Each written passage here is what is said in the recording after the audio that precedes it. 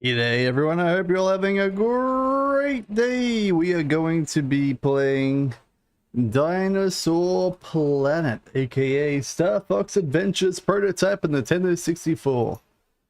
Very recently, there's been a new release of the Dino Planet Recomp 0.2.0, which allows modding in the game and some various other fixes. But because there's modding in the game, they've been working with the good people over at Dinosaur Planet community, and they've been creating a new mod called Dinosaur Mod Enhanced, which allows Dinosaur Planet to be beaten. Whether or not that is actually the case, we'll find out. We got a walkthrough guide by one of the people over there. So if we do get stuck, and we will probably get stuck, we at least have some videos that we can use as backup. Let's try and work out where we're meant to be going and all the rest. I haven't done an update tutorial on it yet, but you know, seeing as I'm going to be installing it right now, I might as well make my own tutorial right here. We'll do it live. We'll do it live. Anyway, so if you want to play this at home, you want to go to Dinosaur Planet Recomp and then go to the releases, 0.2.0, head down to the bottom, download the Windows version. Now get you a folder that looks something like this. Doesn't have the ROM file though, and it won't have the Dinosaur Enhanced mod thing here, but you know, gets you a little bit of what's going on. And then you want to go over to Dinosaur Mod Enhance, then go manual download, and that'll get you this file, which will have these files in it. This is the mod file in specific. Not sure if the README has anything important. Oh, it has information about the mod. Let me read this out, I guess. Dinosaur Mod Enhance Recap. The mod pods over the fan fixes, including Dinomod Enhance, a community ROM patch for December 2000 prototype of Rare's unreleased game Dinosaur Planet. The patch is developed by multiple contributors and fixes a large number of prototypes, bugs, progression blockers, allowing much of the game to be explored. The bulk of Dinosaur Mod's Enhance changes work through direct asset file modification, i.e. editing text, textures, models, object instances, layouts, etc. But it also contains many code patches which are created through handwritten modifications of the game's MIPS assembly. Patches in this latter category are non-trivial to port, which means they're hard to port, since it ideally involves recreating the edit in C, informed by the game's work-in-progress decompilation. The Recomp mod currently includes all of the ROM patch asset patches. The C ports approximately 80% of the code patches, as information about it on Visit Dinosaur Planet, blah blah blah blah blah blah, which I've already showed you just here. We also have like the frequently asked questions. When will this all be added? Tells you about it right there. And if you want to play just the N64 version, you just select the ROM file down here by choosing it, wherever it will be, and then you just go patch the file, and that'll get you whatever patch they currently have out. Latest looks like early January of this year, I think. Looks like January 26th, I'm guessing. So 26th month, so it must be. Anyway, once you have that all downloaded, you head on, no, not that one. My name's been leaked. This is where you can delete the ROM files, this is where it all goes. This is also where the mod files also end up. Note that this is on C drive, so, you know, if you don't have a big C drive, this may be a minor problem. Head over here, open up your Dinosaur Recompile, and they'll ask you to select your ROM. So you go find your ROM. You can get this ROM file from Internet Archive. I'm sure it's still allowed to be said you can get it from Internet Archive. But in case, that's where you get it. Now allows you to start the game. Then you want to add your mods. So you have no mods. Go get some. So you install mods. Then go to your mod folder. And then I believe you just select. I'm not sure if it's the JSON or the NRM you select, but we'll find out. Now it turns out it's NRM. And just installs itself. Work in progress. Mod potting the things across the thing. Blah, blah, blah, blah. Install mods. Oh, it's already installed. Okay. Exile that, and it should, being the keyword, just work. And Dino Hub Man's missing dependency asset repacker. Okay. So I guess I gotta install this one too, maybe? Nope. What if I just select this one? Overwrite. Alright, select the raw. Nope. Okay. That's a fun thing to get stuck on. Alright, let's have a look-see over here. Ah, we need to also have this mod. Okay. So we also have to have this mod as well. Gotcha. We need to have Shin X121 Asset Repacker. Alright. Put this... Is that the right one? Yep. Put this here. Go back into our thing. We go, okay. Mods. See, this is why we do it live. We find out things we didn't know. Open this one. Bam. A library providing runtime asset repack that allows other mods to contribute asset patches and custom content to the game while reducing the risk of conflicting patches. There we go. And then we hit start game. Damn. We did it, boys. We did it. Incredible. Incredible. This is version of Dinosaur Planet. Features bug fixes created by the fans for Dinosaur Planet community Discord. New fixes are added over time, so stop on by. I guess my face is kind of in the way here now.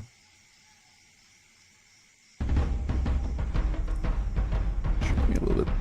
There we go. I have my old game file. We'll just erase our game file. We didn't get anywhere. We didn't get anywhere. What's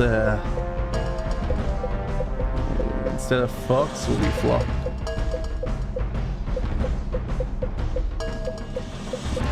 Flock the flocks. Okay, right?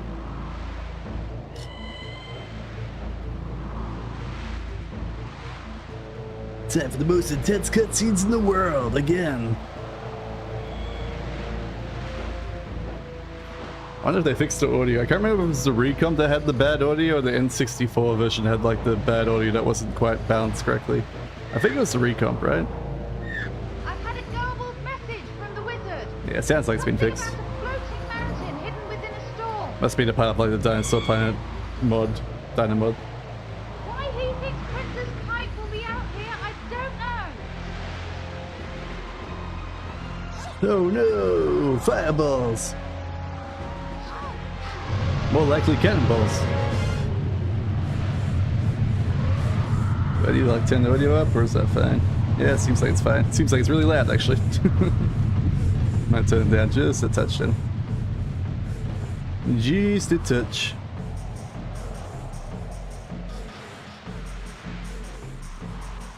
That's right, it's Joanna Dark's voice actor. I remember now. Whoa.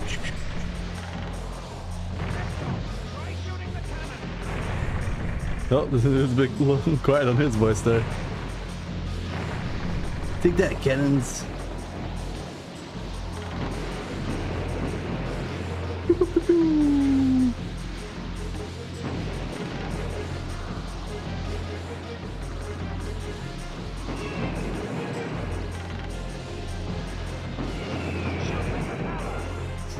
No, thanks. Yeah, I already shot the propeller.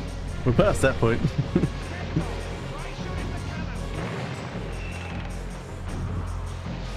Oh god, the controls. It's slightly better controls than Conker's Bad Fur Day Live and Reloaded. Only slightly, only slightly.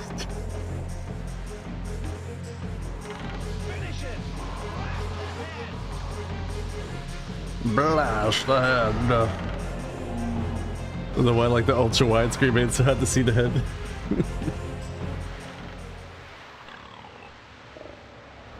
You gotta remember the game was originally designed by 4x3, so you gotta ignore like the sides of the screen.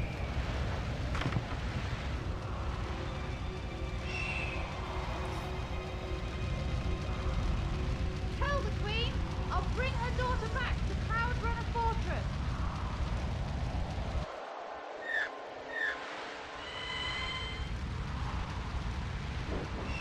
No, but how are we gonna escape?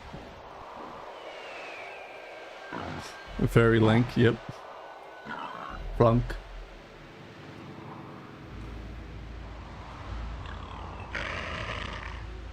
Remember when we were doing the recap back in the past, trying to like kill this guy was super annoying. This is a shop claw. Tap or hold the Z button to lock the camera onto him. Press the A button to him with your staff. Press the B button to dodge his attacks.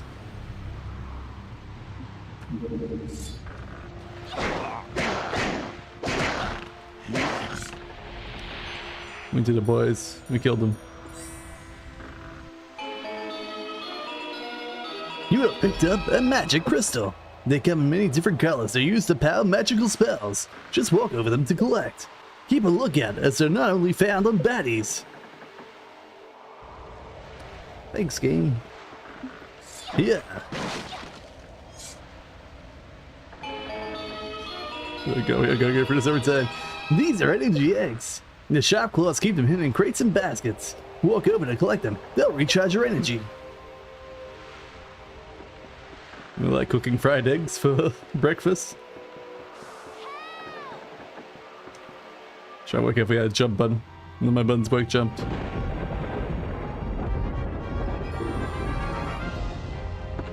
Yeah, the cool dude. General Scale, ruler, tyrant, and dictator of the Sharpclaw tribe. And who might you be, animal girl? My name is Crystal, and I've come for the princess. You seem a long way from home. Crystal, I can't believe the wizard asked a girl to do his dirty work. How do you know the wizard? Let's just say we had a nice little chat, and he's agreed to take a rest for a while. At least until I've taken over the planet. You coward, Scales! My mother will send an army against you! Ah yes, Princess Kite. Your mother. Once I've dealt with this animal, then we'll pay your mother a visit. Nice try. But you'll have to kill me before you can save the princess. Oh no! For some reason he gets electrocuted, but not the guy in the cage.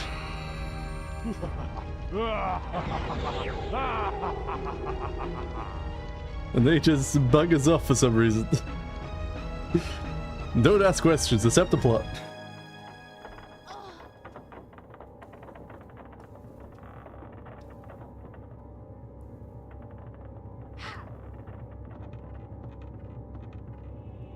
I'm okay, I think. Now how do we steer this ship? Through mind bullets. That's telekinesis, Holmes.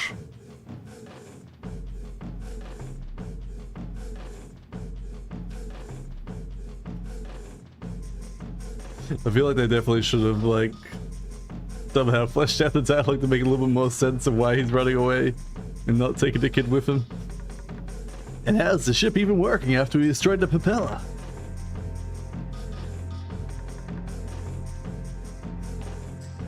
And then why do we never use the ship ever again after this? All they do is like, we'll use a teleportation to get out of here. The ship looks alive, so why would it need to be steered? True, true. Maybe they act like Luffy and One Punch Man, and then One Piece, and they can talk with animals.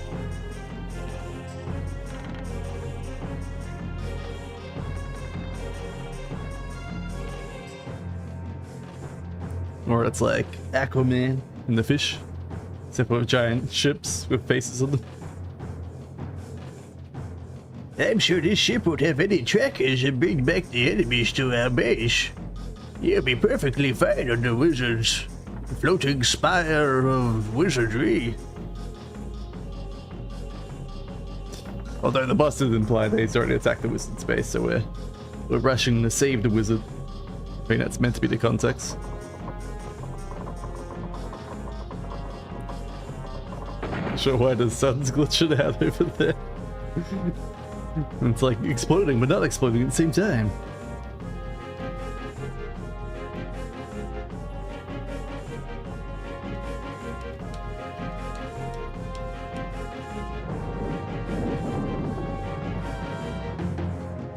Crystal's adventure. ... Or ellipsy.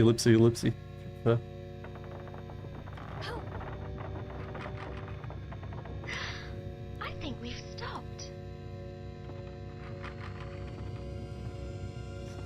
So observant, I tell you. Out of here! The whole ship ride didn't even bother to get it out. Poor guy, poor guy. It's obviously more comfortable inside the cage.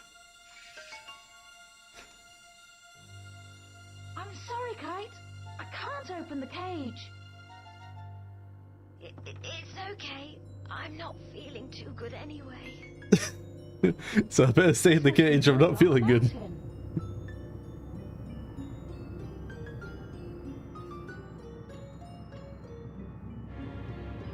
Like, it makes sense if they like lost control of the ship and we just went back to like the bad guys' headquarters instead, but it goes to the good guys' headquarters, so it's like weird.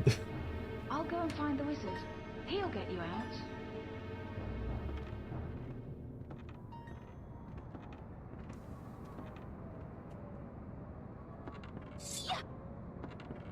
Ah, yeah.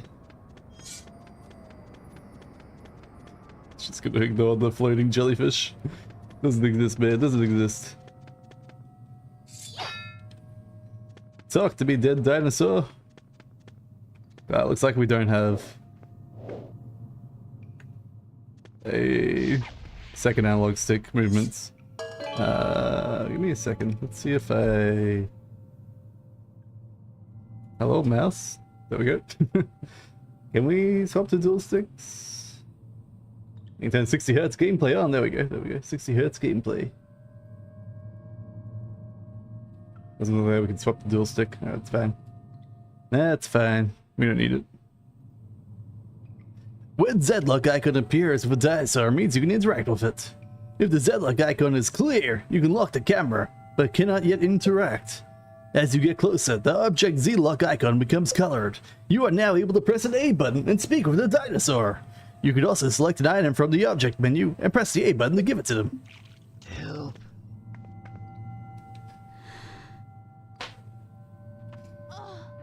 The ship had wings that tucked in as it landed. Maybe just blew up the parts that helped it accelerate. Could be, could be. He can't help me. Our king sent us here to protect him. But Scales appeared.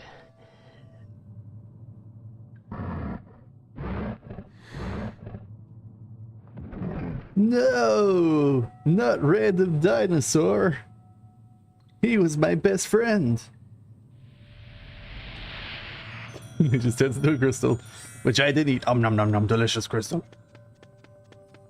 Crystal.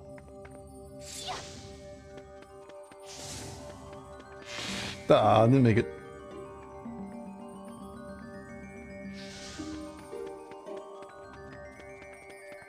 If only that was tricky, yeah.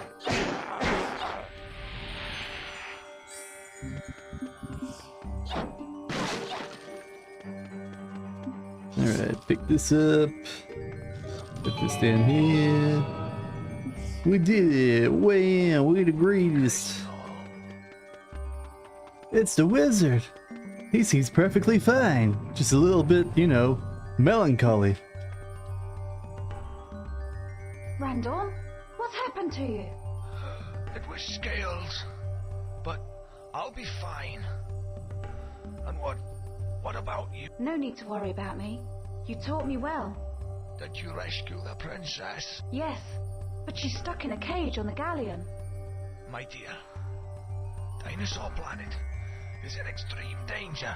Oh no. You must take this. This is my spell book. General Scales tore out most of the pages and cast them into the storm. You have collected your first magical spell, Projectile Spell. With the power of the magic crystal, this spell can be used for many tasks. To cast a spell, press the C left button to activate the menu. Press the C left button again to highlight the spell you want to use. Then press the A button to cast it. Once the spell is active, press the B button to cancel its powers. If you need to use it quickly, hold down the Z button and it'll be ready to fire instantly. Well, they must be scattered all over the planet by now. If you find a page and have collected enough magic, I'm gonna have to like update my description after I finish streaming today to point to the asset So you don't have replacer to worry thing about as well. Scales anymore. It's not Scales I'm worried about. Let me tell you about the history of Dinosaur Planet. Dinosaur When time was just beginning, a race known as the Krazoa ruled this world and much of the universe. I reckon the Though in a Krazoa are great like battle, the they and much of the Metroid universe bird were people, destroyed. chozos. And from this destruction came life. The dinosaurs' god, the great Chimera dragon, created this world. And since I don't that remember this day, cutscene life has from been last time I growing. played. At least until General Scales unleashed his army. Maybe it was there. There's something else. The King Earthwalker discovered this sacred place and began to think the ancient texts were hiding something. Maybe the history of the planet was wrong. Maybe I like skipped a cutscene somehow. You must go to Discovery Falls. You'll find some answers there. Starfox Adventures had Crusoe with no real explanation of what they were. But what about you? And how will I find this place? As long as Maybe I this stay game here, will explain it. then I'll In be the fine. unfinished ending, it'll all tie it all Magic together. within this place is keeping me alive. Search this chamber for an object and use it to escape from the mountain. This will take you to a friend of mine. He'll direct you and the princess to Discovery Falls. Dun dun dun. Alright. Is there a thing we gotta shoot here? Probably this thing here. Oh. Inverted controls.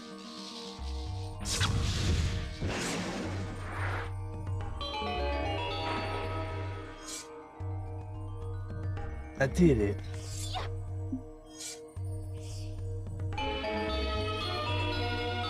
You have collected your first object, the Warp Crystal. This crystal is used to power the warp from Warlock Mountain. To use an object, press the right C button, activate the menu to press the A button, blah blah blah blah blah. Sometimes you might try to use the wrong object at the wrong time, but don't worry. It will stay in your object menu until you find the right place to use it. Thanks, game. Now I don't have to worry.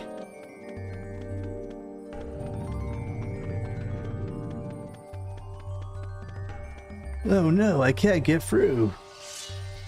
I have to expertly blast these things.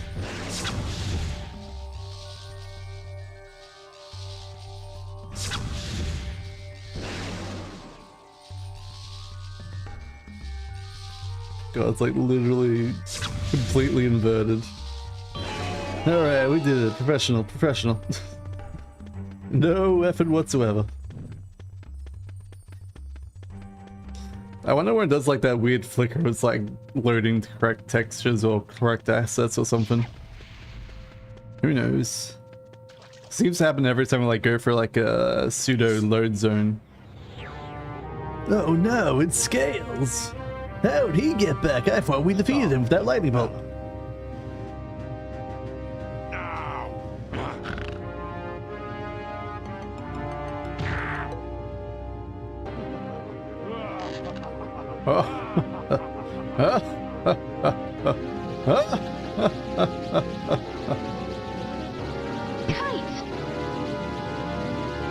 Does the magic shoot also try and go back to facing straight forward if you let go of the joystick? Yeah, it does. It does. It goes back to wherever its center point is.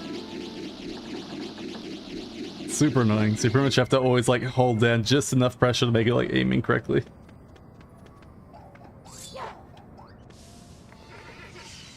Alright. I'm out of juice. I've got no juice. I can't kill it.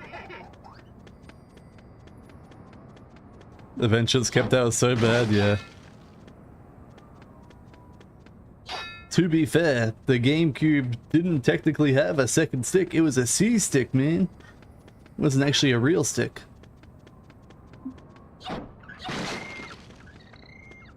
It's really hoping one of these would have been like a energy doodad to recharge our staff.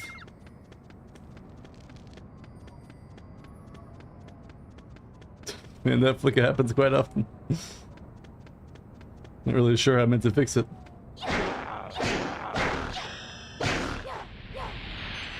Ah yeah, we got some energy. When the Z-Lock icon appears above the object, it means it can be interacted with. The Z-Lock icon is clear. You can lock the camera, cannot be interacted. Blah blah blah. Colored up, use the object. Yep. You got it, man. There we go.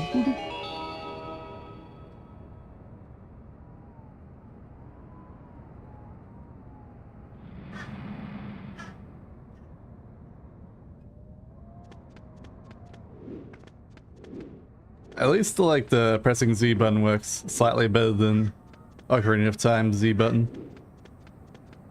So it doesn't feel too bad. For, like recentering behind the camera. See that balloon? Balloon defeated. Oops.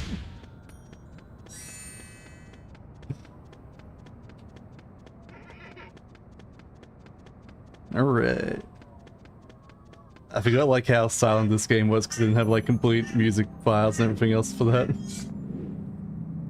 You killed the Metroid? Yep, you deserved it. We're doing the Chozos proud.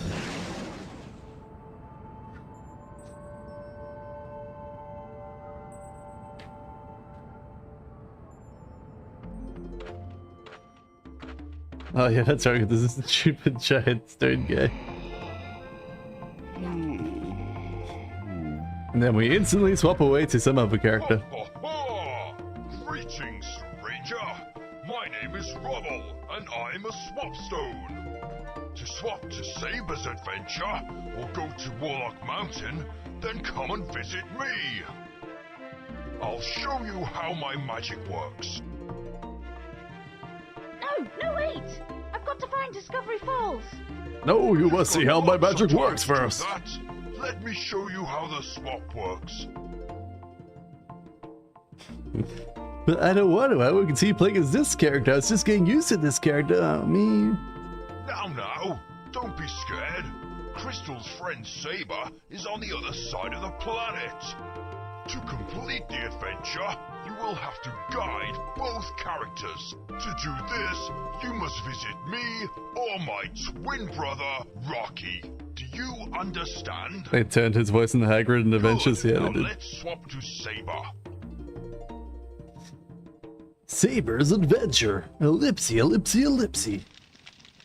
Man, I sure hope Randon's right about this place. AKA Fox If it McCloud. doesn't turn up soon, I think I might freeze to death.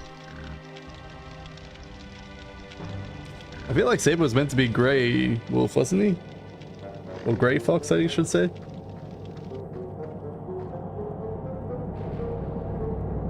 I feel like his color palette's slightly wrong here. No. He looks more like Fox this way.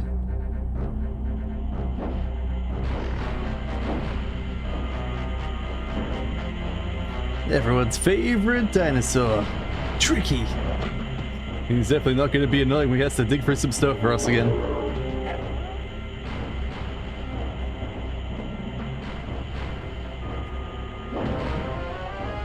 And his hungry ways.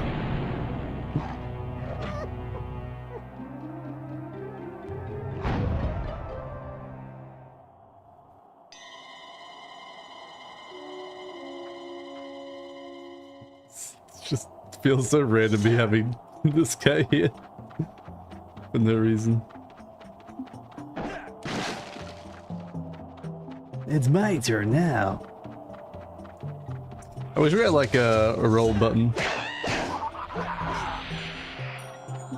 Like good old Zelda. Oh no, I got hit. Somehow. By that non-moving creature.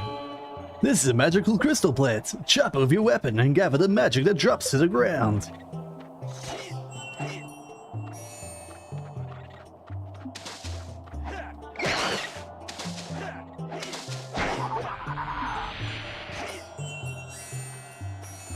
Alright, that should be enough magic.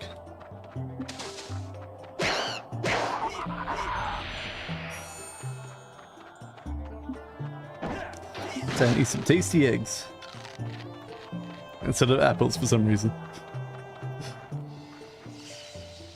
But why does this guy have the magical spell as well? Oh god, this is so annoying. Okay, I did it. It only took me 3 tries. Now for some sick ass lava races and racing for some reason. No, I'm sure we won't fail several times. Hey, Scaleface! Pick on someone your own size! What? Who's that? I am Saber, Royal Knight from the planet Animus. I've come to take the prince back to his home. Hey, wait!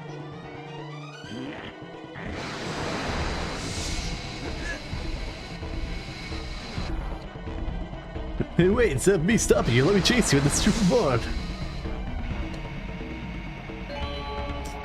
To power the jetpack, push forward on the control stick to go faster, pull back to slow down, dodge left and right to avoid obstacles, and beat the sharp claws.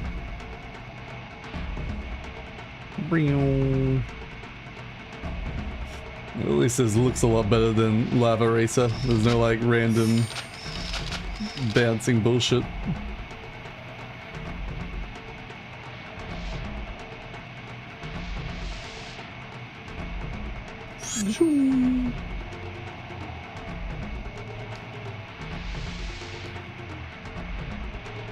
Reminds me of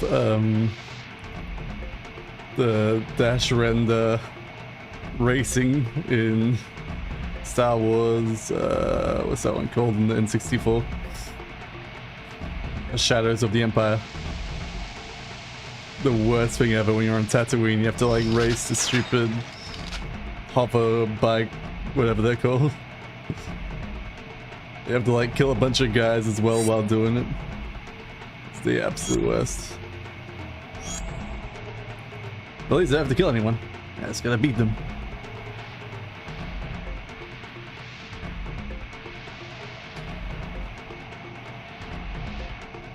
Alright, we did it. I think.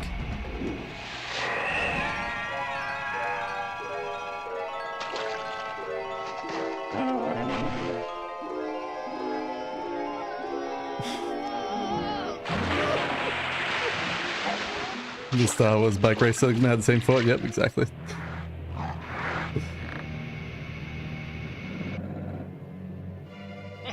You're lucky it's a hot spring, or you'd be frozen by now. Why, you little... Hey, I wouldn't if I were you. My dad's a king Earthwalker, and he'll bash you up.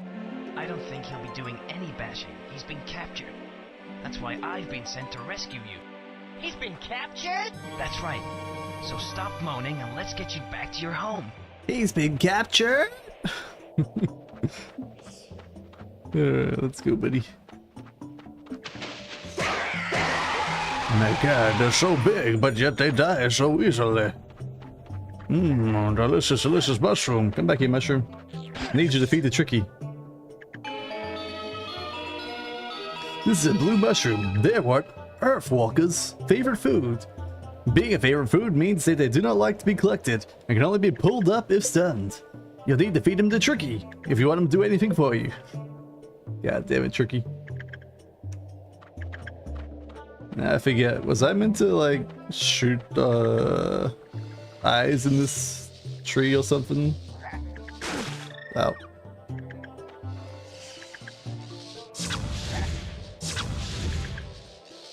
No, I think it's just a tree in the future. So I think one of the trees in the future you have to like shoot it to knock it down. It doesn't tell you why you need to do that.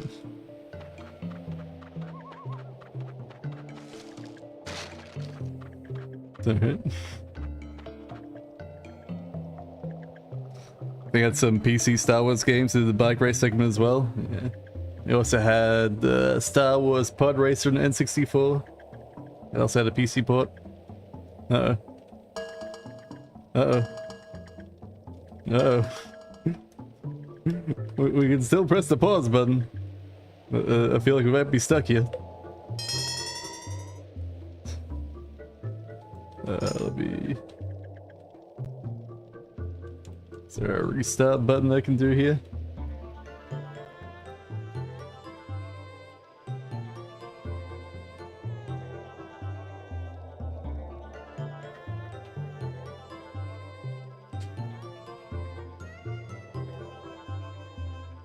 Alright, let me exit, quit.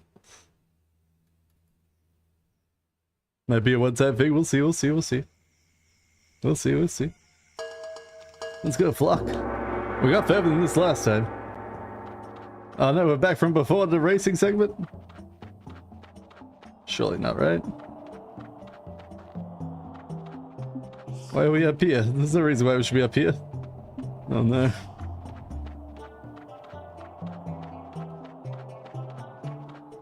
How do I get down to the bottom quick?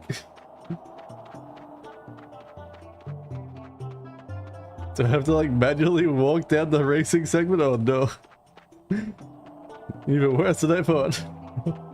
We'll get there, we'll be fine, we'll be fine.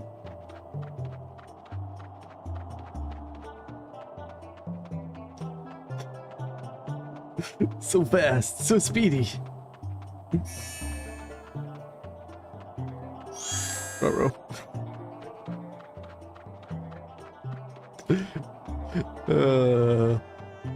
Might have to restart the whole game. That's right. Go like do saves before we get into things. Might have been Rebel Assault you played. Yeah, Rebel Assault was a good one. There was a lot of like the TIE fighters and like Rebel Forces games are pretty good too. Which are all like Ace Combat style games.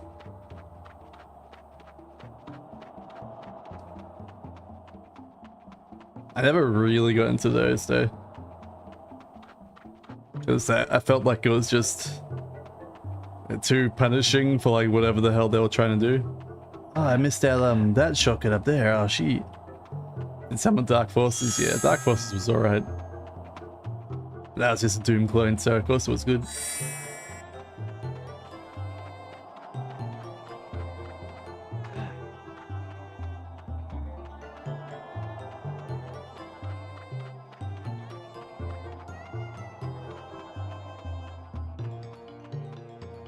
I think we're about halfway down now. It's a long slip, you have to go down manually.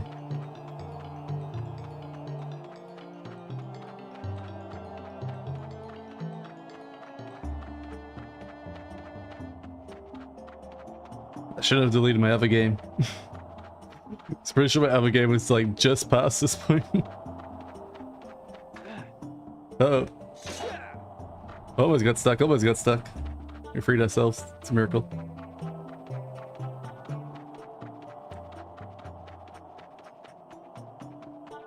I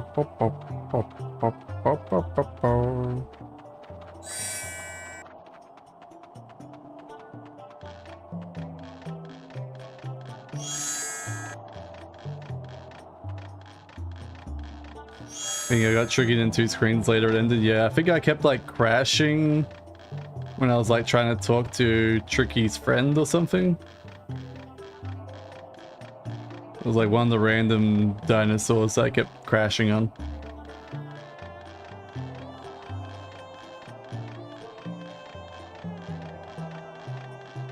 Like every time I got close to him, he just like crashed the game out, so I literally couldn't go further. Mammoth? Yeah, I think it was a mammoth. I was like trying to talk to him, who was like stuck in the snow or something. I vaguely remember. Alright, we made it. Swoosh.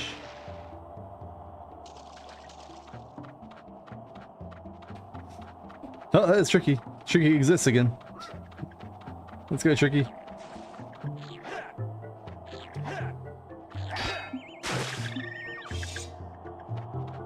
Alright, alright.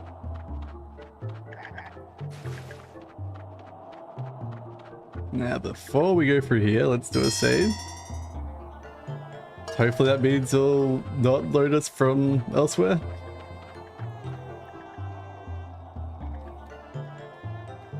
No. Seem to be just stuck here. Can't get through this window. She. Luckily, Adventures made the mushrooms not try and run away from you. We try to pick them up, yeah. Alright, let's see if we can get past this by like de-enabling the mod for a second or something.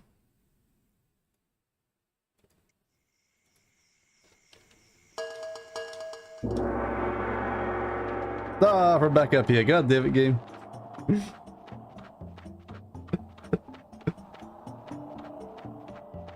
So now we look like Fox McCloud. So like no racer I can like pick up in here or something. There's a teleport pad here, but no racer.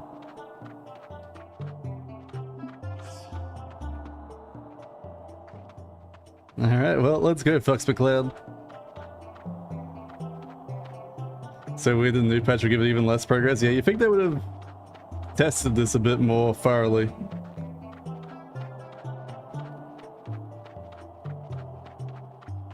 So let's see if there's anything in here.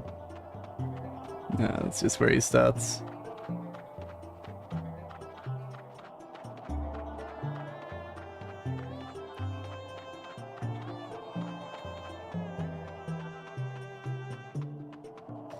I was really hoping I get through the whole game. I really was. So I've been looking forward to wanting to play it. Maybe I just download Starfox Adventure and play that.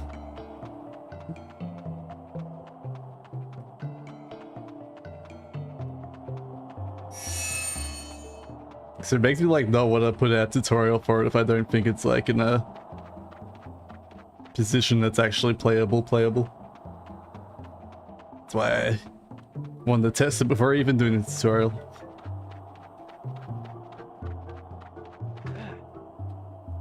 So, watched someone do an adventure a couple months ago. Game is so rough, yeah. Reminded of what you never beat as a kid. Yep.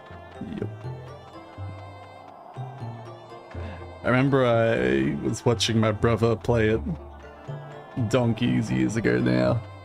And I was like, I mean, I guess it's interesting. I mean, it's cool, it's got some Starfox segments, but beyond that, it seems pretty slow.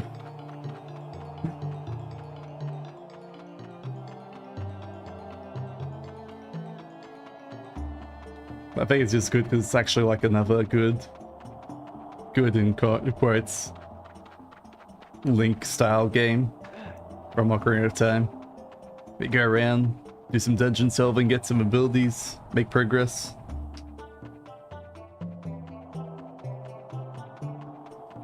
Starfox segments weren't even good, it was just a weird filler, yeah, I know. It was just them like, well, we have to have Starfox style gameplay at some point, right?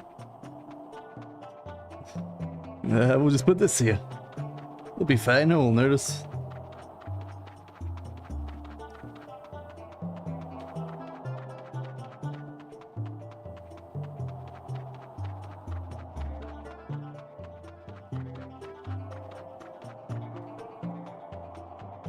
I just don't get why it didn't like save us from the bottom. Why it saved us like at the top of the mountain. That's what I really don't get.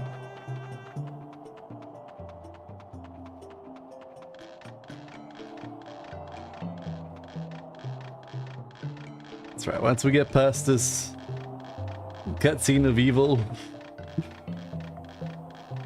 it'll be a smooth sailing, right? Smooth sailing.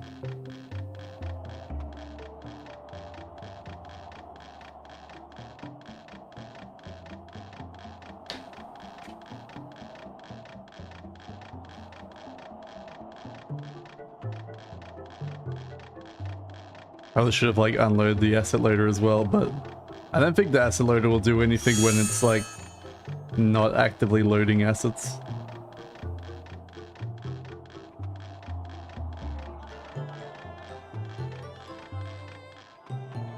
Spoosh.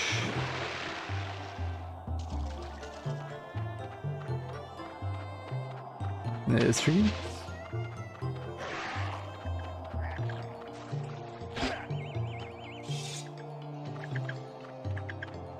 No, the bugs respawned this time.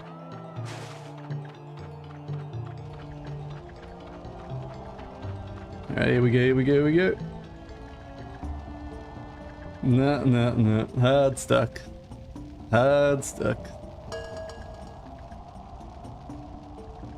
Good game.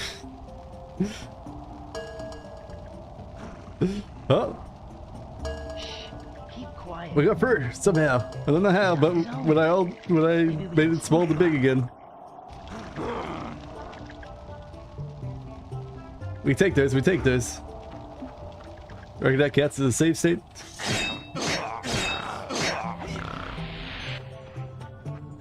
Miracle, I tells you. Tricky, are you crazy? Just leave the sharp claws to me.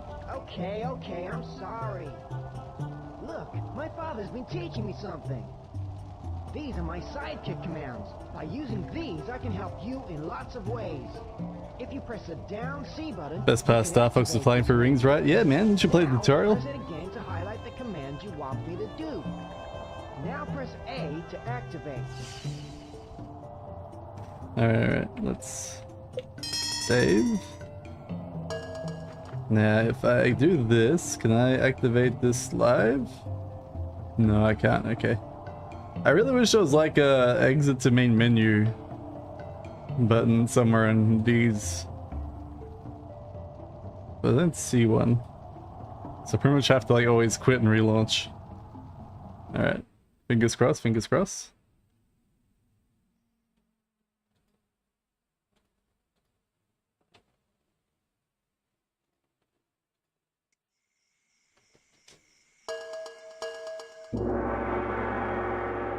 Alright, we over here.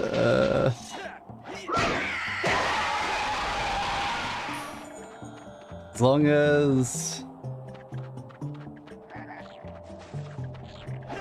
that's good. You just need the mushroom. As long as this cutscene doesn't play again, I think we'll be fine. Good, didn't play, didn't play. We're good, we're good, we're through. Alright, let's go talk to Mammoth Boy over here. I'm too hungry to talk to strangers. Too hungry to talk to strangers. Alright. Tricky.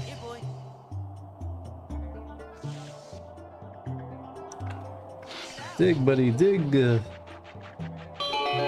I forget it was like which version made it hard to like see the cracks in the floor that he could dig. I think it might have been a recompile version.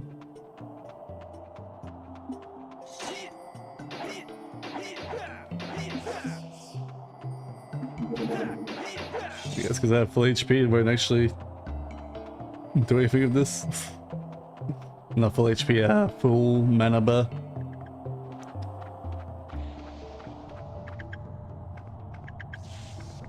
Tricky dig.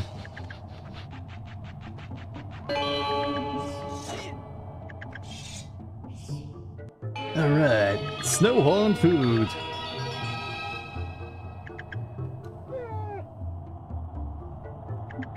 Let's even explain what the Snowhorn food is for. It's for giving to this guy right here. If you press the thing, you can feed me that root that you found.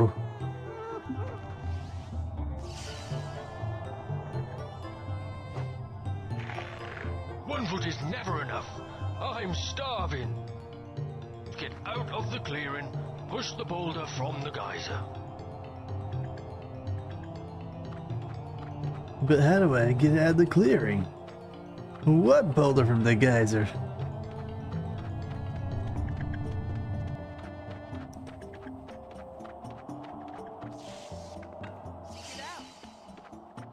Get to work there, Tricky. Well, I climb up here.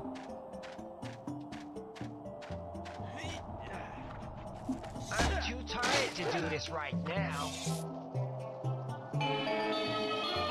Alright, this is meant to be Bunny, isn't it? This is a scarab, the cartoon Dinosaur Planet. You can find them inside baskets taking many different values. Watch out, the most valuable scarabs, as they do not like to be caught. I'm rich. I got 5 scarab coins. Alright. Here you go, you dumb creature. Have food so you can actually start doing your job. It's like dealing with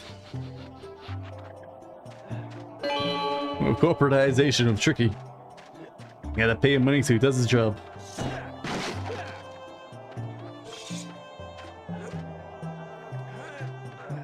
I just wanted you to jump off, guy. Thank you.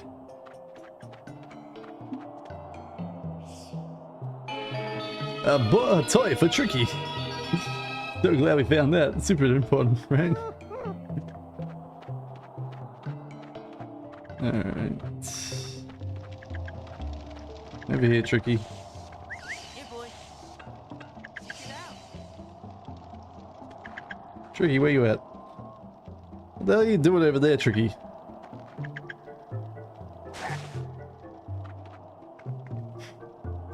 He'll eventually come here and do his job. I'm too tired to do this right Oh now. my god, Tricky. I literally fed you 2 seconds ago.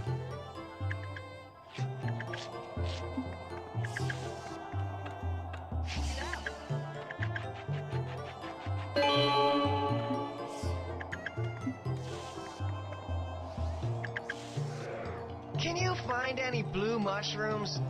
I'm feeling real tired. Literally tried to feed you right now. This very second, alright, buddy? It's very hard to, like, look for these damn menus. There's too many of them. Alright, you.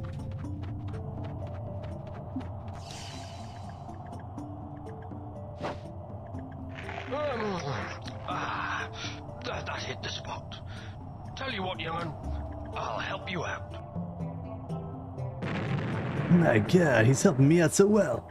Now I can push the block.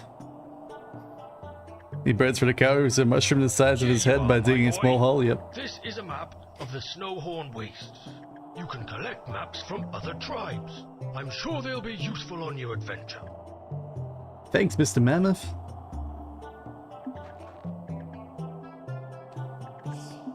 Oh, we didn't crash. I was worried there for a second. Gotta save frequently and often. Just in case of random crashes. This block can be pushed or pulled.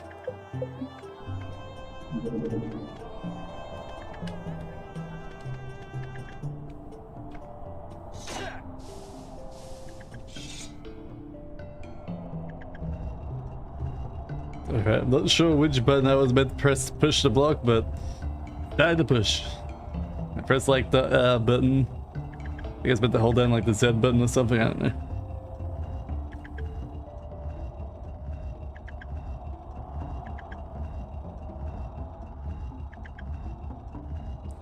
Goddamn speed demon I am. Looked like it wanted Z, yeah. Alright, stop pushing.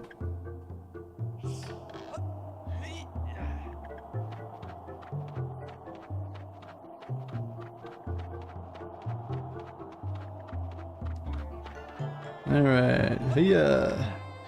Nope. Alright, turn around. Hey-ya! Hey-ya!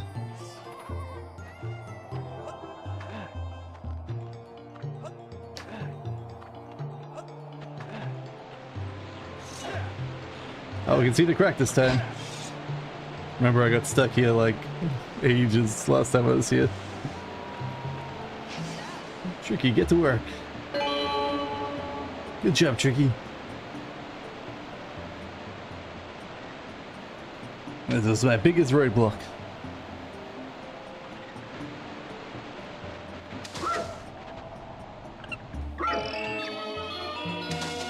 These are dino fruits. They're found growing in trees. Sometimes you have to shoot them out while hanging around. Maybe they'll just fall out. Walk over to collect them, they'll recharge your energy. Nom nom nom nom.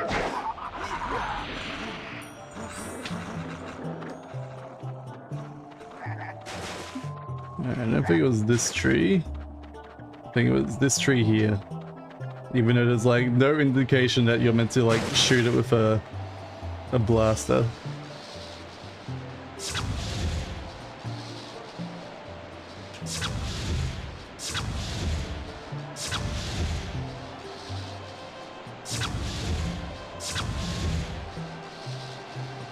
Okay, it's not working. How did it work?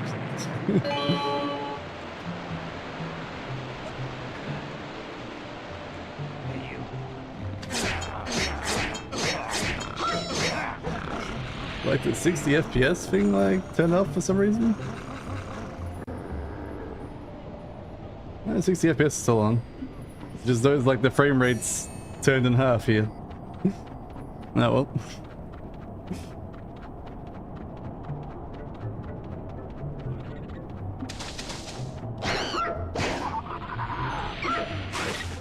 Somebody get me out of here.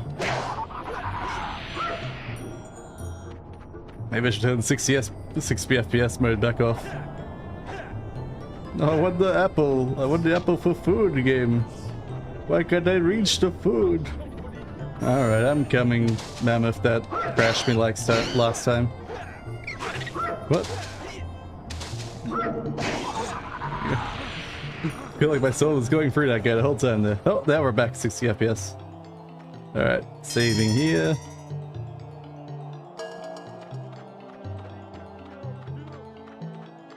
Alright, will he crash me this time?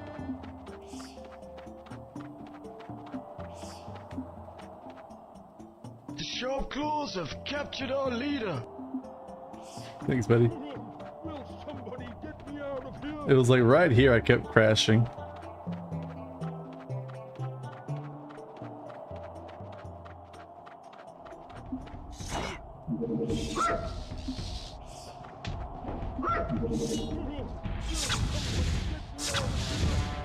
Alright. Does anyone like talk to me, say, hey, you can't go this way or something like that? Alright, I know there's a dig point over there, but there's a dig point over this way too.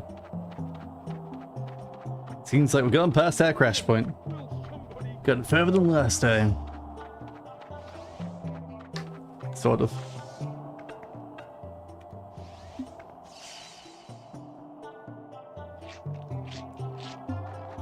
I just assume you're hungry, Tricky. Here, boy.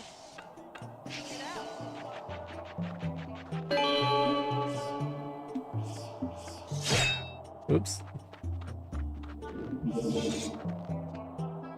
So I took that hell for nothing? Damn it, game. Ram you. We gotta like do a giant loop to get back to that guy by going through a cave with a bunch of mushrooms in it or something. I don't know, it was some weird ass logic.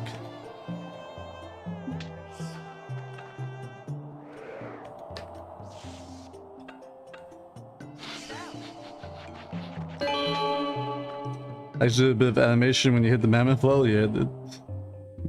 Right was pretty good about like having tertiary animations on creatures being hit and cloth physics and all the rest. I'm just gonna fall over and die. Yeah, man, who knows? Maybe I have to hit it more times. That's my mom! That's his mom. Swabstone Hollow.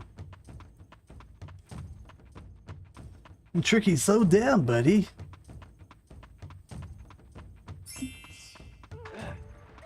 Oh yeah, that's right, that stupid boat course thing that super bugged out. I remember that.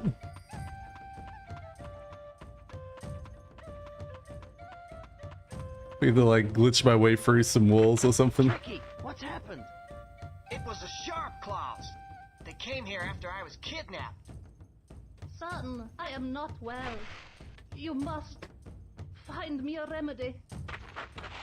We need to collect 10 white mushrooms. Oh, that's right. They're a medicine for Earthwalkers. This is why I was collecting 10 white mushrooms. Let's go. There's no time to lose. Alright, this is where we might need some walkthroughs. So remember I found like 8 of them last time? Or something like that, and I couldn't find like the last 2 and had to like start glitching the game out and trying to find the last few that was missing. 1.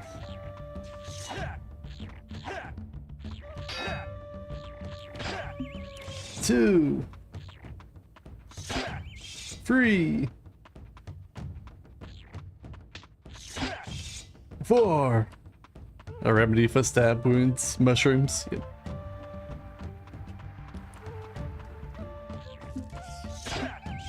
5.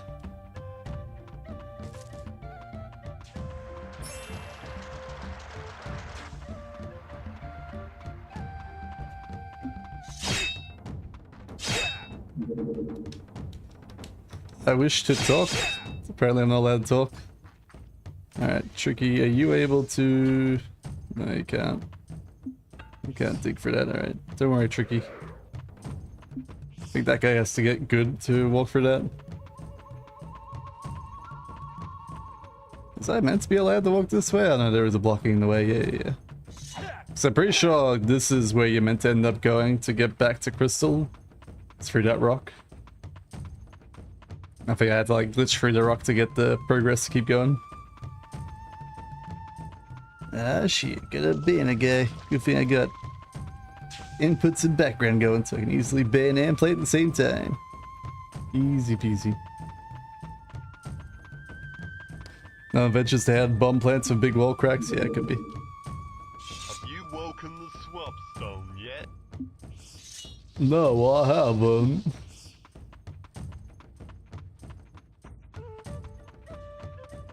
I'm pretty sure it's in the cave where we gotta go. Just gonna make sure there's nothing in here. Wow, those scarabs like to not go anywhere useful for me to collect them, do they? Wow, that sun is real bugged out.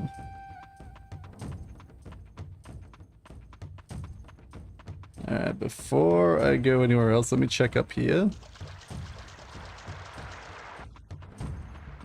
Don't want to like go into the cave that's really hard to get back from without like testing everything first. Okay, this might also be a bomb thing. Yeah, it looks like it might be a bomb thing. Alright.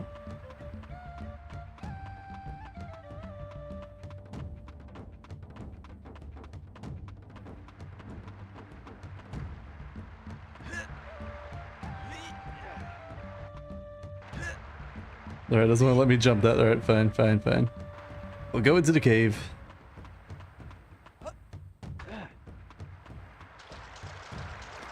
I'm pretty sure there's like 3 white mushrooms in the cave, and then I think there might be 2 next to the buried mammoth.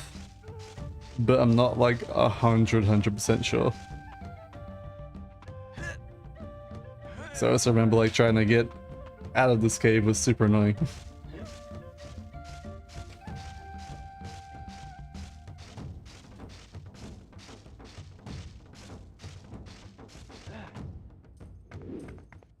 Oh, that's right. Tricky wasn't allowed to come with us as well or some shit.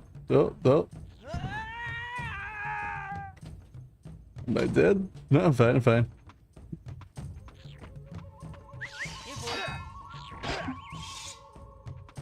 I think to get Tricky we have to like do the giant loop.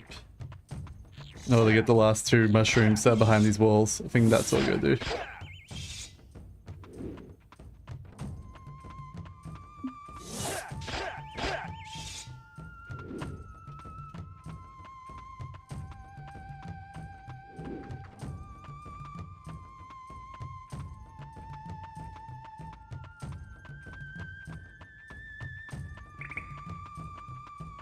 Everyone knows Tricky can't climb up walls.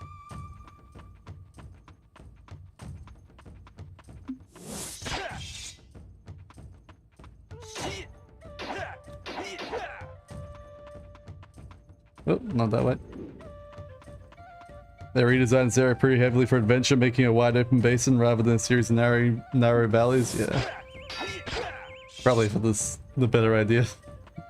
It's so easy to get lost here.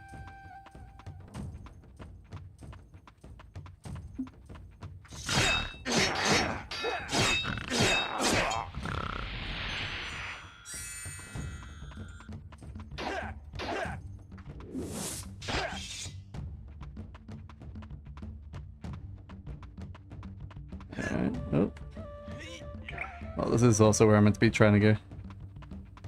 Head down there, I think.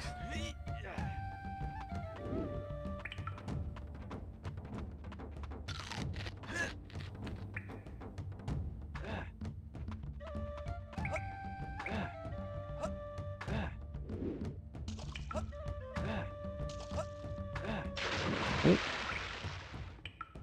So I think this goes out.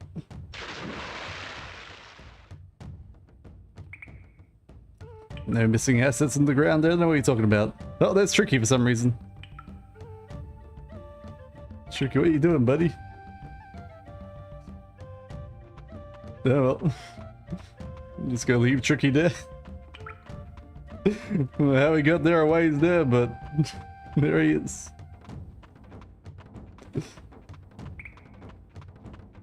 I'm sure he'll be fine. Right? Oh.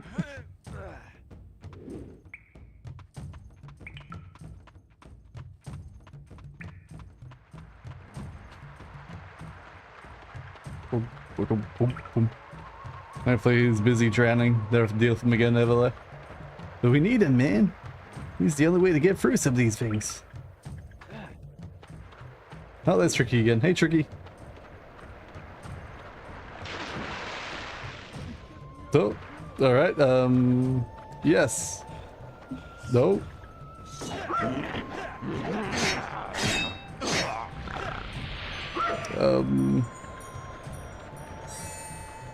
Tricky, help me out here.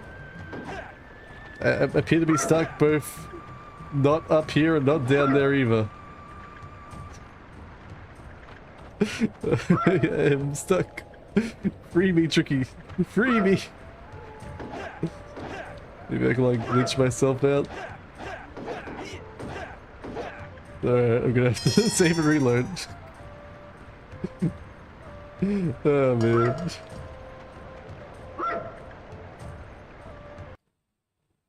It's going well, it's going well.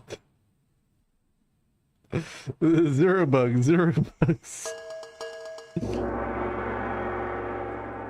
Alright, yeah, we're back out here, damn it. No, well.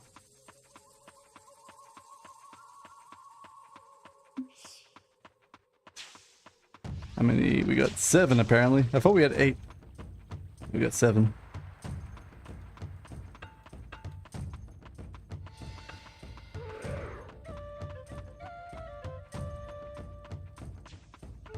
Boop, boop, boop, boop, doo, doo, doo, doo, doo, doo.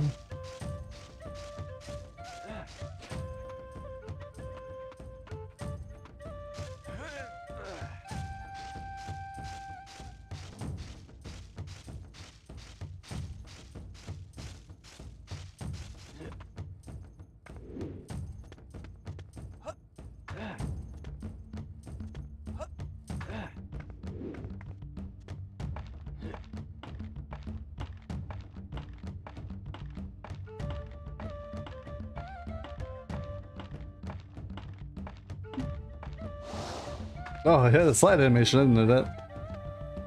Should use that from the start. So we can just like jump off the ladder. Alright, head here.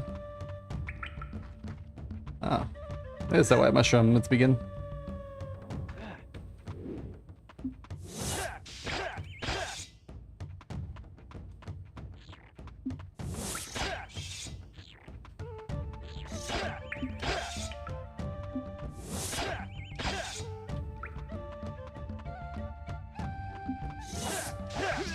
Oh no, I got poisoned. It's Kingsfield mushrooms all over again.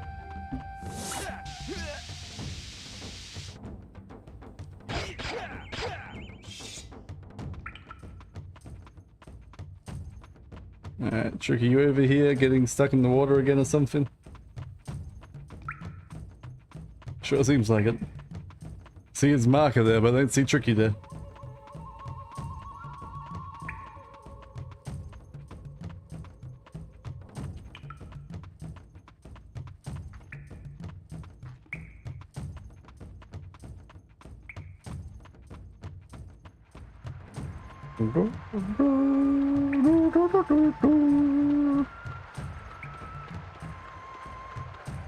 Alright. Now, character of mine. Could you make this jump instead of like glitching out? That'd be super great.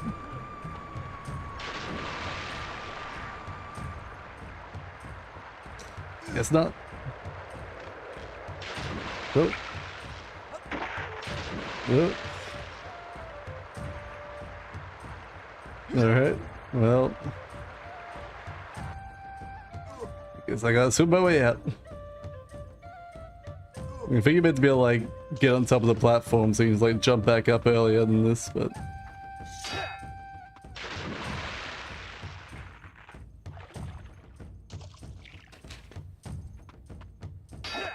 Alright, don't climb up, alright? Go back even further.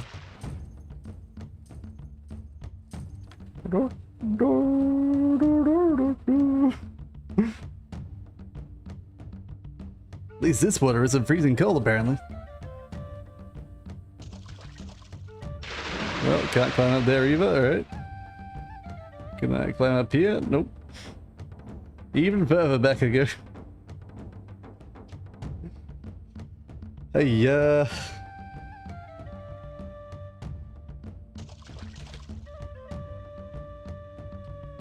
alright, should be able to climb up here.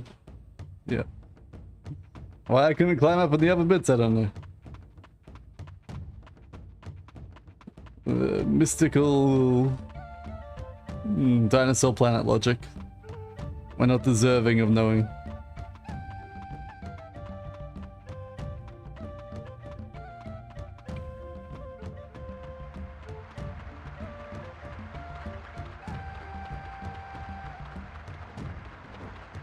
It is not for us to question why.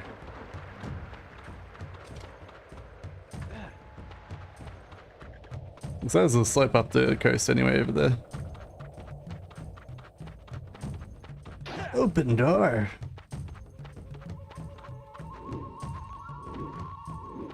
Oh, let's see an open button. Alright.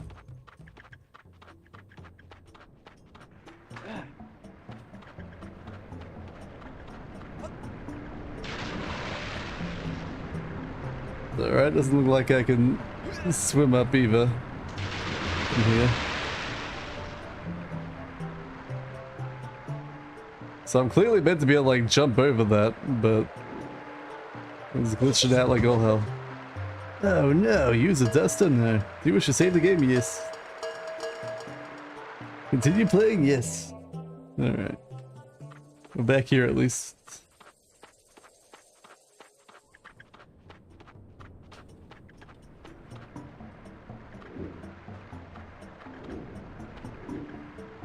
Alright, here we go. Oh, he actually jumped this time. It's a miracle.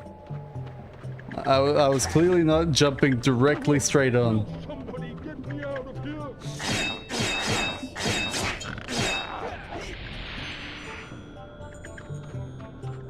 Alright, old snout nose. They sent you to rescue me. The sharp claws haven't fed me in days, so I'm feeling a bit weak. If you bring me 12 frostweeds, I'll be able to get myself out. Only Hurry, 12 boy. frostweeds? I'm starving in here. That's clearly nothing, right? Alright, pretty sure this tree is frostweeds.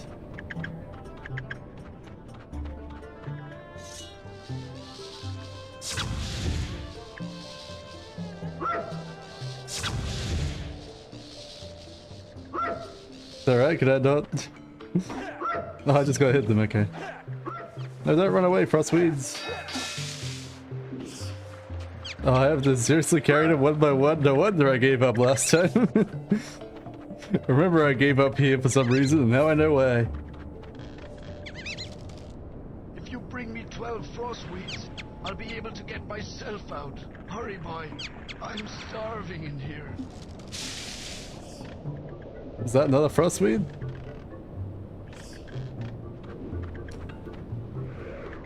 What's a frostweed if not that?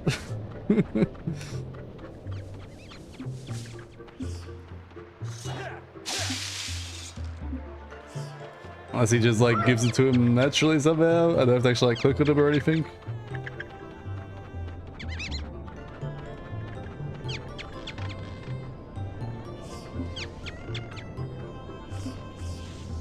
I mean, it's not on my list here. If you bring me 12 frostweeds, I'll be able to get myself out. Hurry, boy. I'm starving in here. Alright, might need to look up the walkthrough here and try and work out what it wants me to do, because I don't quite get it.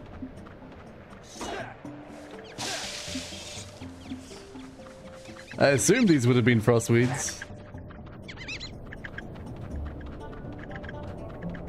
Did I like place them in the ground here somehow?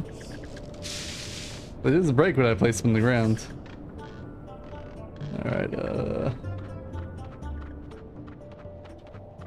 am I able to attack you from behind or something? Don't we killed me. Just dead.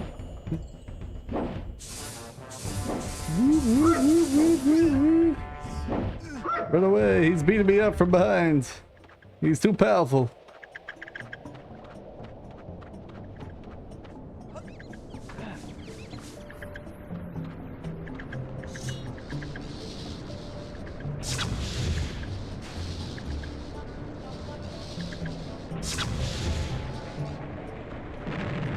Alright, alright.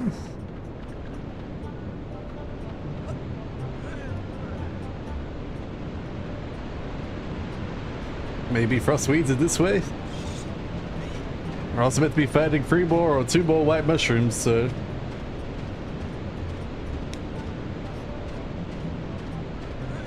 Yeah, I got no idea, man. Tricky. Come here. Come here, Tricky, somehow. I don't know how you're meant to get up here, but come here, Tricky.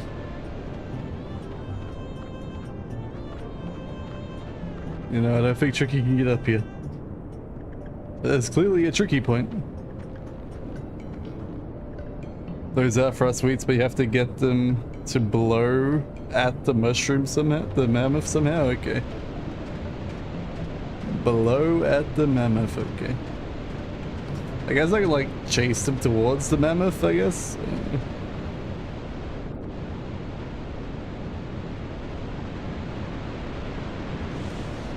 Tricky, you don't have to do anymore. You were useless anyway. When you whack it, lost its frost, it doesn't work, okay. Go! Be scared!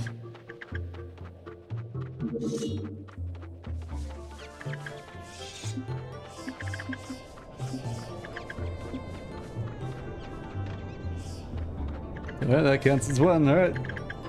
Time to start all over again.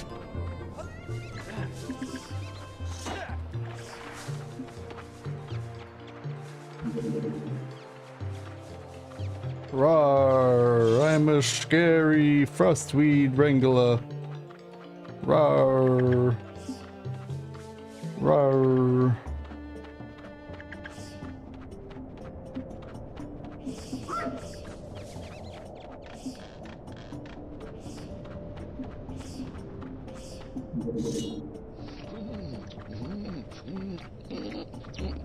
That tastes great. Hurry up, boy. You're a bit slow, aren't you? Wow. He's questioning my intelligence. How could he? Oh, careful. Alright, come on, Frosty Weeds.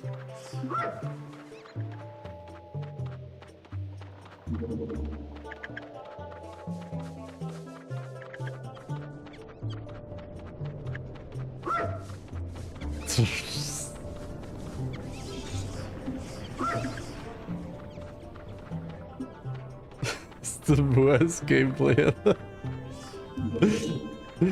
Towards him. There we go, there we go.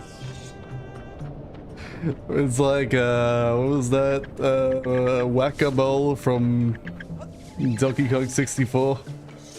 You like try and wrangle the damn moles into the hole. Beef above all over again. Yep, that's the one, that's the one.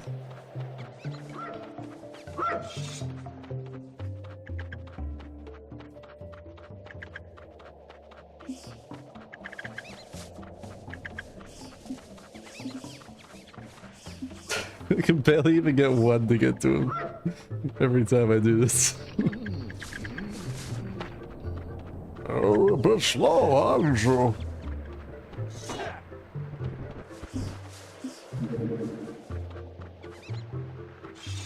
Let's go, guys, let's go.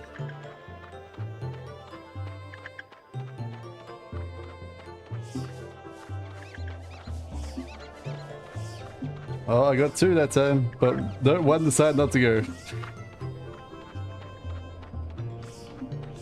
The guy complains of relying on you too. Yep. Alright. I think I'm at 4 or 5 out of 12. So maybe halfway if we're lucky. I don't think we're lucky there.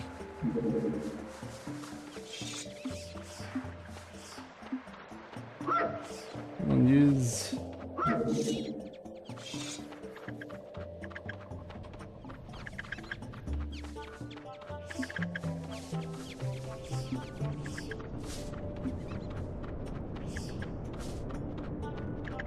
Like, if they didn't, like, run back instantly, it would be so easy.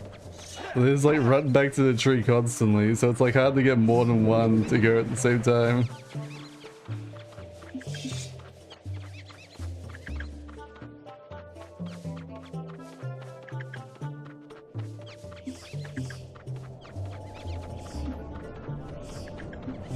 Oh, we got one.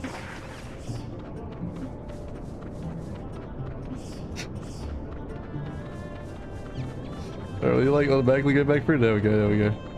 So it looks like chasing them past might be the correct path. And hopefully it's like walk back to him if we're lucky.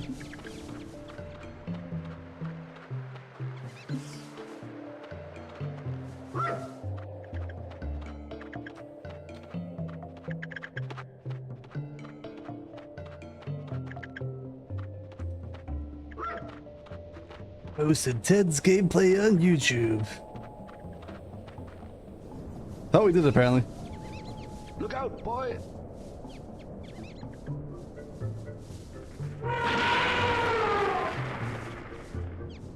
Hey, it's the young prince!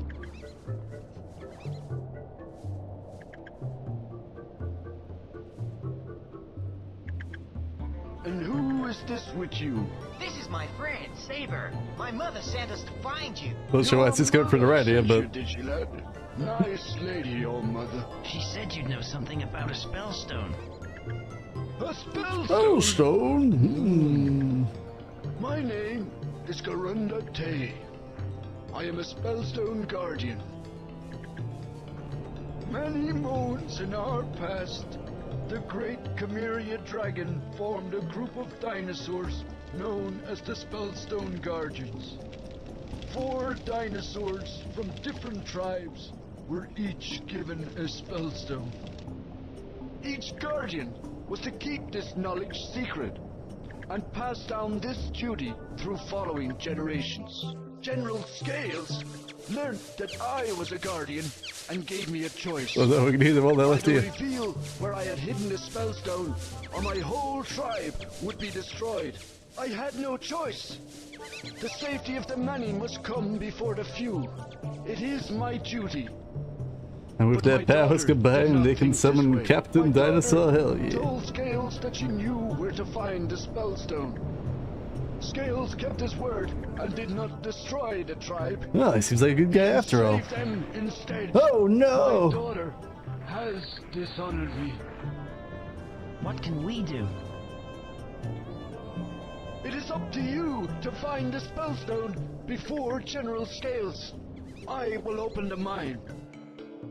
Oh, thanks, pal. We still haven't fixed Tricky's mother. Oh, You well. must return the spellstone to me so that I may activate it for you. Good luck! Could you just bring the spellstone to me? And alright, fine.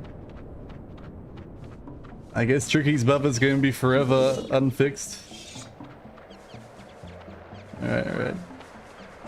Oh, successful jump. We did it. We did it, Tricky. Oh, apparently Tricky can do the jump as well. Think the mother might be blocking the swap stone? Okay. Well, we can see if we can get Tricky to dig through those 2 holes for us. If we're lucky. Wait, how come I can't? Oh, that's right. I have to be up there to do that one. Alright, well. Tricky, there's a hole here you can dig. I believe in you, Tricky.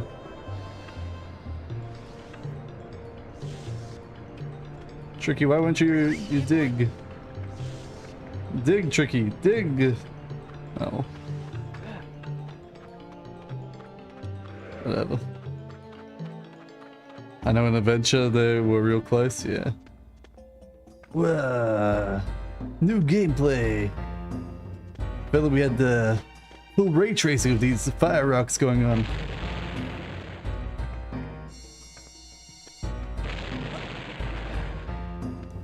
Oh great, more annoying jumps.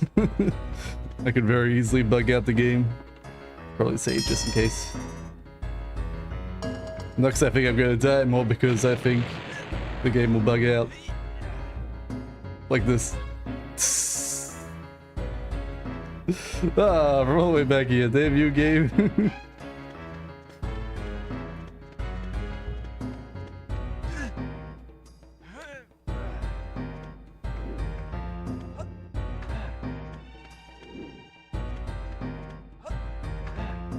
Not quite Ocarina of Time style jumping, that's for sure.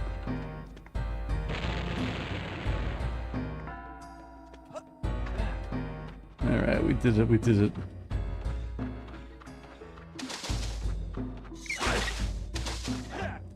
Oh no, my health's real low.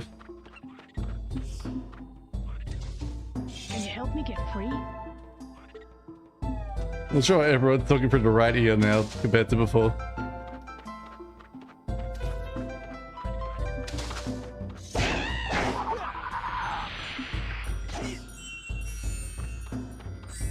Alright, our magic power's full.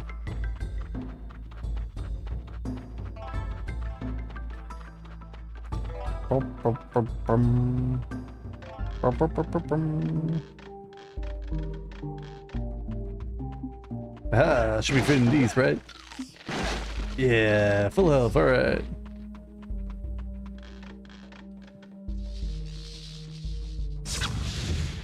Alright, my magical fireball can't create fire. I think Tricky gets like a flamethrower attack. Isn't that how you make fires or something? I don't remember. This is like memories from 15 years ago. My brother playing.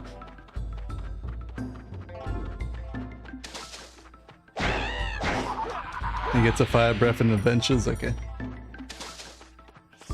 I assume he gets one here as well.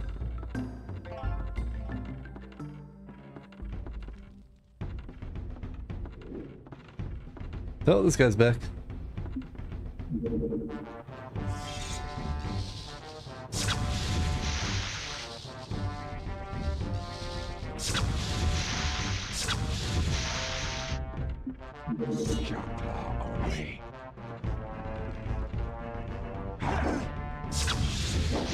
Oops.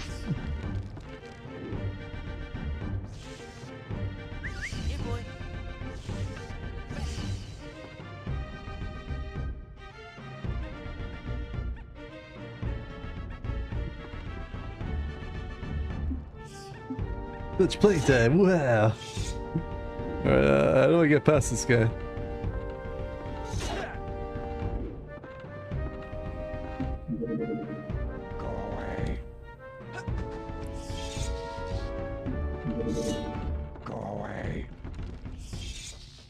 It says go away, alright, fine, fine.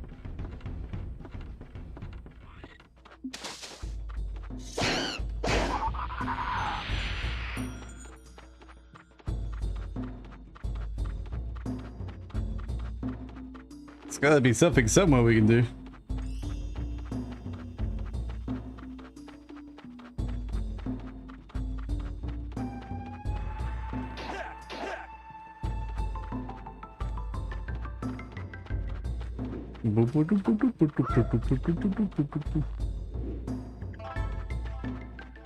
What do you see, Tricky?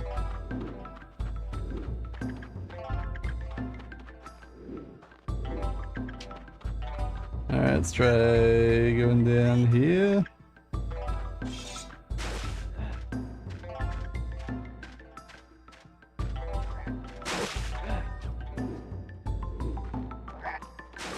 Alright, could be something, could be something.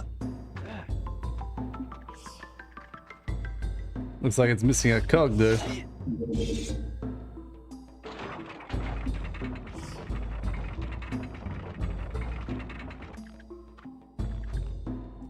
Not sure how we're allowed to move around that cutscene.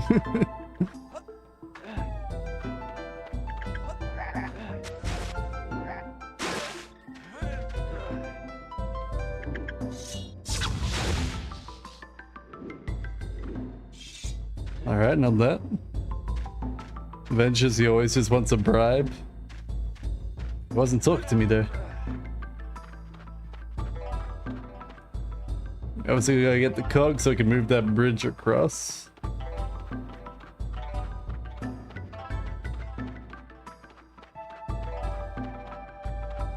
I just like break this down.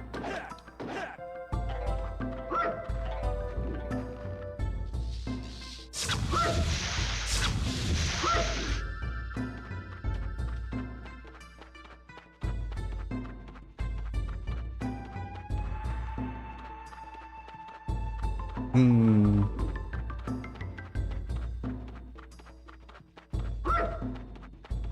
I agree, Tricky, I agree.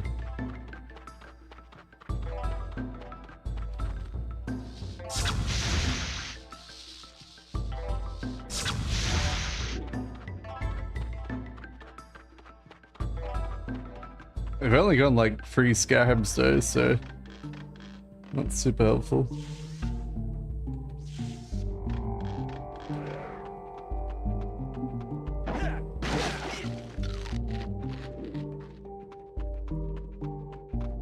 Should be a mammoth over there. There's the one that's locked up, but I can't like do anything of lock that mammoth that I could see. Unless maybe I could just shoot the lock of the mammoth. I'm free.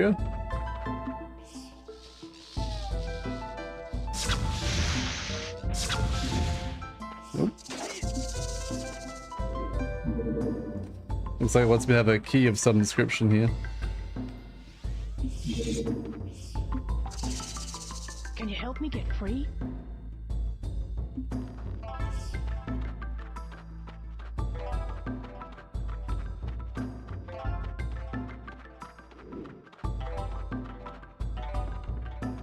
And the video, okay, yep. They got tricky to distract the god, okay.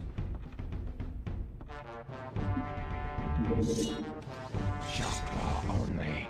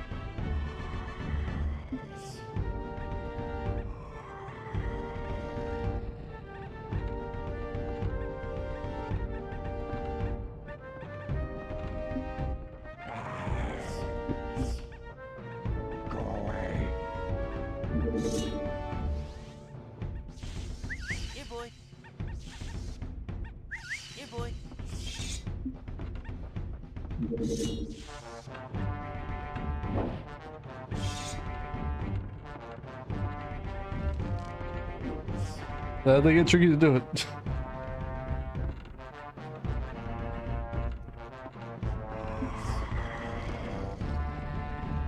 Had the right idea of the bolt, not sure why it wasn't working. Yeah, I mean. Now worried I won't ever get the ball back.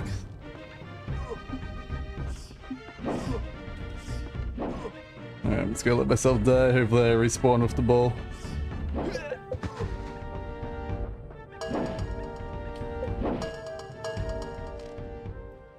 Alright, half out backwards is safe. Okay, this was open at least, good. Do I have the ball? I do have the ball, good.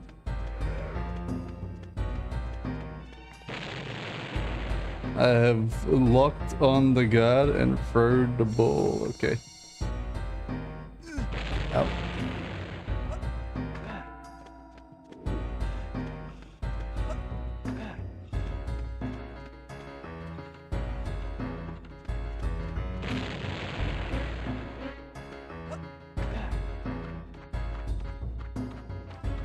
Let's go get some health quickly.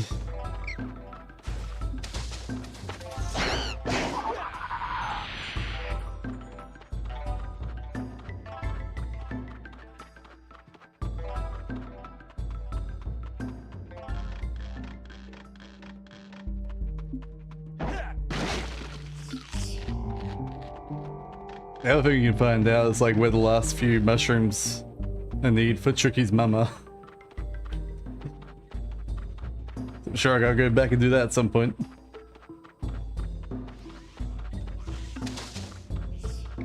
Okay, ball.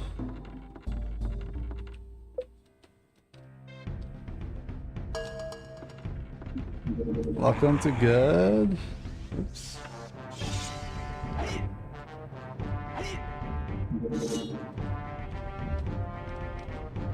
How do I throw the ball when I'm locked onto the guard? Oh, did it work? Oh. I seem to have pushed him, but I can't get through. He's over here now, but I can't walk through.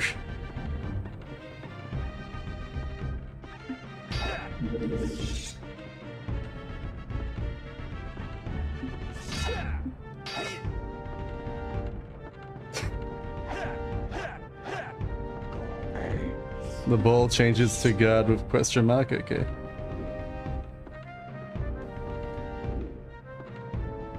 I can't even lock onto him anymore.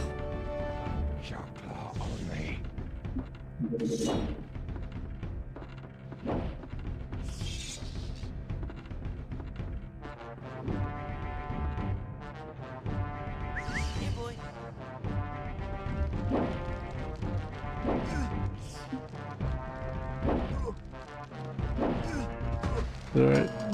No, I don't want to use the duster, damn it.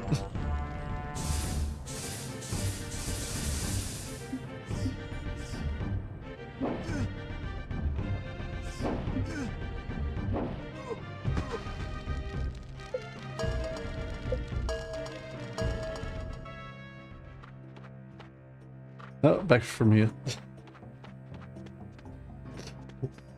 This is... no issues. Perfectly normal game. Exactly how it's meant to be played, right?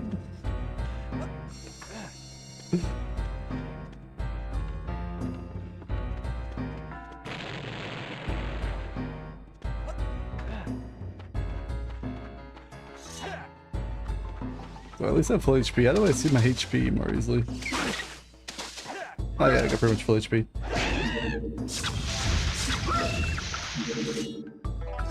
Could you just slice the enemy? Come on, buddy. Okay.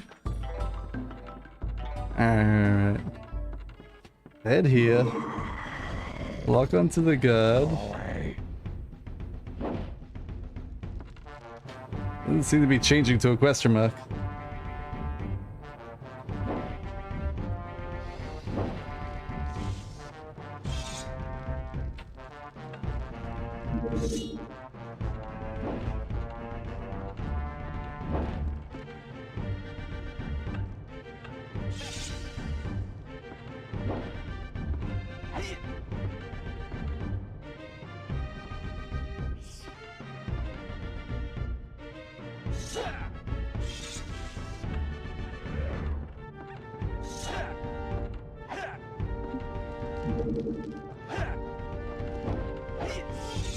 Oh, he's got the ball on him. Okay. Thanks, Tricky.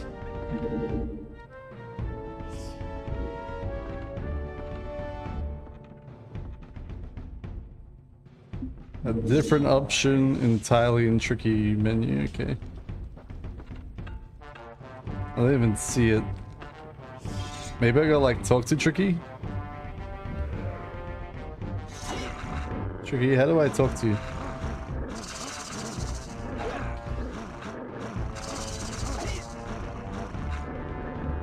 Tricky, stop growling at me, and how do I talk to you? Needs to learn the move like how he needs to learn the breathe fire, okay. So I need to go back further. There we go, fix Tricky's mother. Alright, let's go back and try and save Tricky's mother. Somehow.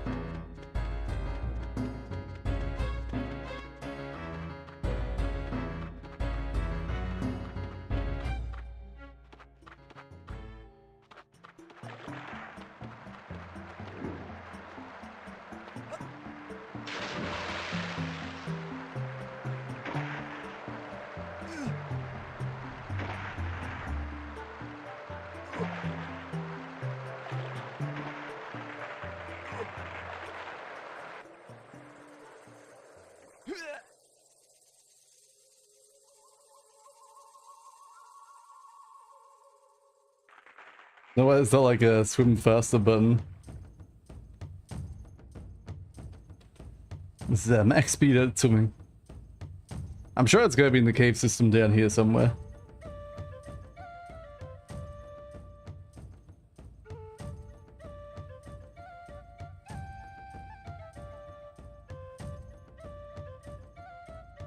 Because there's 2 tricky caves down here, but didn't have tricky on me.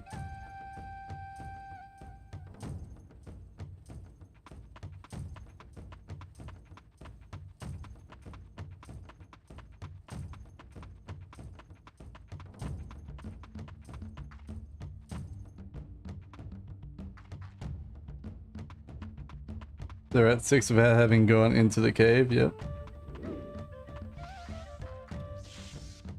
Here, boy. Tricky, I need you.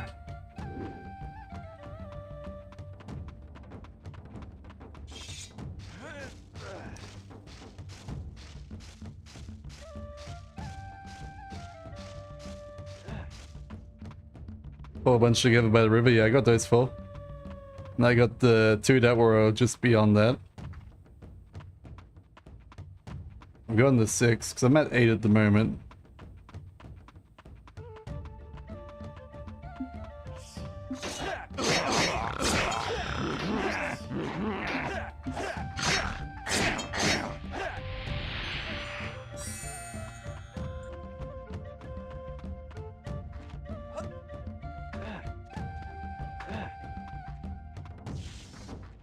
Here, boy.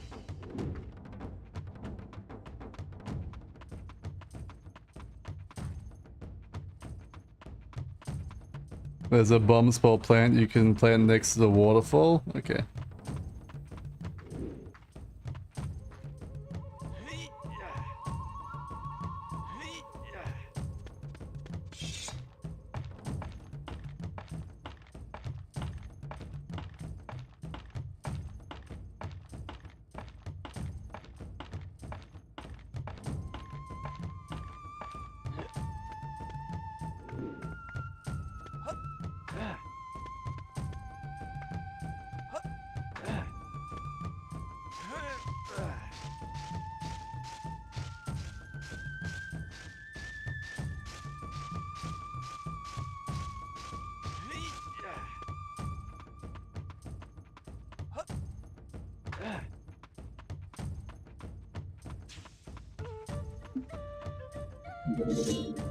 How do I pick these up?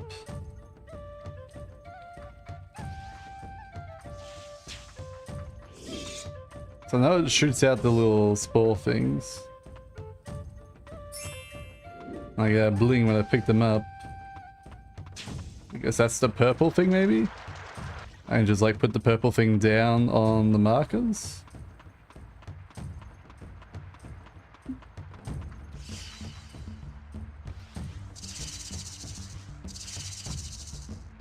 Put one down here but didn't blow up.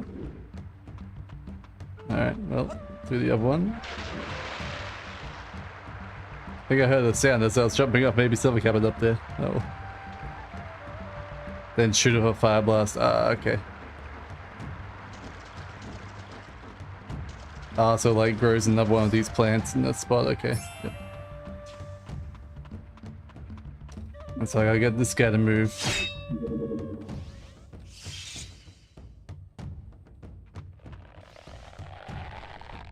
Or I'll just let him get exploded, either way.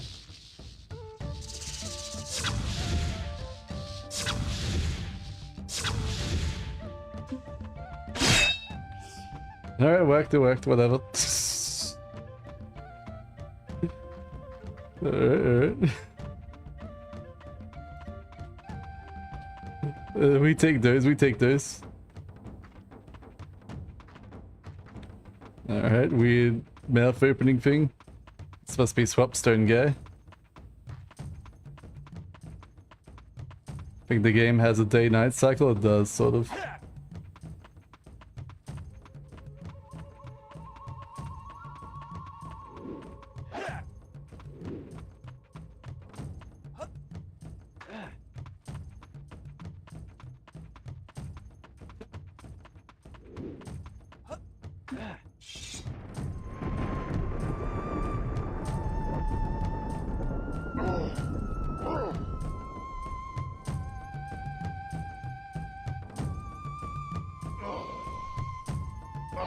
1,000 years I have been left alone to sleep. What do you want?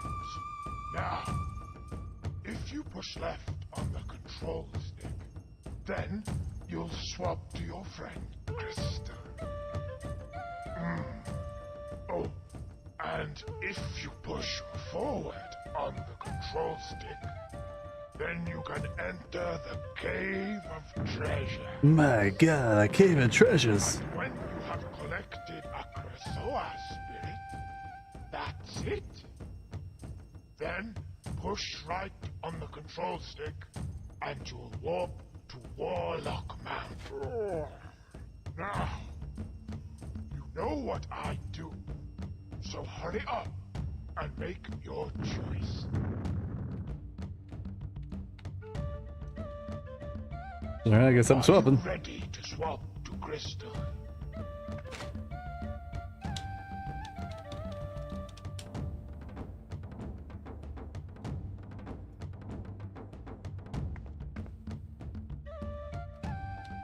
Alright, literally there's no cancel button. Alright, fine. Ready to swap to Crystal? I guess I have to swap. I'm locked in now.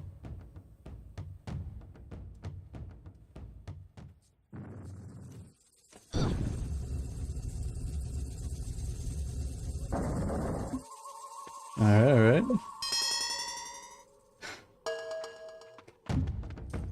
Hello, Crystal. I just want to see if I can fix the audio if I like quit out and relaunch. So it stops coming for just the right ear.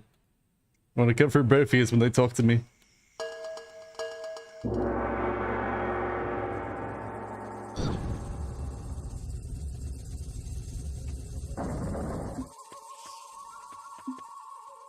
Hello, Crystal. There we go. There we go.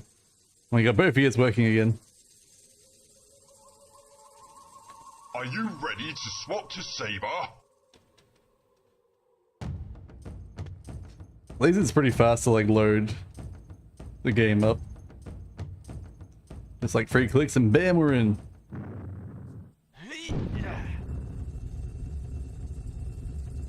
The cave of treasures just where he poops.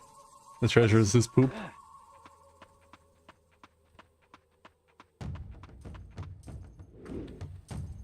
Still can't talk to these guys. Alright, let's go for the other bomb flower thing.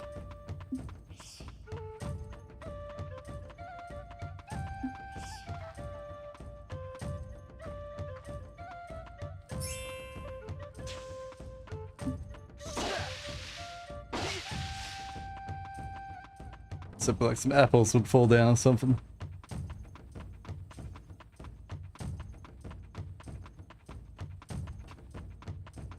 Okay, there's a thing here for us. Alright, let's head back to that first waterfall.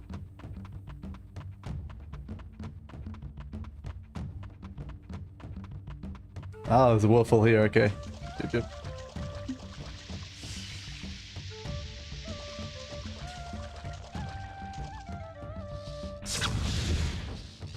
Yeah, there we go, there's a mushroom.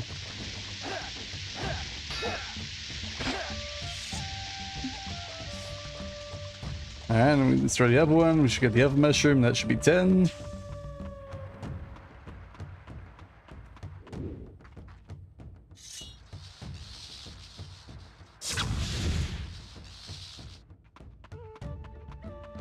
Incredible.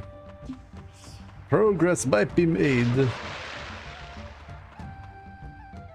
At least we finally work out we can swap characters at long last.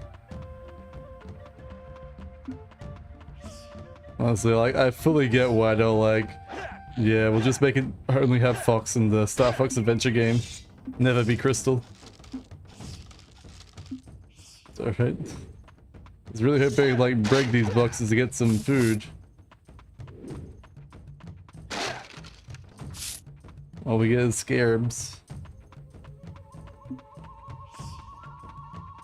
That looks like food over there. Gotta go around. Man, I wish I had slightly faster swimming skills.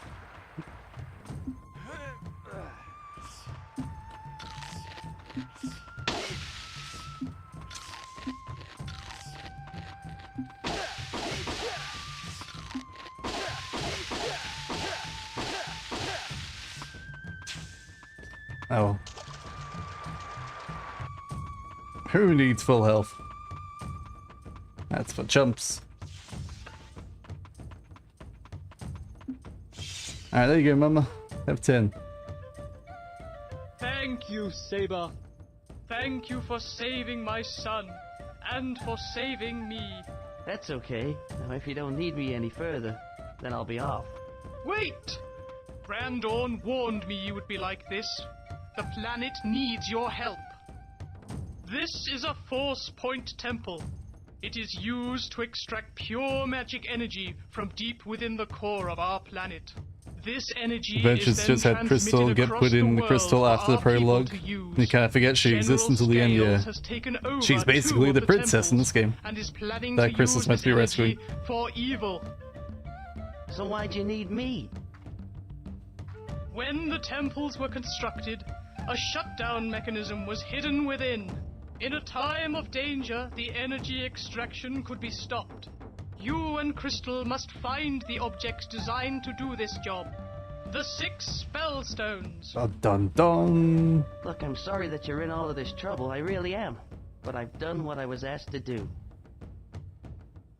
If you don't want to do this for me, then do it for Randorn. What do you mean? He What has about been mortally Randorn? wounded by scales. Oh no, If not the magic wizard. energy extraction is not stopped, then he will not survive. Come on, Tricky, let's get going. Patricky's like, but I just found my mother. What do you mean get going? The purple mushrooms hold a special secret. Use them to open the path to the swap stone. Alright, so he wants me to swap to Crystal now. Alright, let's go swap to Crystal. And then maybe Tricky will learn his ability with Crystal, I don't know. Let's try and get some apples while we're here.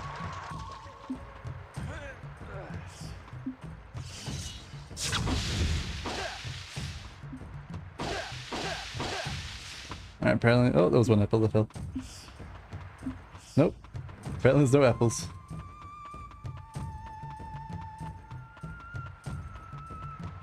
Ah, it's moved! Now we can use the thing to blow it up to get to the swap stone. We definitely did that in the correct order. Like everything we do in this game. Always the correct order. Alright, let's go find out what's in this weird orifice.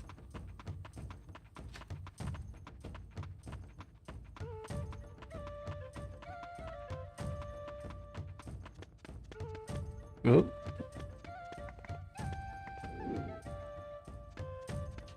I don't know if I want to jump into this. Alright. Leaving that orifice.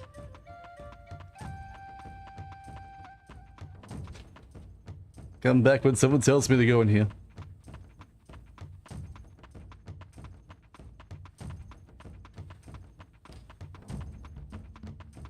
And adventures that led to a different dino tribe? Might do the same here. Who knows? Not you again.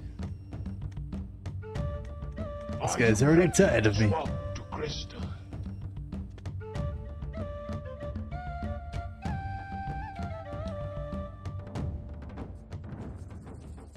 Alright, Crystal. I don't know what we're gonna do with you. Or what even is your goal anymore, but... I'm sure it's something important.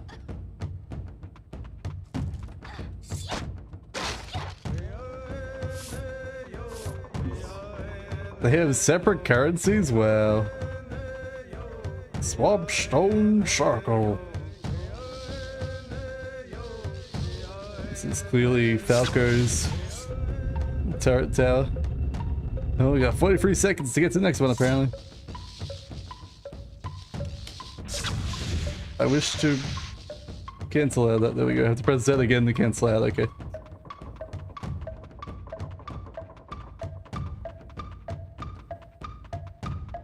Alright, Tam, could you not be so annoying? I don't even know where I'm going, alright?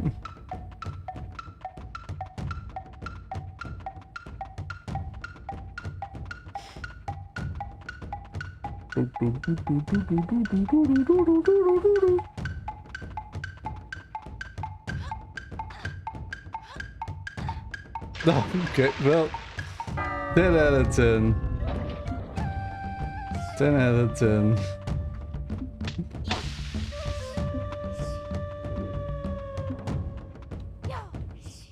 Alright, well. I don't know if I need to do this for progress, but...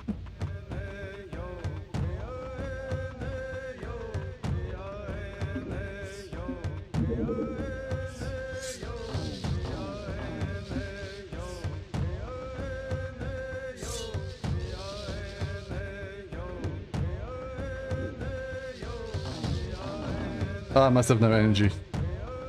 Oh my god, why is this not working?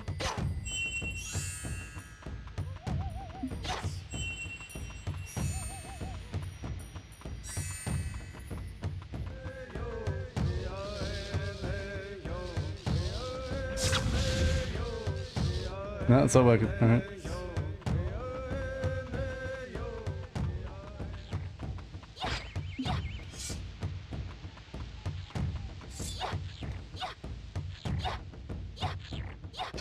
God damn it, mushroom.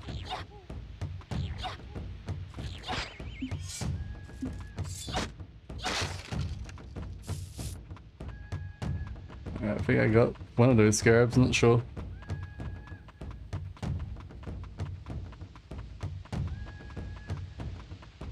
Not seeing anyone else for us to talk to here.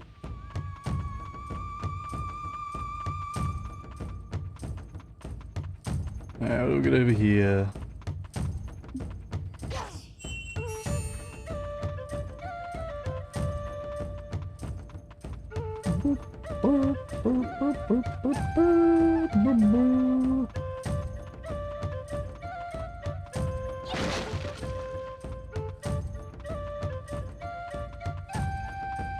Alright, we got like a mammoth tower or something. Which I can't do nothing with.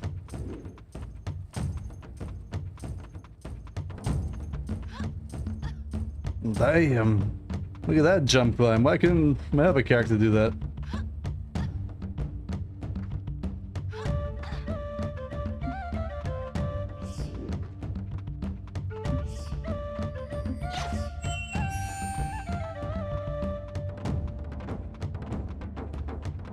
Alright, back to the Falco Tower again. This time I will try and shoot it from further around so I have some more time to do the jump.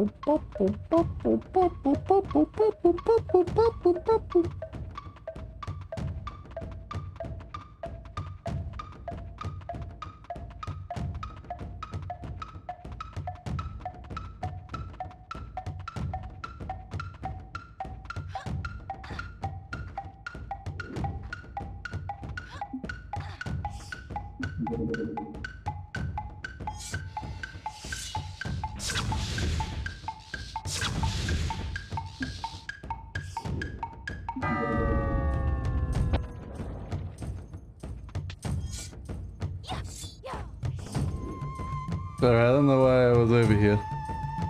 I really don't. Honestly, I don't even know what I'm meant to do at all with Crystal. Because none of the other things look like they're spinning. Other than that first one. And there's no one for me to talk to here. Alright, what if I go to the right from Mr. Swapstone Man?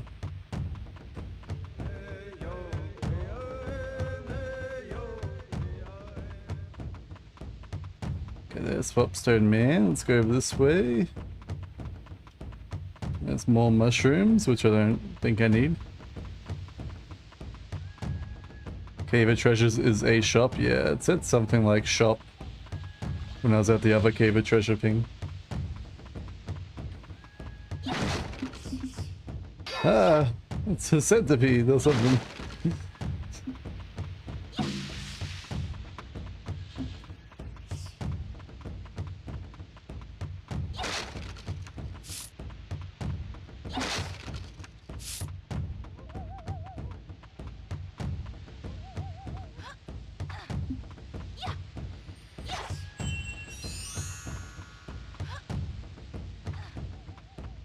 Alright, where does this go?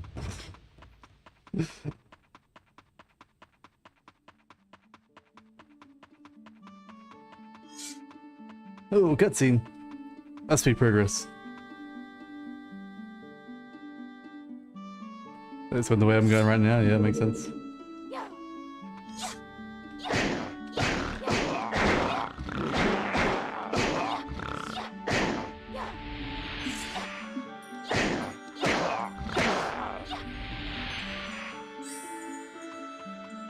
Alright, alright. The Cape Claw. Do I not get to talk to you, Mr. Dinosaur? Oh, there we go. Do not swim in these waters. The currents are strong. They will drag you straight under. Oh, thanks, Mr. Brontosaurus. I'm glad you told me.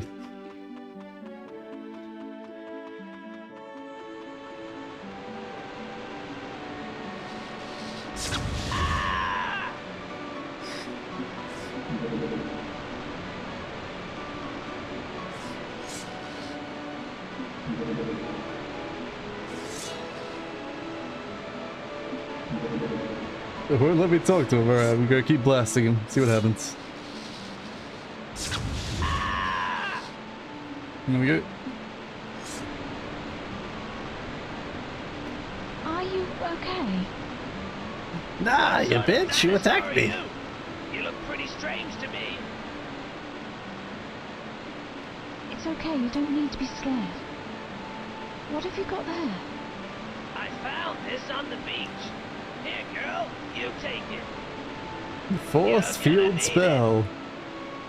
Alright, we got a force field apparently. That was easy enough to get.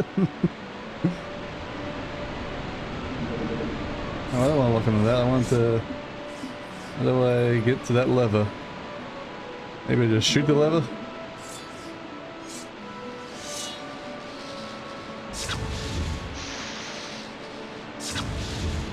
No, alright.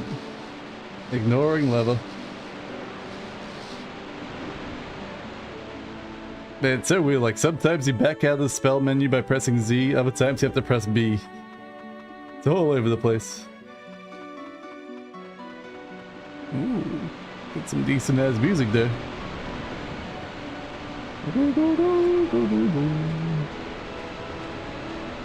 Trying to be a little bit of Here's My Magic. Like we're playing the Haven faction. And all the angels are choiring to sing. This is a log, it can be used to traverse water. Once on the log, you can press the A button to move forward. Use the control stick to steer. You can also do a roll when you press the A button twice, while holding left or right on the control stick. Press B to get off the log at a dock point near shallow water. Now push this log up the cliff, press the A button and take it for a ride.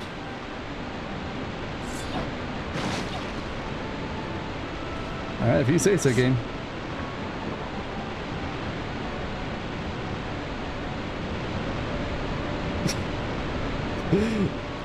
Such emotions.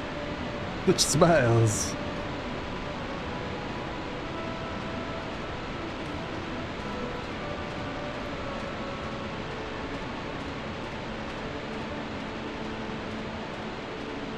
Wish I could just like slide down these vines instead of having to literally hold down the whole time. Alright. Yeah. Oops. Apparently I can go on the sand as well. Alright,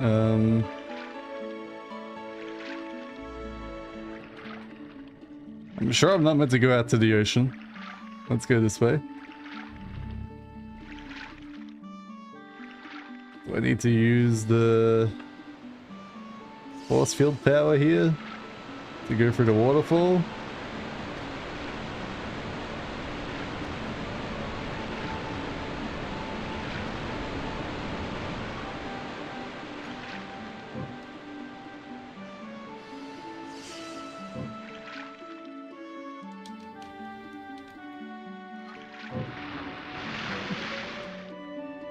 How do I get off?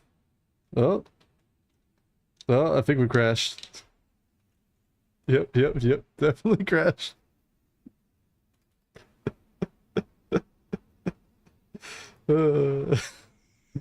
My log kayak skills are too strong.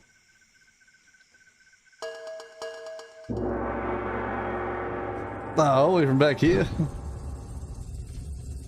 So at least have my new spell, or did I not save in time for that? No, I lost my spell. Alright. Did add it then. Alright, let's go get some mushrooms just in case.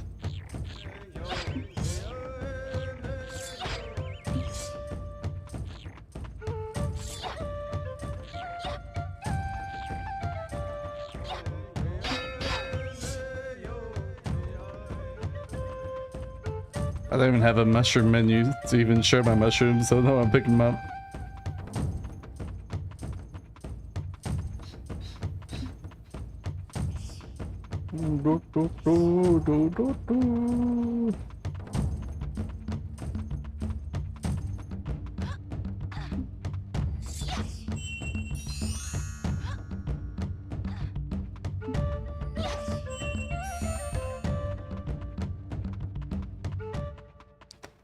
Crash is one way to get off the log. Yep.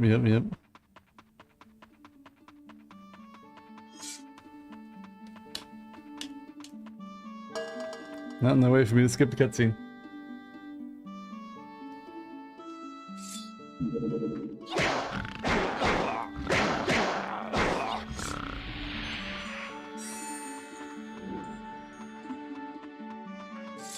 Let's see if we can. His friend got killed, man.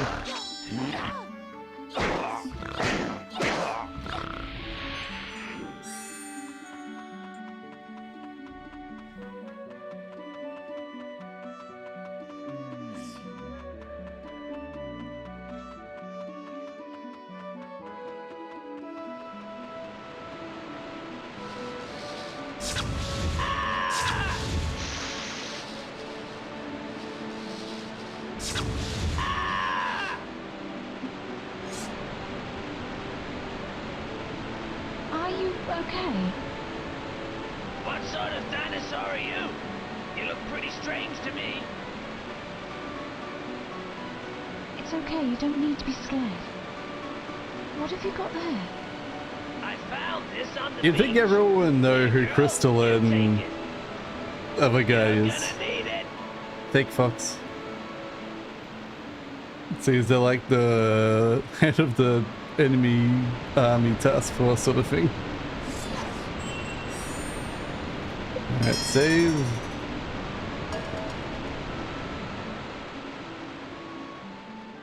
Alright, if not that way.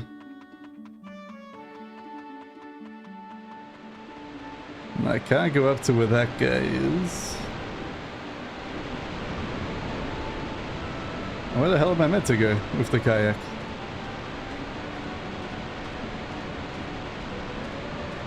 They use a debug command to enable no clipping to walk through the guard. Well, that's not good for me. I might have a debug menu, we'll see.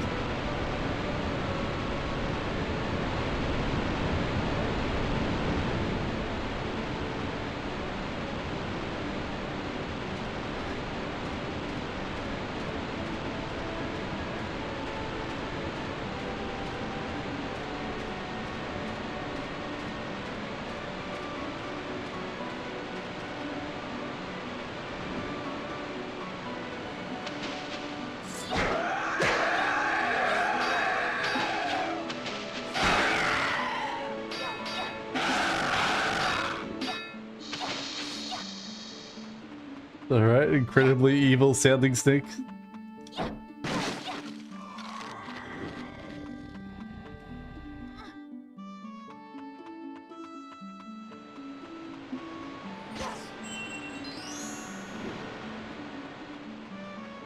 Alright, debug.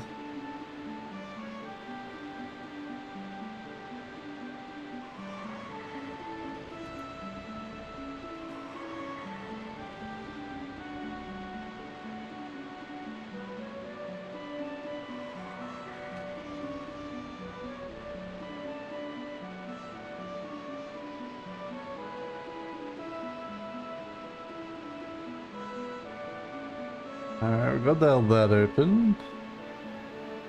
How do I open the debug menu though?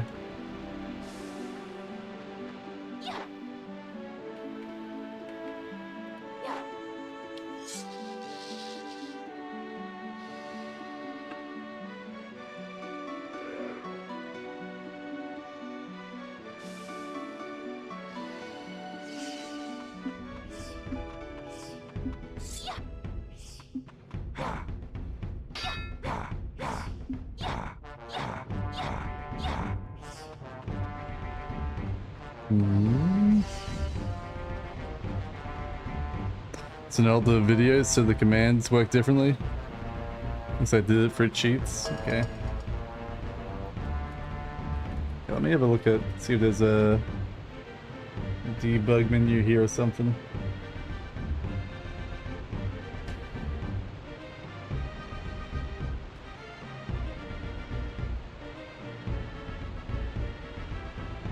I don't see one. Could remove like the D-pad from this.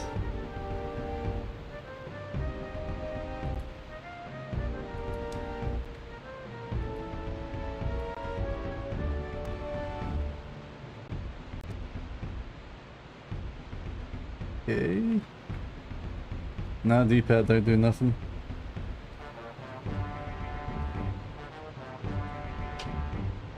Looks like Game Shark code, so it's a long string of alpha and other letters, yeah. I'm sure they might have fixed it in one of the newer versions. See if like the same channel maybe has a newer version. Let's have a look, see. I shall look myself. Okay, Rusty Spotted Cat. Any newer videos for us? I got a speed run.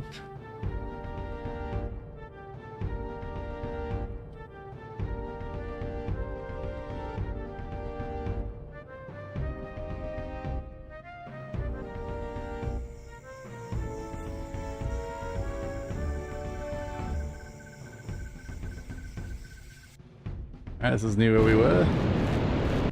Wait, how'd you get there?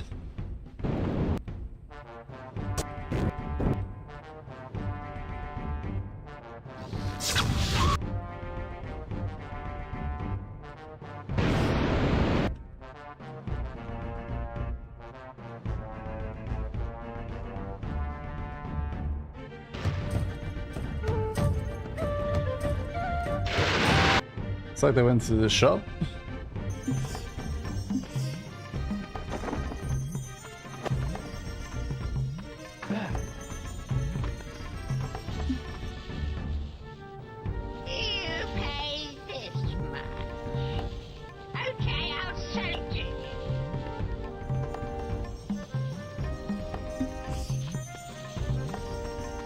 What do you even get from the shop, man?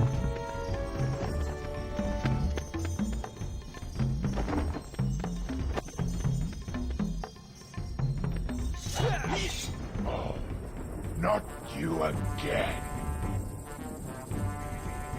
Are you ready to swap to Crystal?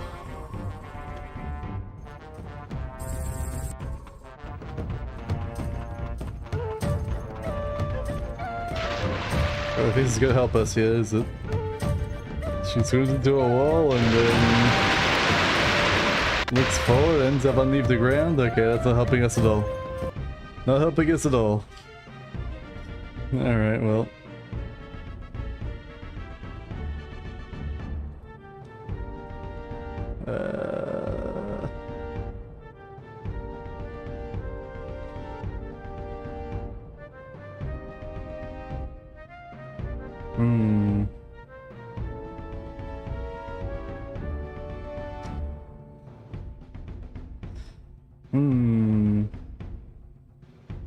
Guess we can go back to Saber and see if we can do anything in the shop.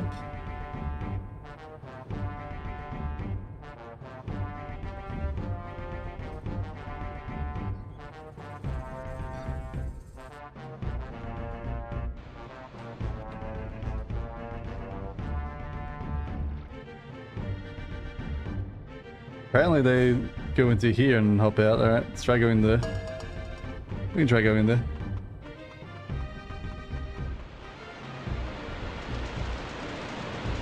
Yeah, I just saw that.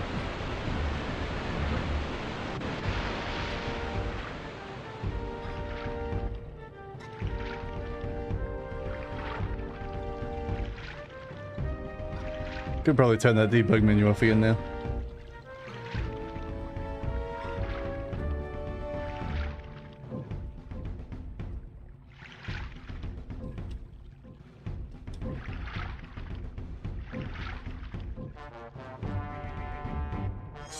Ah, good out, good out. Shiny nugget, very desirable to guard claws. Maybe I meant to give that to that guard claw over there.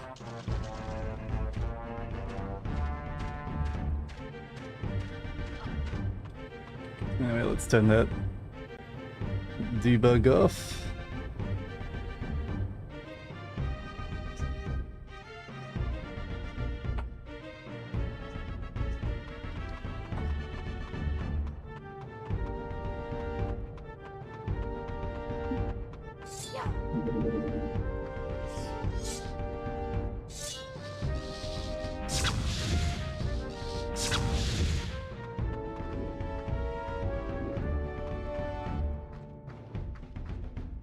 Alright, I got some dudes over there, but let's see anything to do here. Is there an item? Nope. Yes, but don't tell boss. Okay. Alright, yep.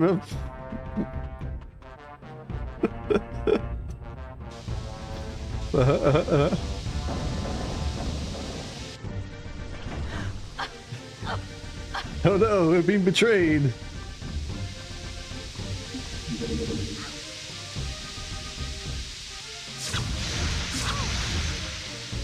Damn it, lady.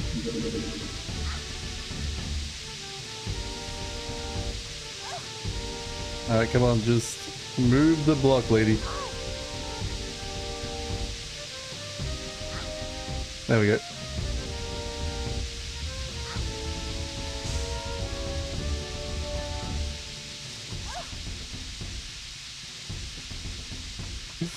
I don't know if we're gonna survive this.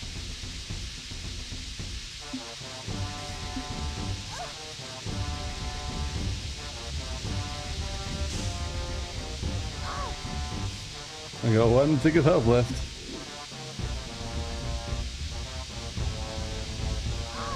No! Ah, we got dusters though, we're fine. Dusters will save us. Oh, the shield spell. True, true.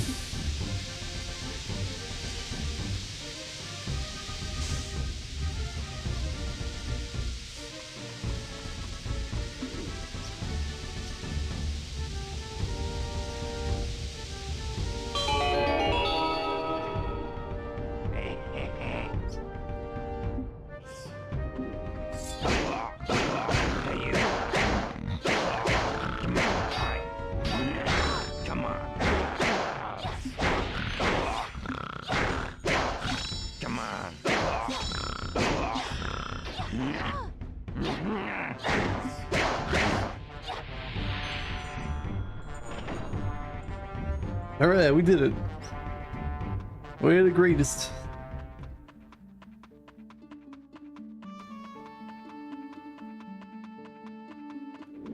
Alright, let me do a save just in case.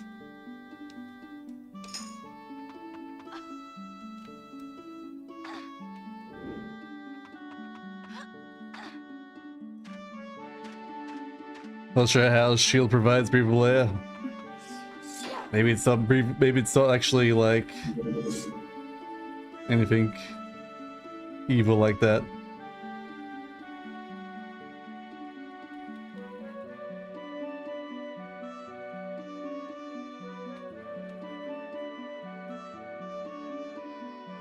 Is there anything any good meant to be shooting at here?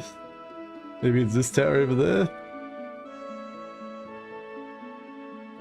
Oh, I just like hold it down. Okay, I gotta hold it down to like make it go higher and lower.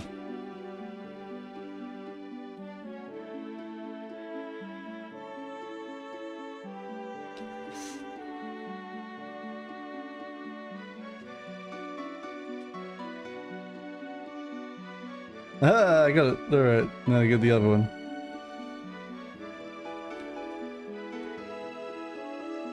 Yeah, we did it. Alright, get off. I don't know if I need to destroy that thing over there, but I'm sure it's fine.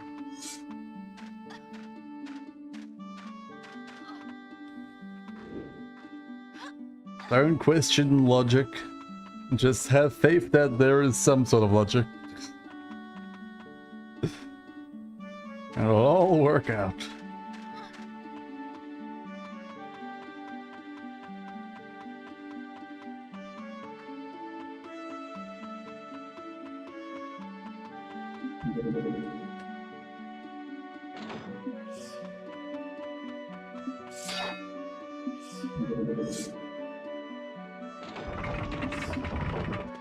Honestly, it really does sound like Here's My Magic music.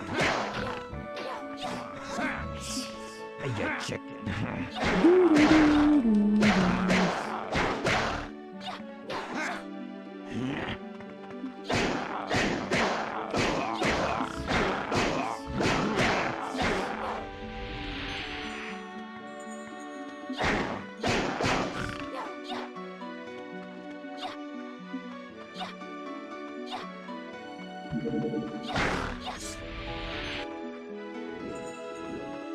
Alright, what we got going on here?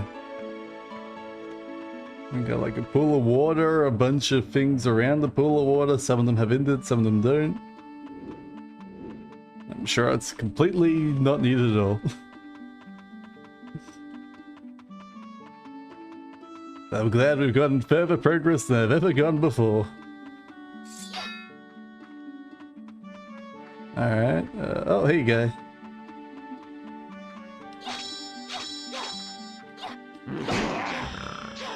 Is that Age of Empires 2 flash sounds? Sounds like Age of Empires flash sounds.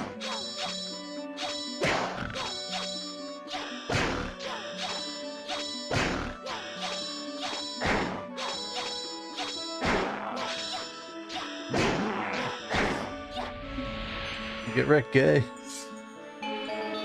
You got the Cape Cell key. Need Tricky to dig some more holes so they all match up. Yep.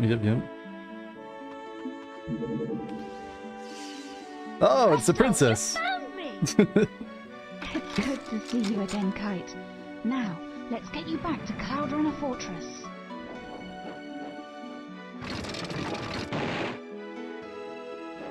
Listen, Crystal, I've learned some new skills since we were last together. Let's try out my find command. Alright, your find command, you say? That's something to do with these things over here, or? Seek it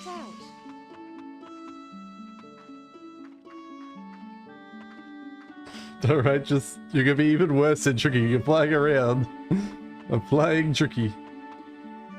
Oh, that's how we do the levers. Okay. Got it. Oh, and they have lights on them. Okay. So that did those two outer ones.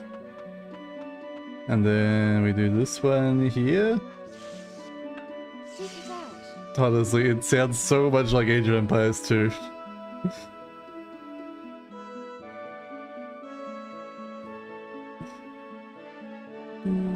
Come on, damn flying Tricky. I told you to do something, alright? Is that so much to ask?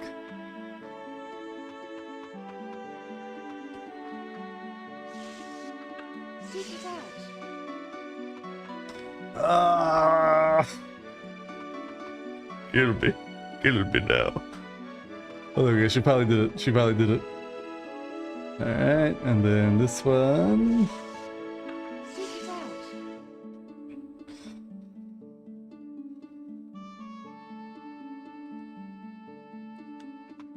Good. Now I just have to do the two bottom ones.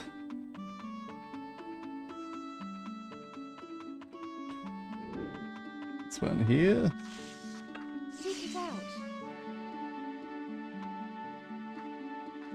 Do you have to lock on? No, there's no lock on button, it's just context sensitive. Sounds like the Jurassic Park theme music a little bit. Yeah, a little bit. Come on, Flying Tricky.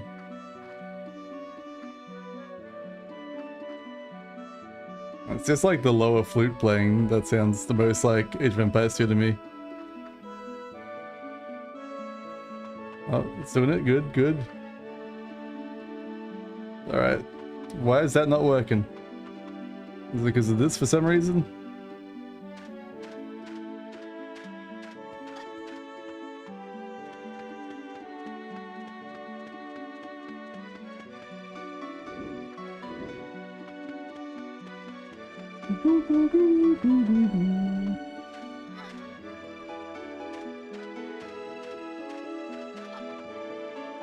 Alright, try again. Seek it out.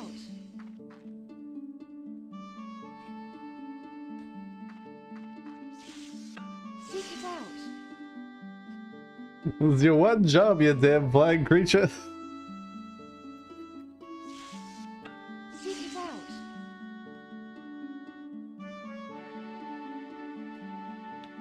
Like, it lands on it fine, just doesn't activate it fine for whatever reason. Maybe I can, like, fall onto it and I activate it? Good job, Flashing Sun. Nope, I just fall through it. Seek it out. Is there anything in here for me? No.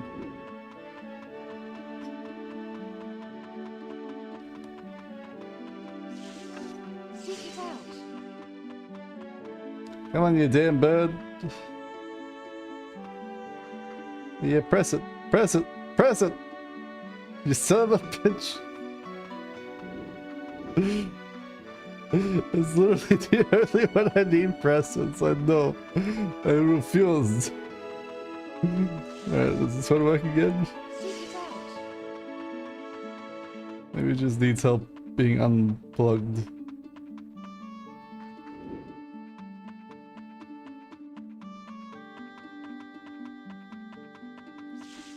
Seek it out. Alright, that one works again. And the other two work. It's just this one doesn't want to work for whatever reason. Seek it out.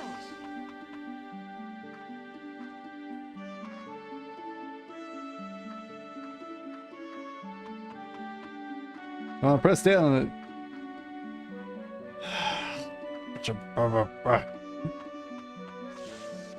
Seek it out. I hope it's not like, oh, we need everything to be off for this one to activate or something stupid like that. Alright, well, fine, fine. Seek it out.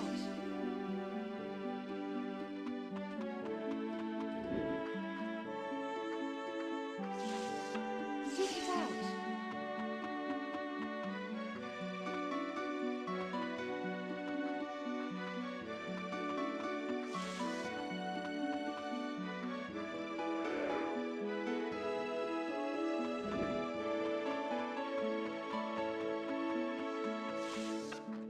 Seek it out.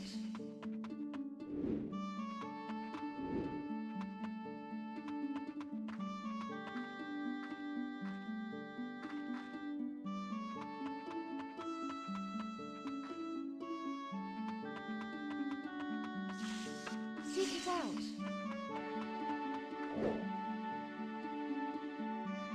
That's one fast moving moon.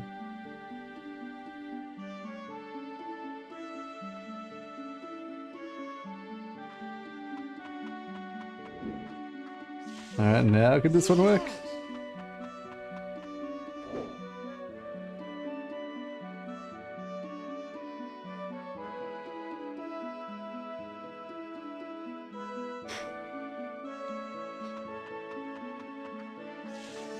Seek it out.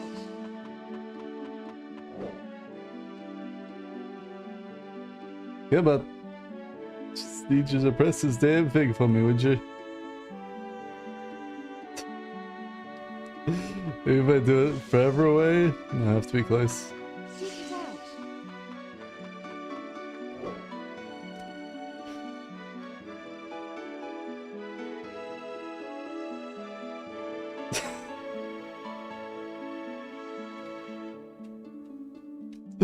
Why? Why won't you work, game? It has to be on screen. I'm looking at it. How much more on screen can it be? Seek it out. Oh, like, stand right here. Maybe that'll fix it. I don't know.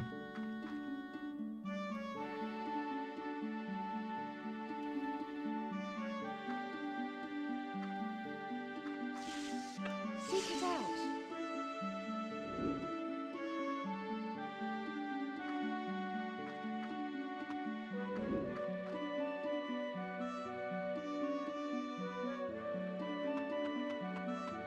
Ay, ay, ay, ay.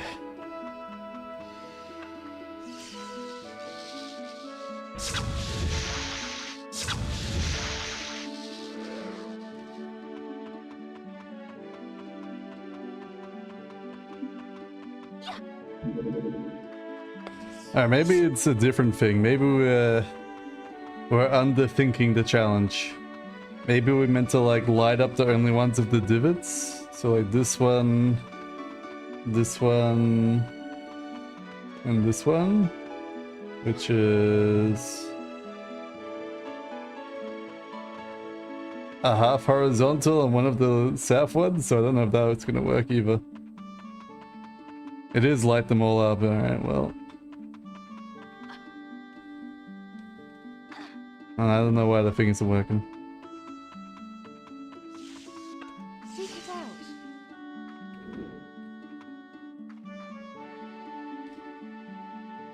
Maybe try a different one. All the other ones seem to work. It's just that one that we need doesn't work.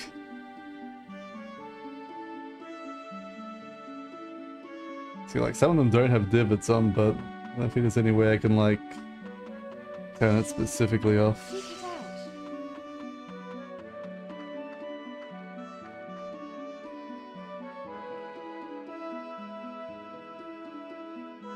Like it's just not activating for whatever reason. Seek it out. Like this one is like 50-50 on whether it activates.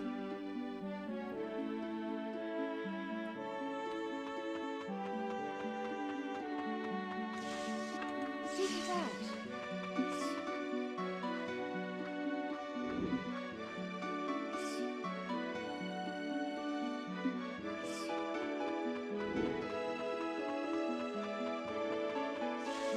Seek it out.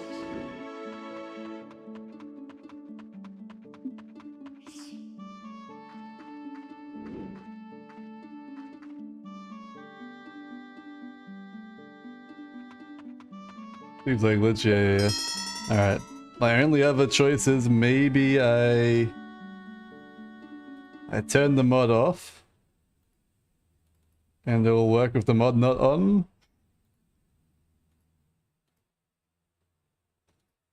I don't know, man. We're pulling at straws here. Pulling at straws.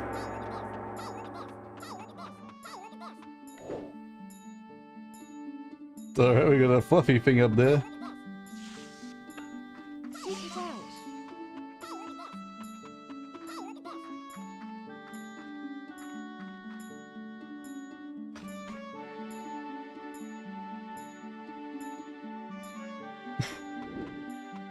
Alright. Well, I can't go backwards, the thing's locked up.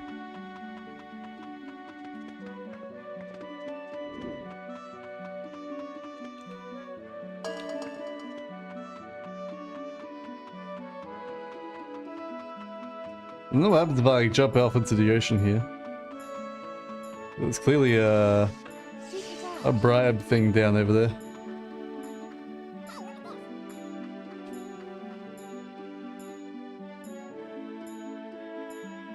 Okay, so Wild just activates each in sequence, yeah. Alright, what if I jump off?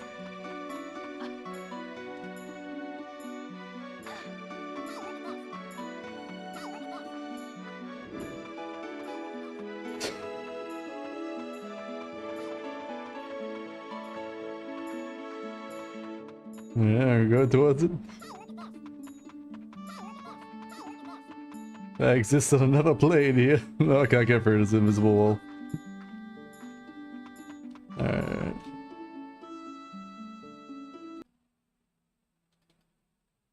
Try again, try again.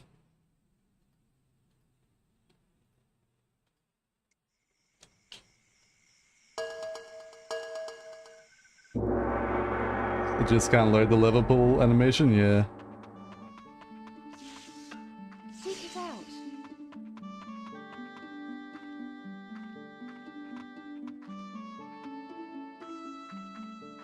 This might be it for us.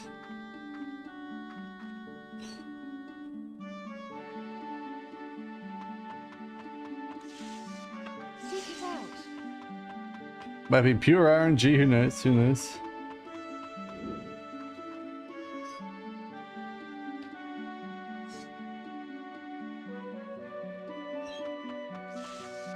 Seek it out.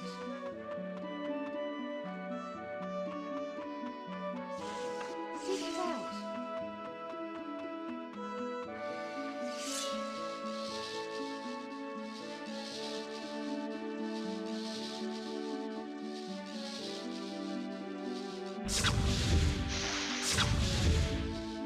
Nope, shooting it doesn't do nothing for me. Seek it out. Great if I could just like glitch through this door.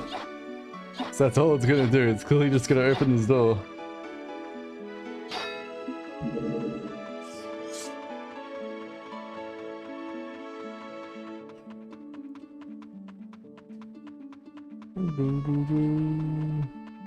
Looks like all the others deload anyway.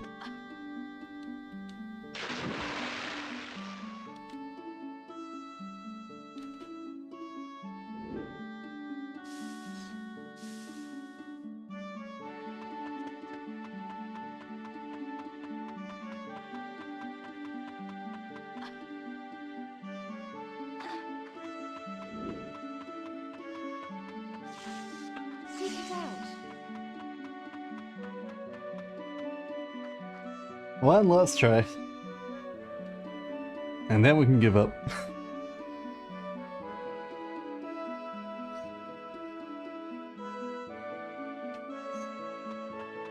It's like it works so well in the other three, it's just this one refuses to work on.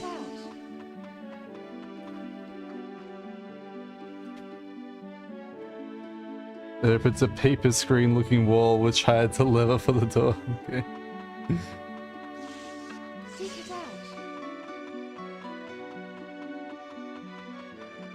Probably like right here or something.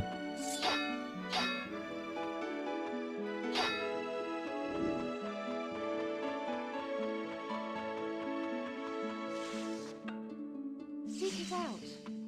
But if I like call her when she's like mid sitting down, maybe that'll activate it or something.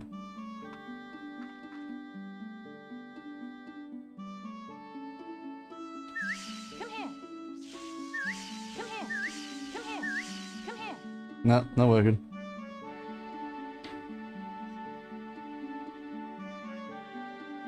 Tie up the wall near where the floor puzzles are. Okay.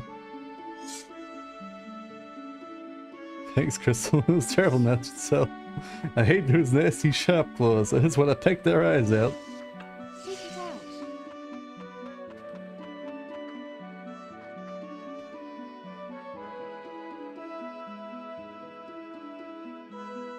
This whole segment's clearly a tutorial for Tricky 2.0. Yeah, it is.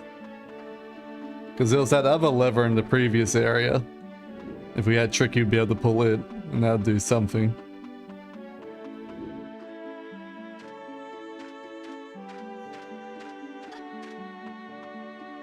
Can I call from up here? Seek it out.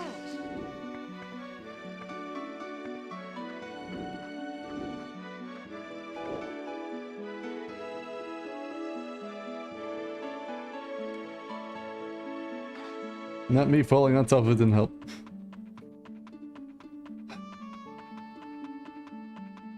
Well, well, well. Alright. Think we just have to give up. There was so much progress this time. It's like just all these like tiny little bugs. They just don't want to work out properly.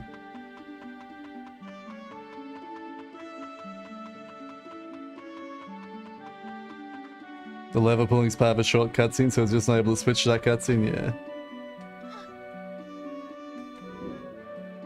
Where does this path over here go? Maybe this is why we couldn't pull the lever. There's some secret little cutscene in here. Nah, there's just a door. No.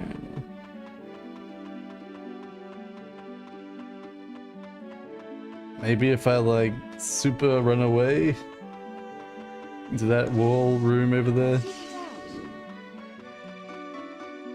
it will somehow load. No, it's on top of it right now, it's still not doing it.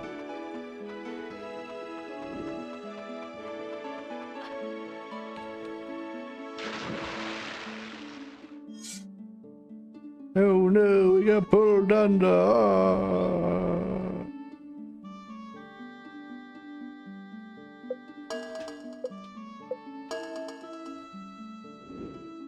No, I was hoping it might take me somewhere else. Alright, well that's it. That's it. We can't go any further. What a shame. 9% complete. Man, it makes it so annoying when you like want to make a tutorial about something and you're like, I want to wholeheartedly say you can play this and it's beatable, but it's clearly got problems still. Oh well. Oh well. To the cutscene viewer, yeah, yeah. So let's have a look, see what would have happened. This is close by to it.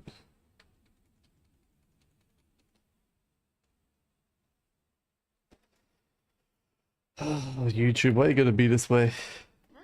Let's try out my find command.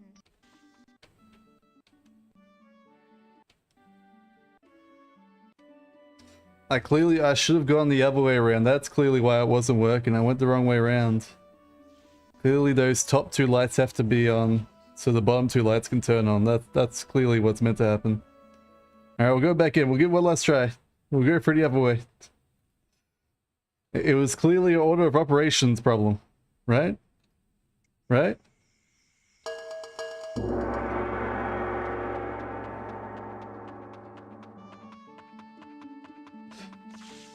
Seek it out. There's like some weird order of operations with it, who knows?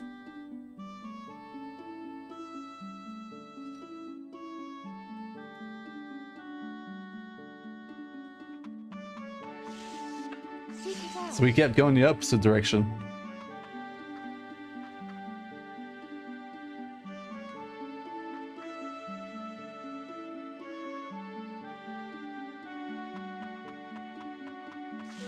If this is the solution, I'm gonna be so annoyed.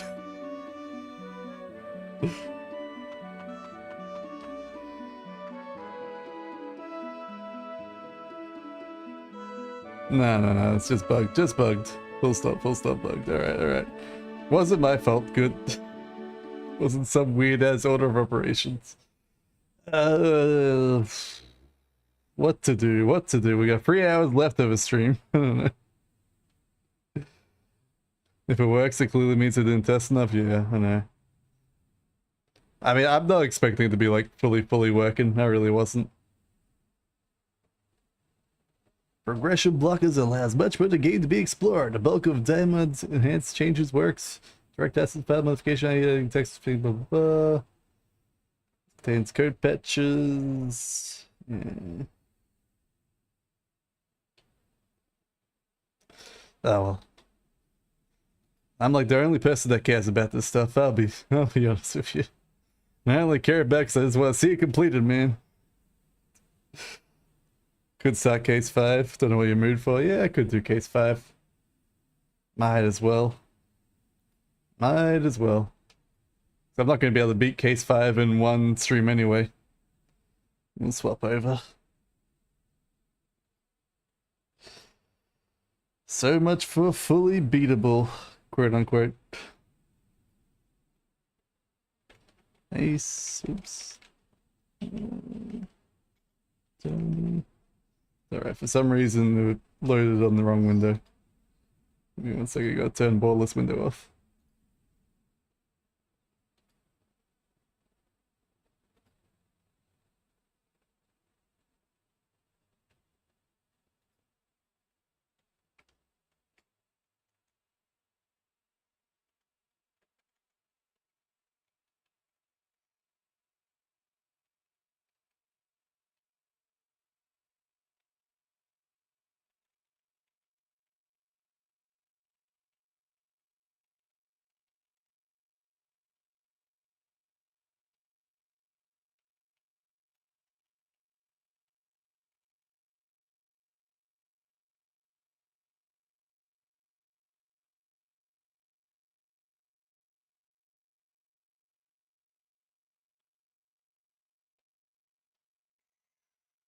Gonna leave YouTube now. Hope you guys have enjoyed. I'll see you guys next time. Subscribe for more content. Don't know if I'm going to do a tutorial for it. I did say the other one's outdated, but I mean, I might as well finish the tutorial for it. I don't know. I haven't really thought up enough about it.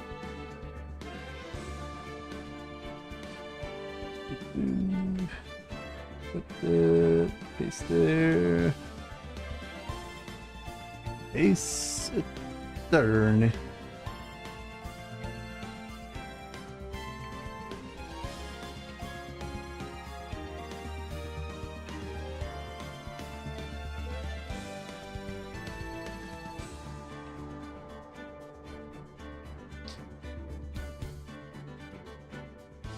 Been playing Master Key lately.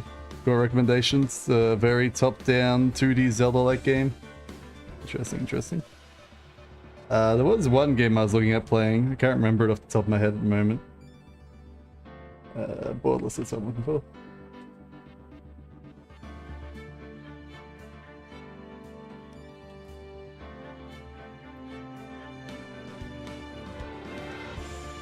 Plus, I can't remember what the game I was thinking of playing.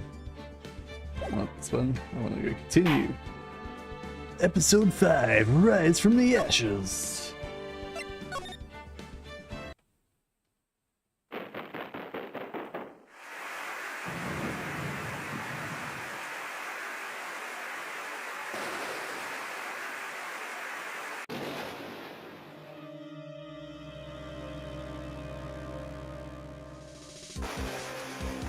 I guess I can just put caveats for the tutorial that if I do make it.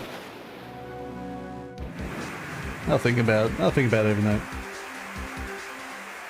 I was really hoping I could just beat Dinosaur Planet there.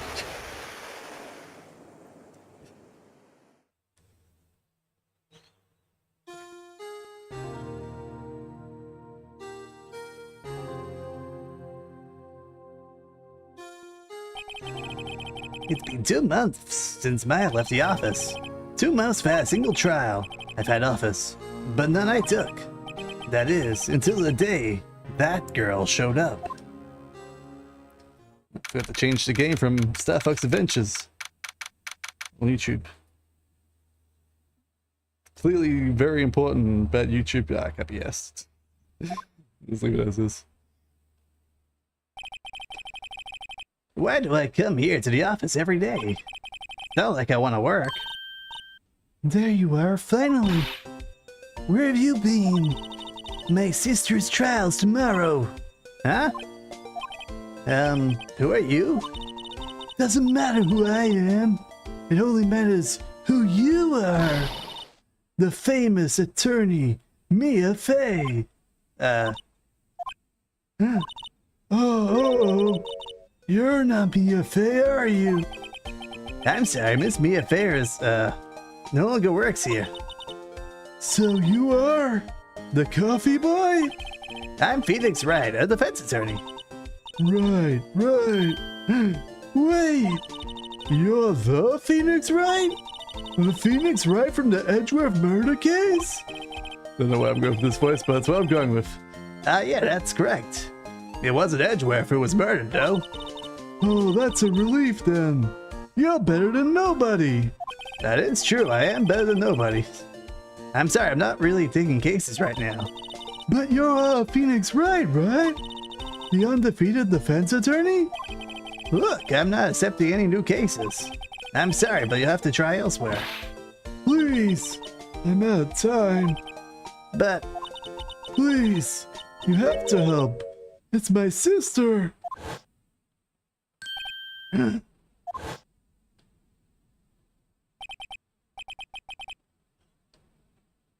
We said I have to keep up this voice for the later appearances. Yeah. Thing is, like, I only have like 4 different girl voices. And Mia's already taking up 3 of them pretty much. With her. I mean, Maya is taking up 3 of them with her in Mia form and Maya form. It's frustrating. It's frustrating. She's the gumshoe of the Apollo Justice series. Oh, that's ages away. I'll probably forget about her voice by then. Maya, could it be? Okay, I'll hear you out. Really? Oh, thanks so much. My name's Emma Sky. I'm a scientific investigator. Scientific investigator? Looks like a cleaning day at the hotel across the way. I hear they're planning a second branch outside the city. Egads! The bellboy was staring right at me. Mia's plan, Charlie. I've been taking care of him in Maya's absence. There's a poster of Steel Samurai on the wall. Maya stuck it up here on the day she left. I didn't have the heart to take it down. I do sometimes get strange looks from the clients, though. Honestly, playing this with a controller actually feels pretty good. Mia's desk. I sit here even less now that I've stopped taking cases. I at least dust it off once in a while. Diff good-looking legal books stand in a formidable row. They mock me. I tried reading one and made my head hurt. When I closed it, slipped to hurt my foot. Emma, was it? So you're a scientific investigator? Yeah, that's right. Is something wrong? No, it's just, you seem, jumpy. Well, maybe just young. Young? I'll be 16 old this year. Oh, I see. Wait. Only 16? I'm set to be formally assigned to forensics in 3 more years. My work is coming quite well known at my age, no less. So what exactly is your current position then? Well, legally speaking, I guess you'd call me an 11th grader. But I'm ready to do my job, at my age no less. Another future professional in training. So, what's this case? You said the trial's tomorrow? My sister didn't do it. She wouldn't stab someone with a knife. She wouldn't do it. So, it's a murder case. I don't care if there's a witness who saw her do it. She didn't do it. I know she didn't do it. It's a scientific fact. And there's a witness. Just talk to her. You have to talk to her. Right. I suppose I will. I promised her I'd bring Mia Fey, but... That's interesting. How would she know Mia? So you want to be a scientific investigator when you grow up, then? Excuse me? I'm not a child, I'll have you know. Still, it's good to have a go, albeit a very unusual one. I believe investigations should be done scientifically. Don't you? Sure. I can't fault her for her lack of enthusiasm. If this case is handled scientifically, I'm sure my sister's name will be cleared. Your sister? I've been doing research, you know. I'm developing a new scientific method of case investigation. I'll show you when I'm done. I'm looking forward to it. I guess I should get down to the detention center and talk to her sister. My sister asked for Mia specifically. This Mia Fey person was a few years below her in school. So they went to the same school, huh? She always told me to go to Mia if I ever needed a defense attorney. And well, I need one. Incidentally, Mia's a woman. Now that you mention it, I guess it is more of a woman's name than a man's name. Well, it's nice of you to help your sister out like this. You must be close.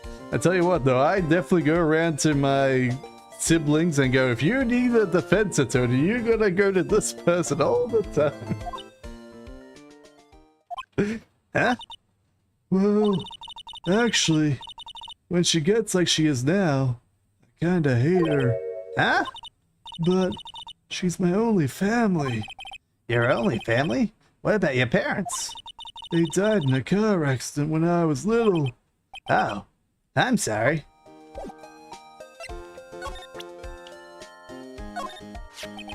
See this? It's my attorney's badge. Ah, well, I've never seen a real one before. You're the first one who's actually been interested in mine, believe me. Its composition is mostly silver. The gold plating is flaking a bit. She analyzed it scientifically. There doesn't appear to be any corrosion due to sulfides. I'll give you $50 for it. Sorry, but it's not for sale. Yet. Yeah, I'm gonna sell it. Damn, dude. Alright, detention center. February 22. Detention center. Visitor's room. I wonder what's wrong with Emma. She got all quiet all of a sudden, as soon as we arrived. God, I thought I told you I'd... Oh, that's Abigail talking. Guard, I thought I told you I didn't want any visitors. Sorry, ma'am. It's just your sister. No excuses. Or did you want a raise? Not want a raise this year? Understood, ma'am. What's this all about?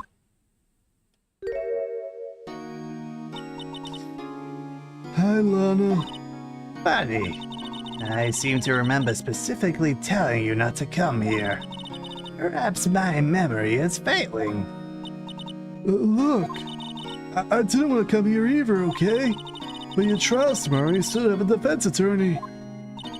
I'll be the one in court tomorrow. This has nothing to do with you, Emma. Isn't that right, Mr. Right? Hey, how do you know me? Mia mentioned you. I've heard quite a bit. I'm sorry. What exactly is it that you did? My name is Lana. Lana Sky. I'm the chief prosecutor in this district. You're a prosecutor? Two sisters, one lawyer. Could this be a coincidence? Emma, Lana, I mean, they're just like... Is something wrong, Mr. Wright? Smile for the camera. This guard wanders the visitor's room. He's frozen in fear of the frigid Miss Lana. I'm feeling a bit chilly myself.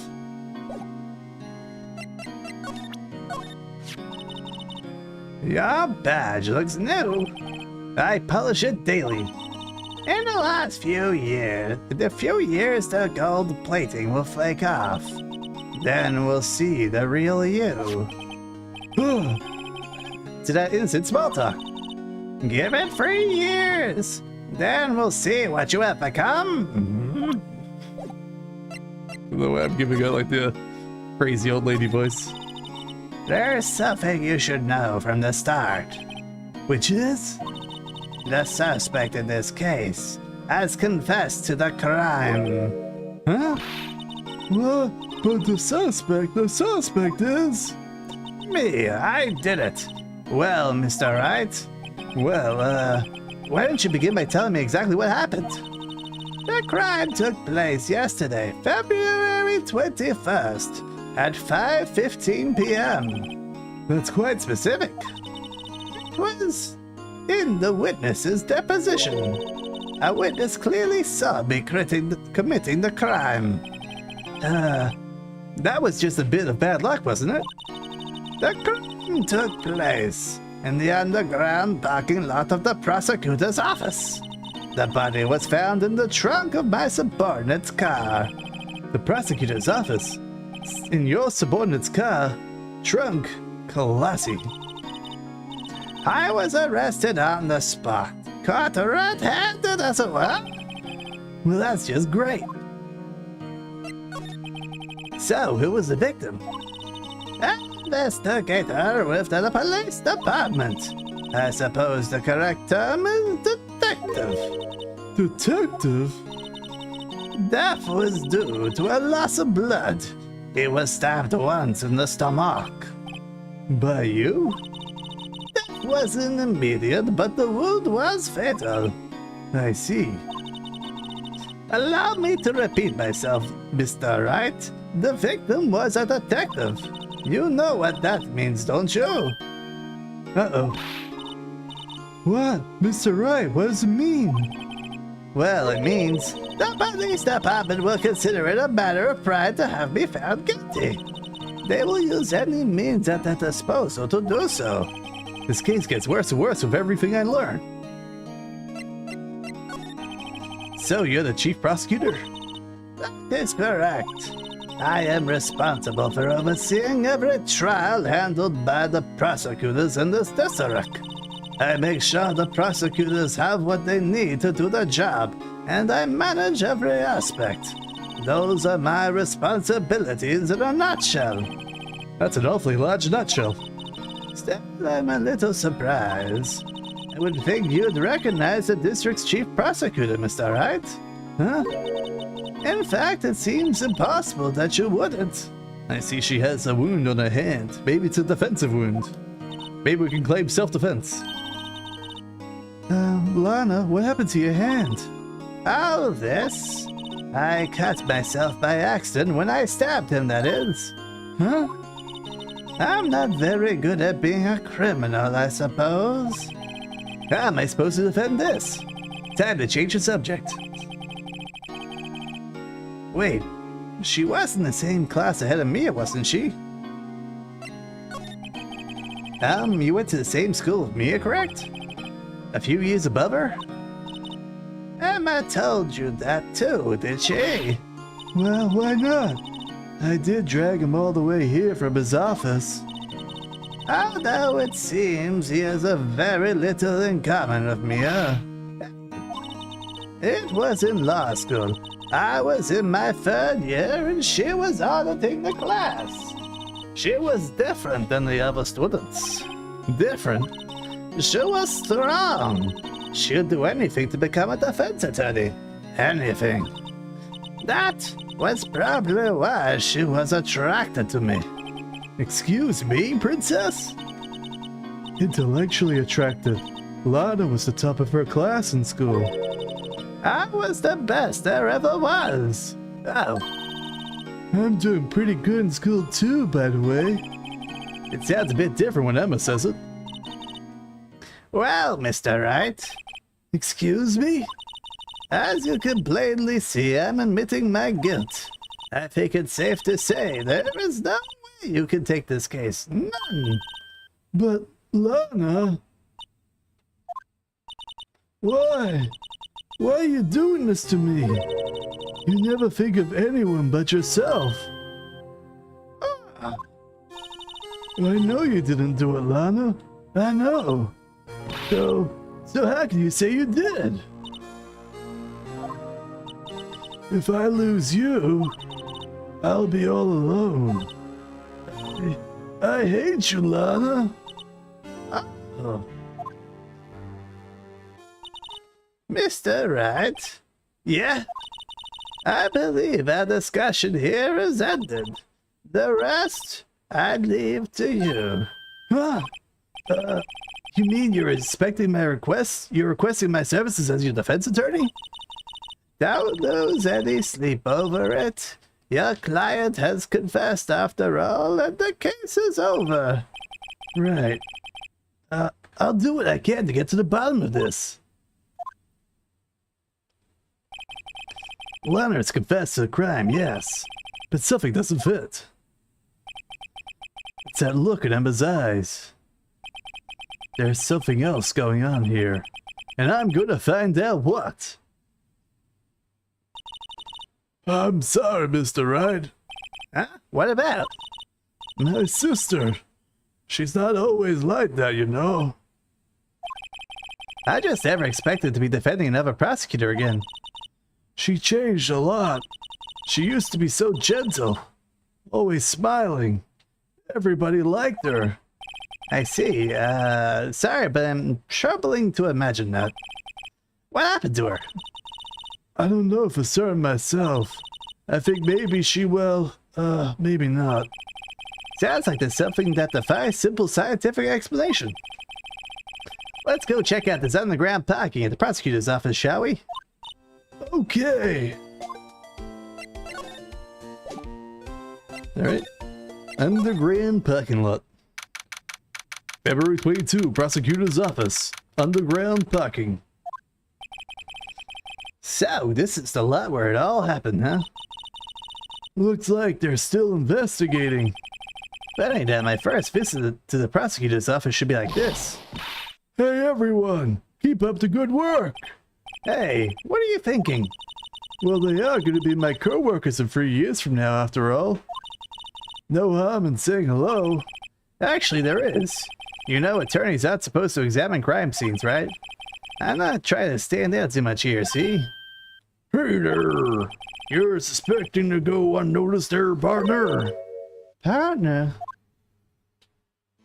Oh, that's how I expected it was. Well, what do we have here? Looks like Bambina got loose from the ranch and is up to no good. Folks gotta learn to keep them doggies tied down, partner. Guess I should be doing partner. Like American accent out there. Marshal, looks more like a sheriff to me. Looky here out there, partner. Looky here, Bambina, I know how you feel. Nope. Well, my American accent's always so bad. But this is my gang gold strike, see? Strike? This is our claim, our territory, with a marvel load of evidence. Ye fixing the mess with ours is ours. Nope. You fixing the mess, what's ours? Nope. It's gone off the deep end already. You'll regret, partner. Just got seem to lock it down. Just keeps going every single direction but correct. You know what dreams of the cacti on the desert dream, do you? Nope. Huey, you know what dreams out in the cacti of the desert dream, don't you want to know too?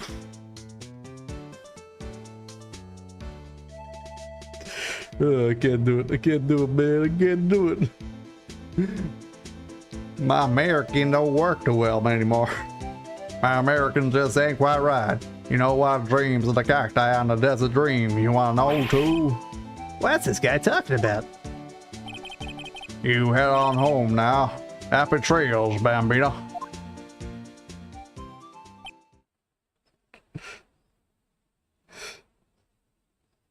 Try and do a John Wayne. I gotta like actually watch cowboy movies to have a proper Western accent.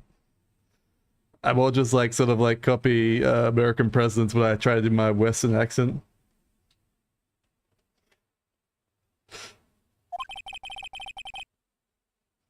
Was that hombre a friend of yours? Kinda. Sorta, yeah. He's a detective. Who thinks he's a sheriff in the Wild West, it seems. Yeah, Bush. A little bit more Bush. I solemnly swear that I am up to no good. That's what it was. Alright, what do we got here? Look, a door. This must mean something. I'm not sure doors mean anything. No, it won't open. A mysterious lock. I fail to see what's so mysterious about it. Mr. Wright, you need to learn to enjoy life more. Let's finish our investigation first, shall we? What's this? A wallet? Excuse me, officer. Wait, what are you doing, Mr. Wright? What am I doing? I just found a wallet, so I'm handing it over to the police. I don't believe it. This is real basic. Anything in a crime scene is evidence. Let's be scientific about this, please. Just put it in your pocket. How is that scientific? Sounds like thief to me. Wallet hastily stuffed in a pocket. A foldable wallet found in the crime scene. There seems to be something inside. I'm called to duty already at my tender age. Here, I'll teach you the trick to examining evidence in detail, okay? By the way, her eyes are sparkling. I can tell she's been waiting for this. Okay. Now look at the court record. You have to be sure to examine evidence carefully on all sides. Now let's start examining from every angle. Whoa, 3 dimensions, man. Oh, look. There might be a clue in here. You should check it out for press of A.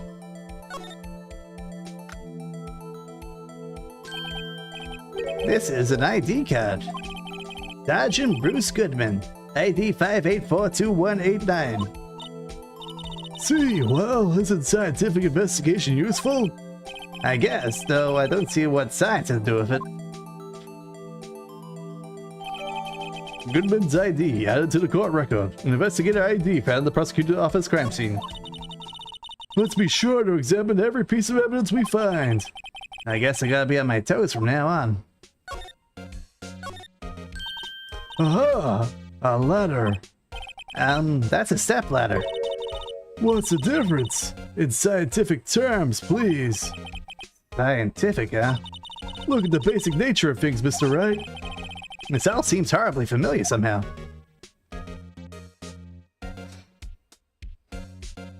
That was more Nixon law, yeah, exactly. Well, isn't that how all American politicians talk? They all have this talk of a lot of soft-horn, fair-horn. They always have their finger like this, so they're not actually pointing. Because it's rude to point for some reason. Now I'm doing candy, yeah. They're all the same. Here's a phone, let's see if it works. Hey, don't touch stuff, we don't need to be touching.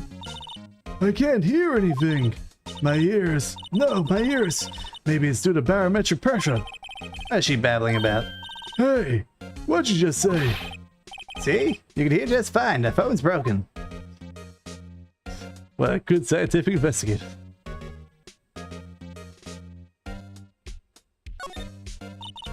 Whose wall is in our way?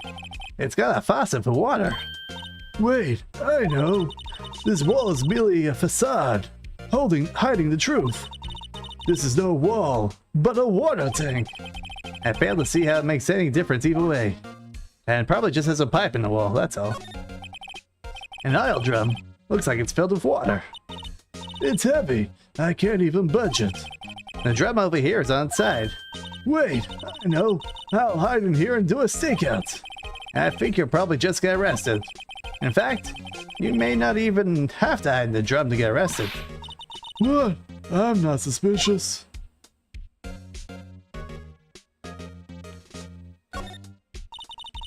This is where the cars leave the lot. The arrow on the ground makes it look more like the entrance, though. What are you talking about? It's plainly an exit. Well, maybe it's both. Kind of dual purpose. Aha! The theory of relativity. The what now? I've got to write this down. Hey, Mr. Wright. Maybe you know, was Mr. Relativity German or was he British? Mr. Relativity? Are you sure that was his name? You're talking about Einstein, he's American.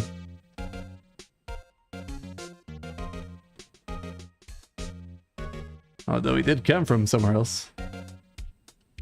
Slide, there was a slide button. My god, there's a car and a bunny. Well, no time to waste, let's hunting for clues. I wonder what this is. Well, partner, looks like you got intention of not going home quietly. Got no intention of not going home quietly, my bad. The sheriff? Like I said before, this here's our claim. You'd be best be moseying on now, unless you're fixing to bite the bullet. Yeah, scary. Could you just tell us one thing? Who owns that car? Well, the little filly's got some nose to her. You wanna know who rides that red Mustang, eh? With the body in a saddle, huh? Please. No problem, partner. About time for the vitties anyway. Get yourself to the saloon up at the 12th floor of the prosecutor's office. Might just find yourselves a caravessa you like. I mean, cerveza. This prosecutor office? Where's this guy thinks he is? And when, for that matter? Note to self. Look up. Vittles. Saloon. Cerveza.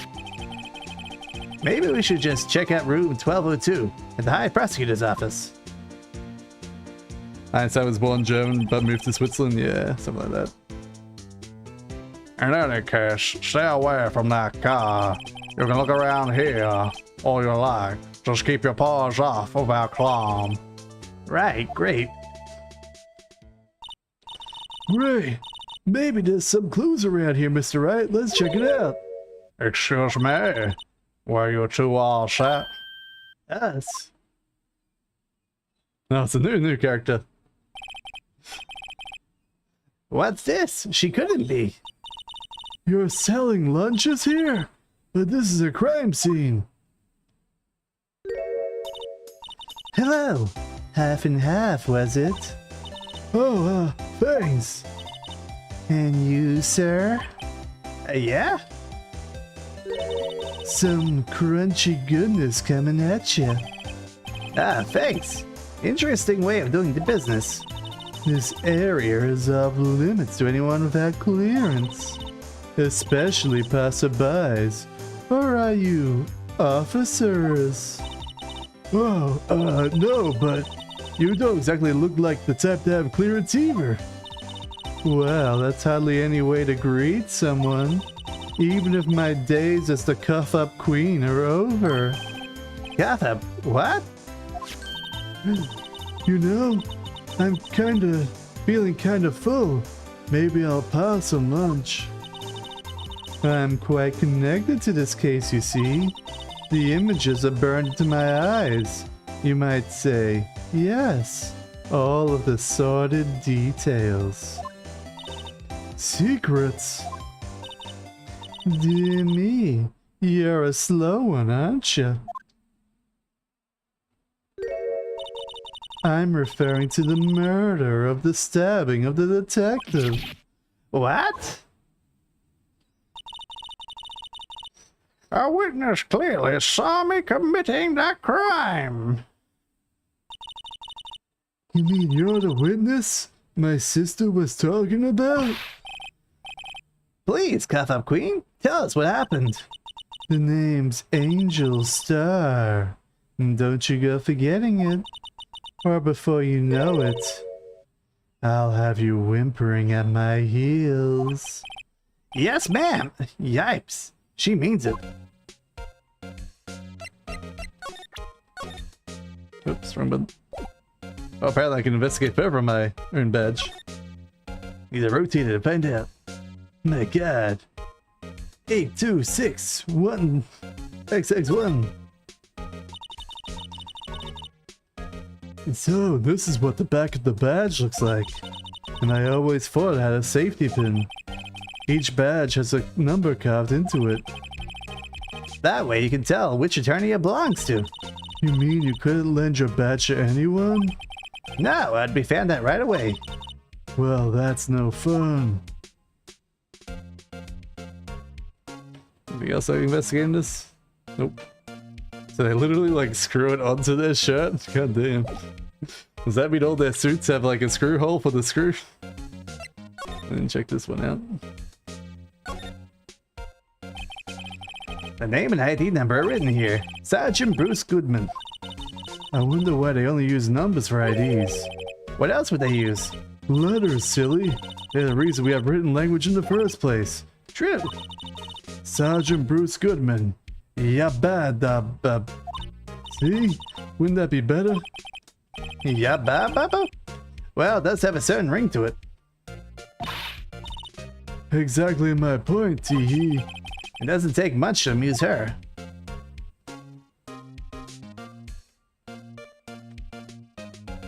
Alright, apparently that's it for this. Alright, present. A defense attorney? Be able to fight. How about you? Do you think you can win? Yabba dabba doo, yep. Could be. She has jellied donuts on her head. Damn, dude. I was thinking this. I guess because they don't do rice balls in the translation. How about tackling Lunchland's Pickle Supreme lunchbox? Wow, it's really crunchy. A box of pickles. Kind of a sad lunch if you ask me.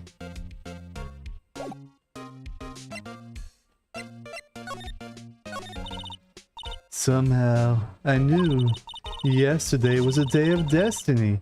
I knew something was gonna happen.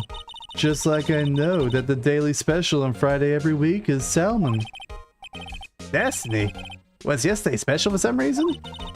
You're a defense attorney, right? You should know then. You should know the foul deeds of the evil ones who haunt this den of iniquity. Evil ones? Evil ones? Prosecutors, They have no qualms at all the blackening of names to the innocent. And yesterday they paid homage to the most evil one of all. They gave an award for the king of prosecutors. What a farce. So, she's saying there was some sort of prosecutor convention yesterday? I was almost compelled to lace their lunches with something foul. Do you have a personal grievance against prosecutors or something? Or is some kind of science evidence of this, evil? Making fun of Pokemon's jelly donuts. True. Young miss, mock me at your own risk. You'll soon find out why they call me the Cough-Up Queen. Ugh. The most heinous of all evil ones that they awarded yesterday, it was in his car that they found the body. Proof that he devours the evilest lunches of all. Really? Really? What? I'm totally confused. One thing's clear, this lunch lady has a thing against prosecutors. So what exactly was it that you witnessed, Miss Star? It was a fascinating spectacle, to be sure. I now feel I know what they say when they talk about a woman's wrath. To see Lana Sky wield that knife so... Her knife flashed in anger, bringing him to a sad end. It was truly a sight to behold. You mean you saw the moment of the crime? The sound of his silvery ties to this world being cruelly cut still rings in my ears. And the rhythmic beat of Lana Sky's knife. Wait a second, you know Lana Sky? Of course. It's quite a feat becoming chief prosecutor. How many lunchboxes of sin did she pack to make that journey, I wonder? She always travels light. Now, why would this pretty lunch lady know the chief prosecutor's name? Isn't it obvious? She served food there. Could we ask you about yourself, Miss Star? I come here every day to sell lunches. I import only the freshest and best from the Far East. And for some reason, the box lunches here are a hit. Why not make the lunches here rather than import them? Did you say something? No. Only the true connoisseur can understand. Oh god. The kind you can only tell someone who has tried the General Tso's Trilobite lunch set. I didn't even know you could eat Trilobite. I didn't think it's possible. Isn't that meant to be a prehistoric fossil, pretty much? Like pretty much all shell, nothing meat? Oh, never mind, you win. I don't even want to appreciate part of the Trilobite's flavor. Anyway, I come here every day to sell lunches. My boyfriend works in the security room here at the prosecutor's office. Your boyfriend? See the security room over there? The glass-walled booth? I sell my lunches, and since I'm here anyway, I drop in to see him. Since you're here anyway, I guess selling lunches is more important than the romance. So, to scientifically analyze the data so far, you, Miss Star, are a lunch vendor with an ulterior motive for coming here. Useful analysis, not... Did you have a bad experience with a prosecutor, Miss Star? I sense some hostility. Hostility? Huh. Perhaps. Prosecutors are all alike, and the bigger they get, the worse they smell. Kind of like 10-day-old clams in the chowder. I wonder if Miss Star was involved in some sort of legal trouble in the past. That sure caused food poisoning. Scientifically speaking, of course. I mean, now you're talking, Cough-Up Queen. I thought she was just a lunch vendor, but now I'm not so sure. Alright, present the last bit of thing we got. About this card. Lunchland vendors only. Accept cash, no cards. Especially not a card belonging to someone else. No, this isn't a credit card, it's an ID card. It belongs to a detective. And you're showing this to me, the lunch lady? Why? That's like showing a fine honeyed ham to a detective. Why do I always feel like I'm being mocked? Just wanted to know if she knew who the person was. Alright, am I able to... No, I can't even move across to the other side anymore. Alright, I guess moving on. Hi, prosecutor's office. Even if they weren't extinct, it would be like a millipede for trilobites? Yeah. Not a lot there. Hey, look, the Steel Samurai. Hi, prosecutor's office, room 1202. This is the kind of room that just screams, I can do the job. Quite a change from your office, really. Thanks. Look, there's a trophy or something here. A trophy? What's that, a shield? It takes real nerve to display stuff like this. Whoever's office this is, they're real stuck-up jerk. Phoenix, right. You never tire of prying into other people's business, do you? That voice. Long time no see, Edgy. Huh? Oh, Mr. Edgeworth. You know him from somewhere? Of course, I'm his biggest fan. My sister introduced us once and... Right, her sister is the chief prosecutor after all. Well, what brings you here? I'll warn you, I've been known to be a real stuck-up jerk. No. Did I? No. It was just, Mr. Right here, he, Hey, don't blame me. We're just here to investigate a murder case. Murder? A body was found in this nasty bright red sports car in the parking lot. That would be my car. What of it? What? Your car? I'll say one thing, she certainly can scream. Alright, time to look at Edgy's office. Whoa, these are all case files. They're all stacked up to the ceiling. There's even a ladder. I thought Edgeworth wasn't good with heights. He must have found some. He must have someone to get them for him.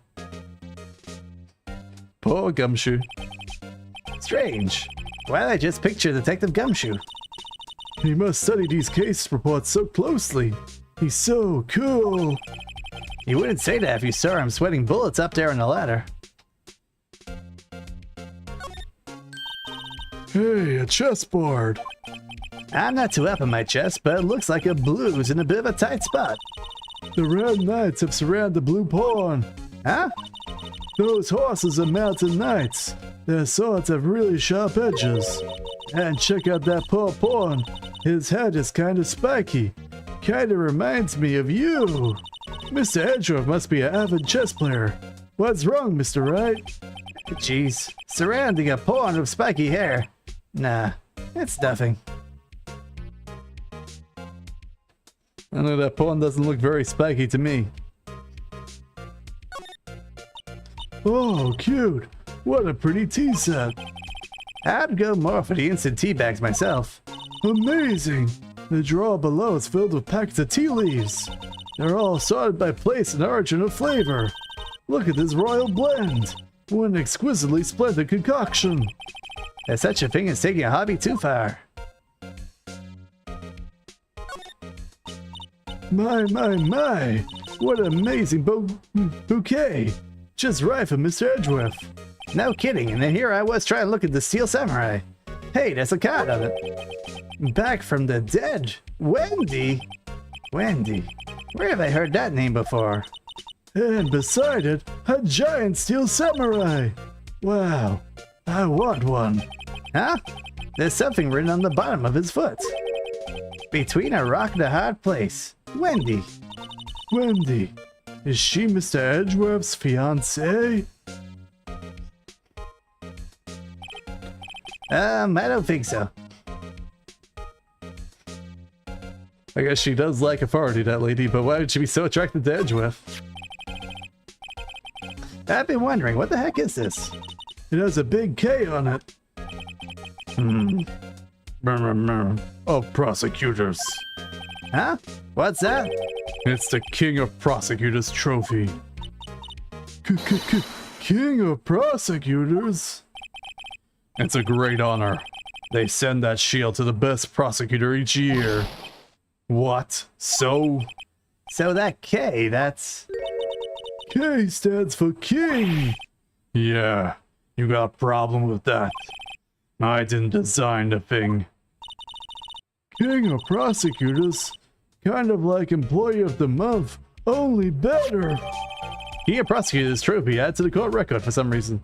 Given to Edgeworth, King of Prosecutors at the police department on the day of the murder.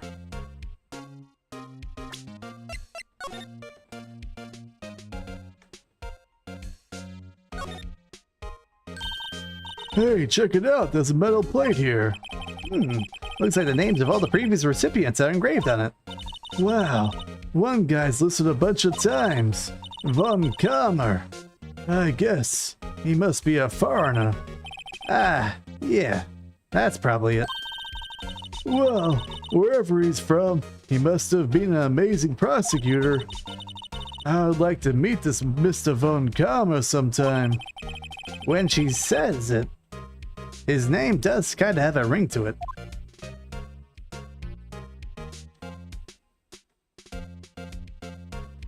Alright, I guess that's it. My god, such three-dimensionality.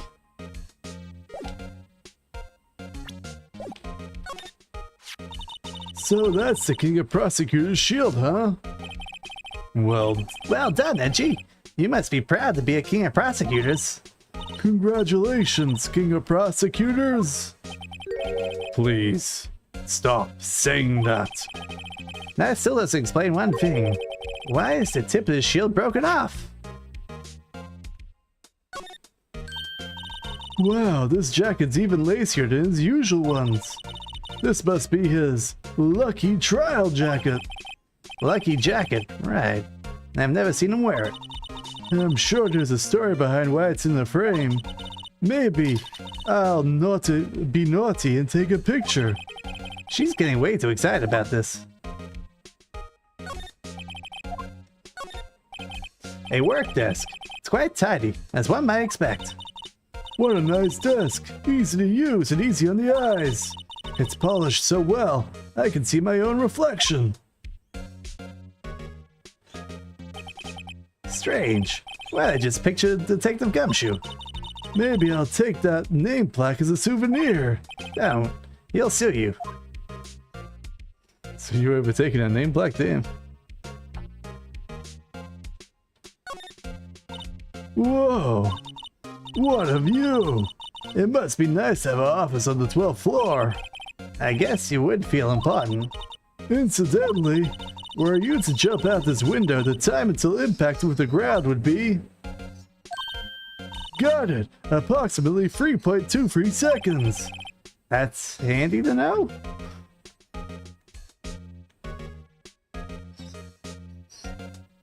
Alright, I think that's it. Oh, no, there's a chair. Mr. Edgeworth has such a comfy sofa. Sofas like this make me want to curl up and take a nap. I bet he paws over his case files here until the wee hours of the morning. Then he takes off his jacket, rolls up his sleeves, and goes to sleep, using his arms as pillows. I don't believe it. She's actually daydreaming about Edgeworth working. I bet in the morning he has sofa hair and little creases in his cheeks from the seams. He's so cool. Sofa hair is cool? Alright. So, the body was found in your car? Go ahead and say it right. You think I did it, don't you? After you went through all that trouble to help me last year, no less. No, we don't think you did it. I mean, it was my sister who stabbed him. Oh, wait, no, she didn't do that. I mean... Wait, so you're the chief prosecutor's little sister then? Yes, sir. Emma Sky, it's a nice to meet you again. Now that didn't sound false at all. Now I remember. You've really grown. I'll admit it was a surprise for me too. To think that my own car would become the scene of a murder. More surprising still, I'm being forced to prove my superior's guilt. I can understand. Wait, what'd you just say? Lana Sky is the chief prosecutor, the top prosecutor in the district. She can't prosecute herself, so I'll be the prosecutor at the trial tomorrow. You, Mr. Edgeworth. To be honest, it's a bit of a miracle I'm still here at all. What do you mean? Rumors. You've heard the rumors about me, haven't you? Miles Edgeworth. Hard to remember a time there weren't rumors about this guy. Forging evidence, arranging false testimony, illegal searches, you name it. Thanks to you, my innocence was established in the trial at the end of last year. However, there are some who say I'm the one responsible for the current incident. What? That's crazy. Some people need very little excuse to think ill of others. It's a fact of life, impossible to stop. But some of them even go so far as to present me with toys like this. They think it's funny. Toys? That bronze shield? There's gotta be a story behind that one. The chief prosecutor Sky, yes. We worked together on a case 2 years ago. It was my first big case. That's right, I remember. 2 years ago, I wasn't even a lawyer yet. Since then, I always felt that she was looking out for me. It appears I was mistaken. Mistaken? Why? I mean, I know she's not the warmest person, but I'm sure she felt some responsibility for you. Then why? Why did she stab someone in the trunk of my car? Not only that, she stabbed him with my knife. What? Mr. Edgeworth, your knife was the murder weapon? To be specific, it was the knife I kept in the toolbox of the trunk of my car. Edgeworth's knife was added to the court record. Edgeworth? What? Are you sure you didn't do it? Come on, can't you take a joke? You have a strange sense of humor, Mr. Wright. Alright. Let's go examine. Nope, not that button. Examine the knife. This must be the victim's blood, right? Either that or Edgeworth cut himself peeling an apple. What's Edgeworth doing with a knife like this anyway? Hey, maybe he spends his weekends roughing it in the wild. Edgeworth? In the wild? I think my fruit peeling theory is more likely. Are you kidding? I always pictured him as an outdoorsman. Now there's a scary thought.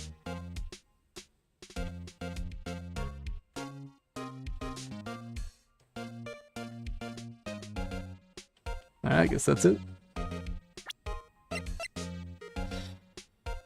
Alright. Presenter. I can't present yet.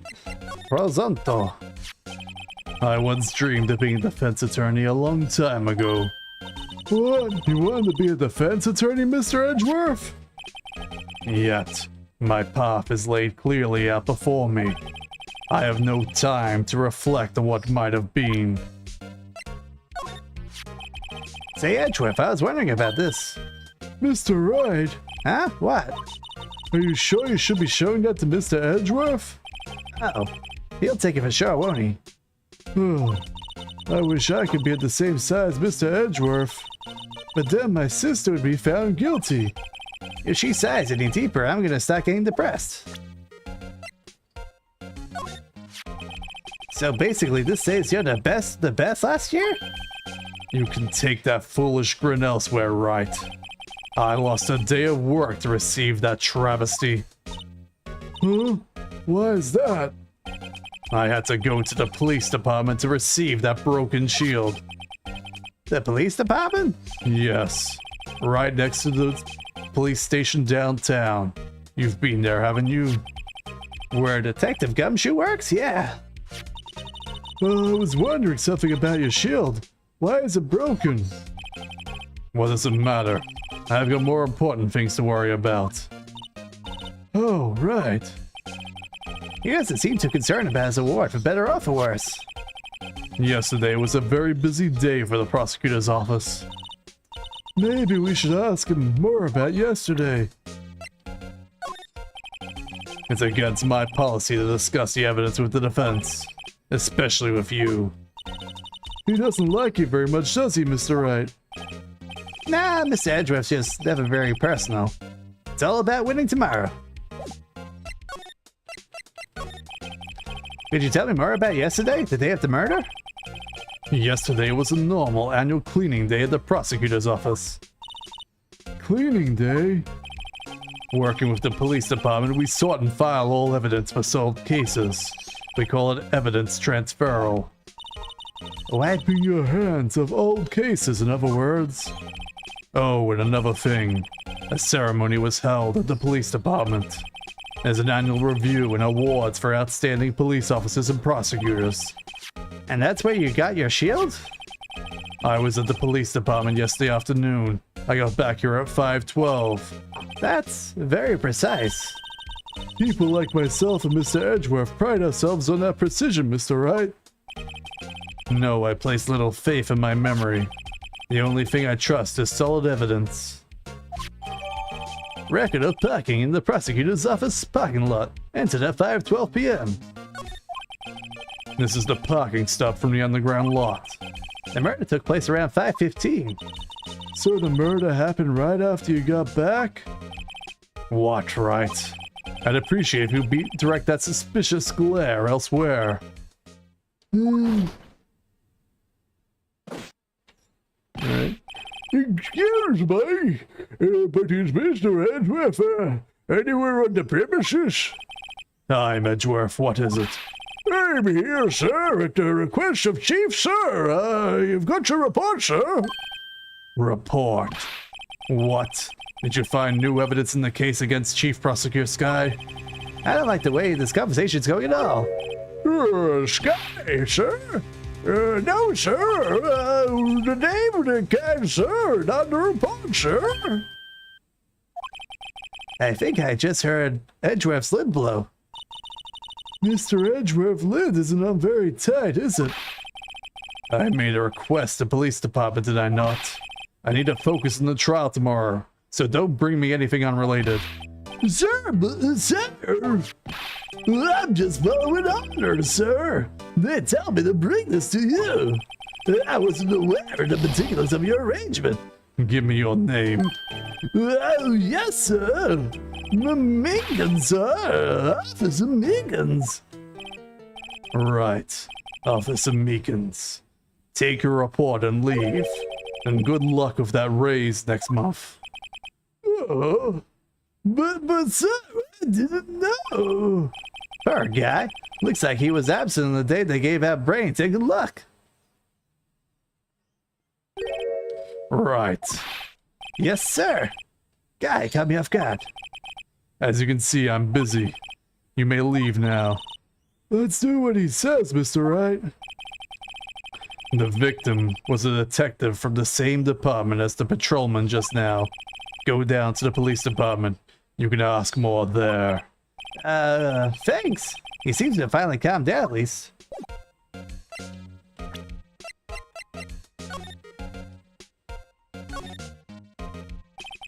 Miles Edgeworth, 1712. This is dated the day of the crime. The murder took place 3 minutes after Edgeworth parked his car. If only he was held up in a couple of extra red lights, he would have been caught up in this whole affair. Perhaps. It just goes to show you never know what'll happen when you run a yellow light. Edgeworth ran a yellow light then.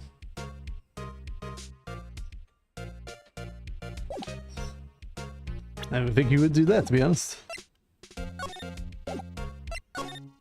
Alright. Police Department entrance. February 22, the Police Department entrance.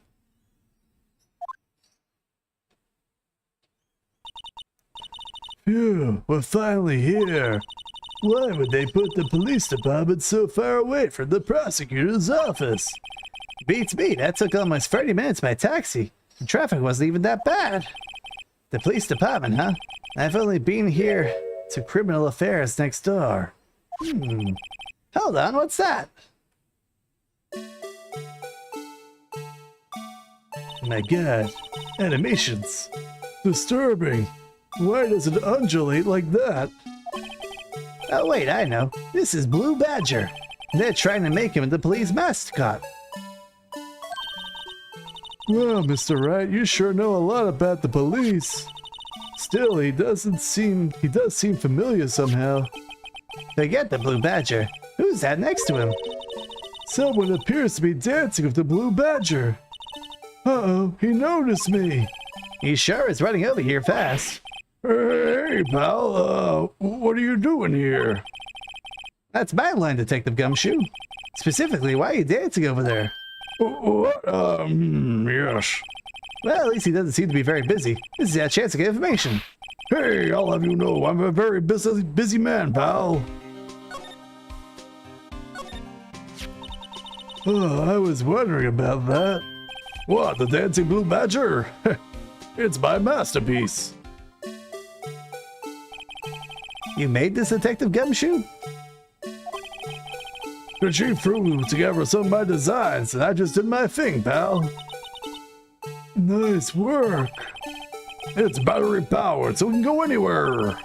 There's no switch, so it just dances until the batteries die. Poor Blue Badger. Faded to dance until he drops. Blue Badger panel added to the court record for some reason.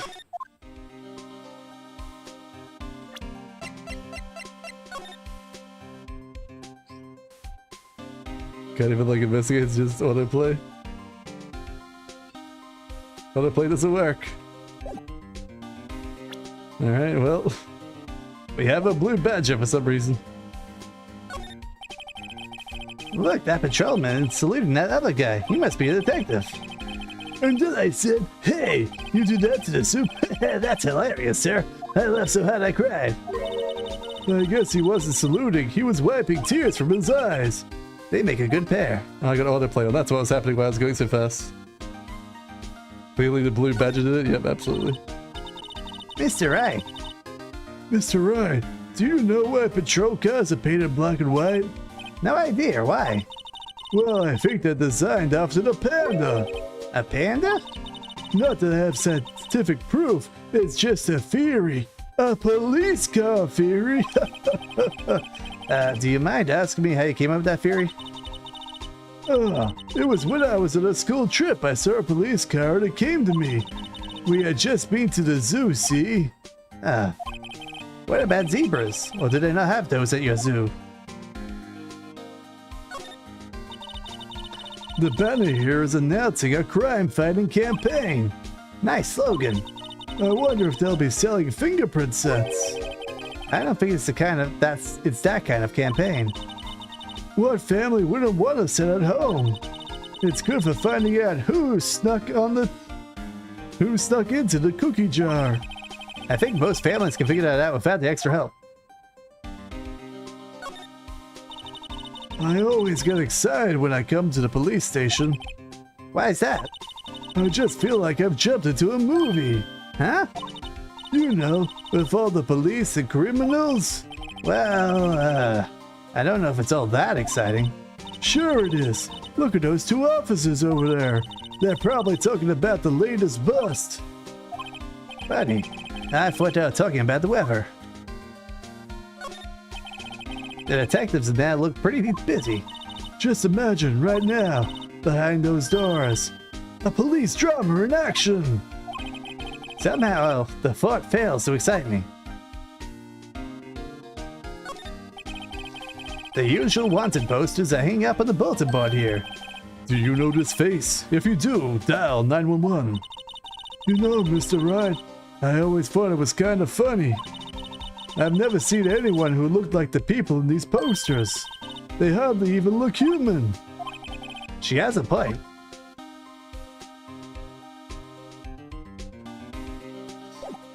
Alright. Detective, here's my attorney badge. You show this to me every time we meet, pal. Real men show their police badge. Enough said. Haha. I wish I had a badge. Even an ID card would be nice. Wait, speaking of ID cards, I found a detective's card, didn't I? I'm Detective Gumshoe. What can you tell me about this? Oh, hey, pal. This is a detective's ID card. You can't just keep that. You have to turn it to the police. It's people like you that get me in so much trouble all the time. Meaning Detective Gumshoe must drop his card a lot. Let's see. Bruce Goodman. Goodman. Sounds familiar. Nah, my mistake. But didn't you work together with him in criminal affairs? Whoa, now I remember. Bruce Goodman. He's the victim. That's what I thought. Can you tell us more, Detective Gumshoe? Hey, that's it. That's the King of Prosecutors Award that Mr. Edgeworth got yesterday. Were you at the award ceremony, Detective Gumshoe?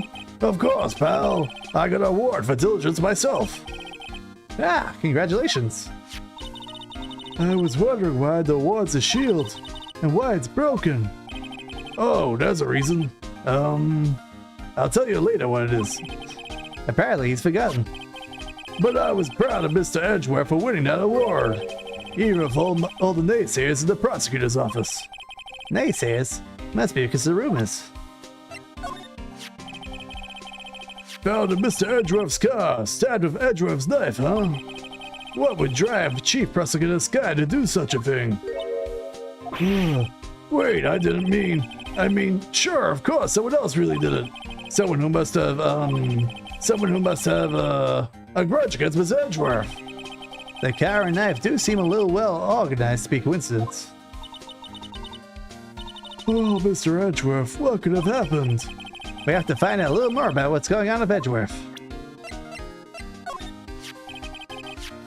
Yep, same as before. Alright.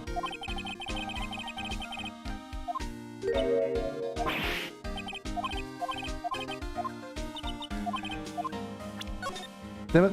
Oh good, I didn't accidentally show it twice. Whew, it's close.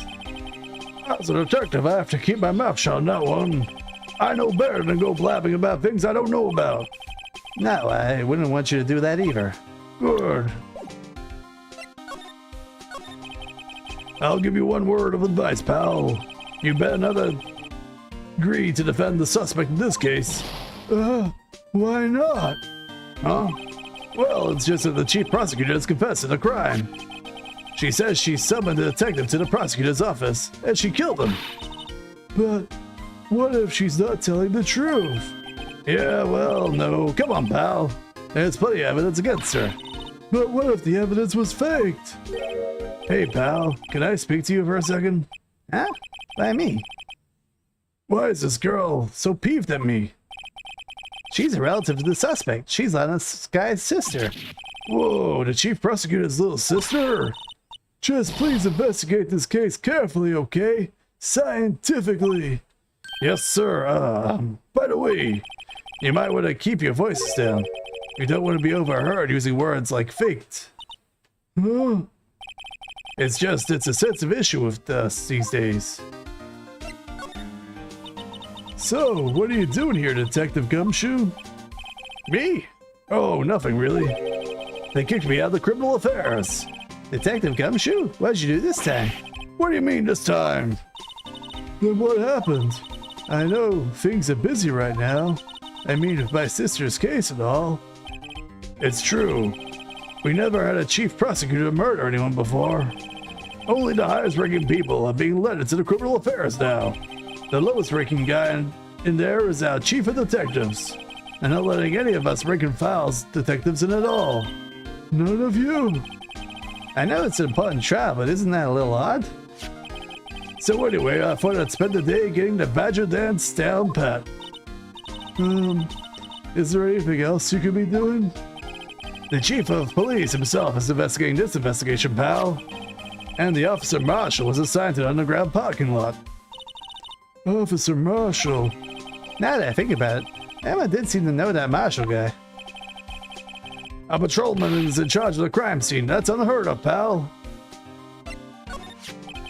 So, this ID card belonged to the victim? He was a detective like myself. Detective Bruce Goodman. Don't you think it's strange? I mean, why would the victim's ID card be laying on the ground where we found it? Well, Detective Goodman should have been at the police department yesterday. There was an evidence transferal for a case he handled 2 years ago. Evidence transferal? Mr. Edgeworth mentioned that too. But Detective Goodman was killed in the prosecutor's office. Well, that's the thing. It's hard to say this, but word is that the chief prosecutor Sky called him out there to the parking lot. And Lana is confessing as much. He's in a tough spot again. Again?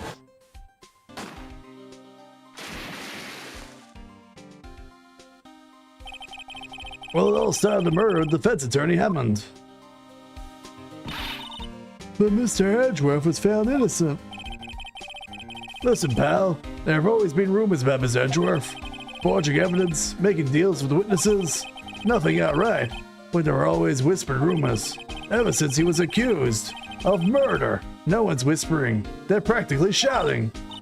But there's no evidence against him. Well, Mr. Edgeworth always had unusually strong ties to the defense department's upper heads.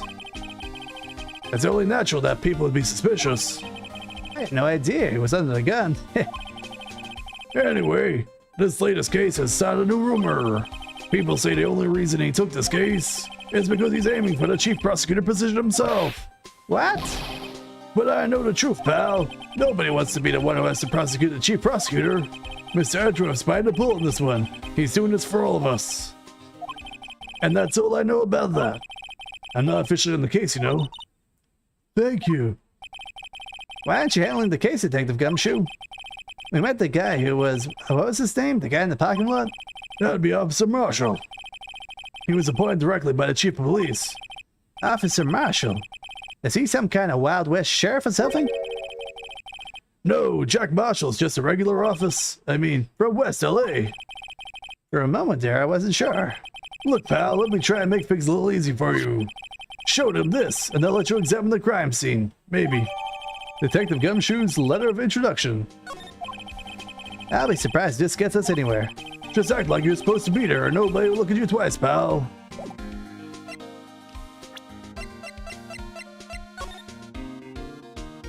What did he cross out there? Something $20? Hey, look here. Looks like something's been crossed out. Maybe it was a letter or something to Detective Gumshoe. Let's see. Annual bonus, $20. I think a couple zeros are missing. Now that sounds about right. At least in the detective's case. Maybe I should rethink my career as an investigator. Alright.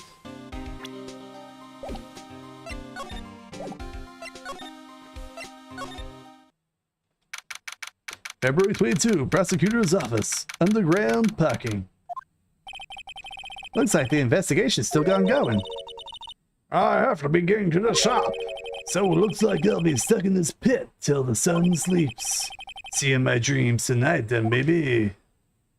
Oh, it's her talking. Oh, still here. Oh, hello. What a surprise looks. Didn't I mention? I've got a boyfriend in criminal affairs too. What happened to the security guard? Hey there, what's wrong, Bambino? You're looking like a doggy has lost his herd. Jake Marshall. Strange guy to put in charge of a crime scene.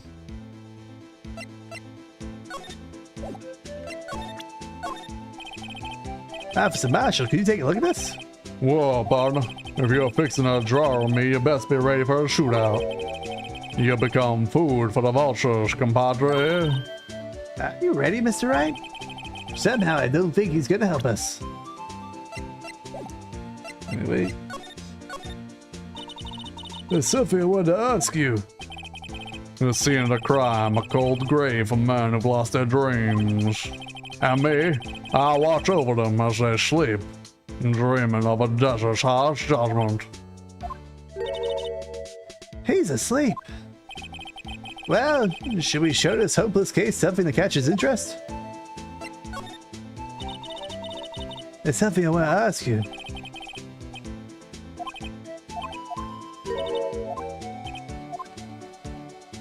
Alright.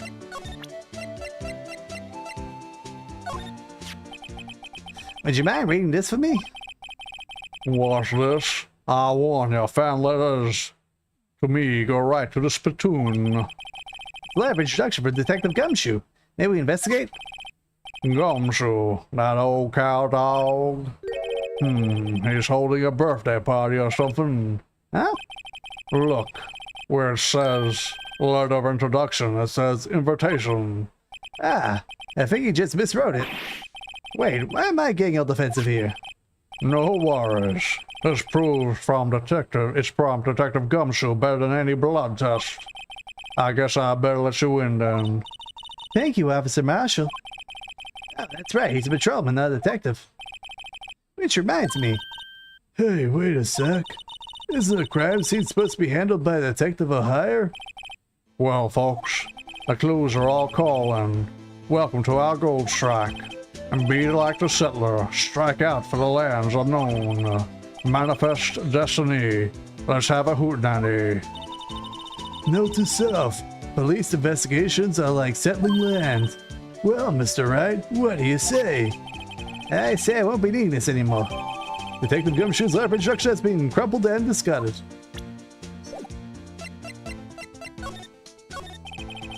Officer Marshall, could you tell us more about the victim? Good men always die young. Remember that, partner. Could you be more specific? Bruce Goodman. He was a detective, right?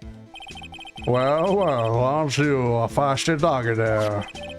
Detective Goodman was stabbed here at 5:15. The smiling Madonna told me the tale. I think he means the witness, Angel Star. One stab to the chest. A fine piece of work. This here is the autopsy report. Goodman's autopsy report added to the court records. Death due to loss of blood. One knife wound. Died within the hour and a half of 4 p.m. Was my sister involved with the victim in any way? Funny you should mention that, Bambino. The Chief Prosecutor Sky and Detective Goodman have nothing in common at all. Nothing in common. They apparently worked together on a case a few years back. So there's no motive. Goodman wasn't particularly a gifted detective. That one's reason why he don't really work with the Chief Prosecutor. But my sister called the victim here in the day of the murder, right? Here, to the parking lot. So it seems. Like calling an unarmed man to a shootout at the high noon. I don't mean any offense, but Officer Marshall, you're a patrolman, right? Not a detective? You call me out? They shoot you for that in Texas. Huh? I was one of them fancy shoot detectives until 2 years ago, to tell you the truth.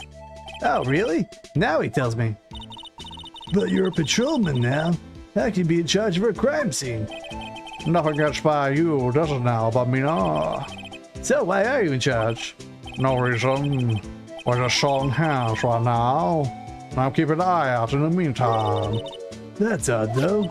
Detective Gumshoe was saying he had nothing to do. Nothing important, at least. He's nothing but a sad old cow dog, but I can't even find his tail. Maybe it's because he runs with that Edgeworth, eh? Edgeworth? That cow dog's been kicked off this cattle run by order of the chief of police. Just he doesn't realize it yet. Detective Gumshoe kicked that investigation?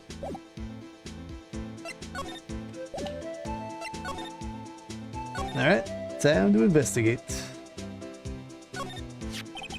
This looks like a cell phone. Scientific analysis would suggest it belonged to the victim. I can't think of anyone else who it could belong to. What's so scientific about that? Should we check it out? Right, let's check it out.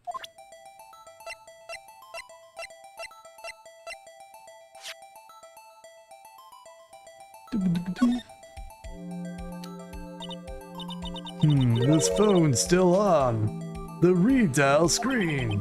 Read dial? Mr. Wright. Most phones keep a record of all calls you've made and received recently. You just press the blue button to display the last number you called. Convenient, isn't it? I'm surprised you didn't know about it. Sorry to disappoint you, but I didn't even know about things like read dial. Oh, I'm sorry. It's just you never know of people from your generation. Whatever, let's check this phone out.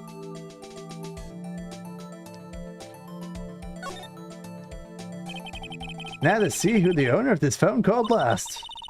Note to self, a defense attorney doesn't think first, he just pushes the button.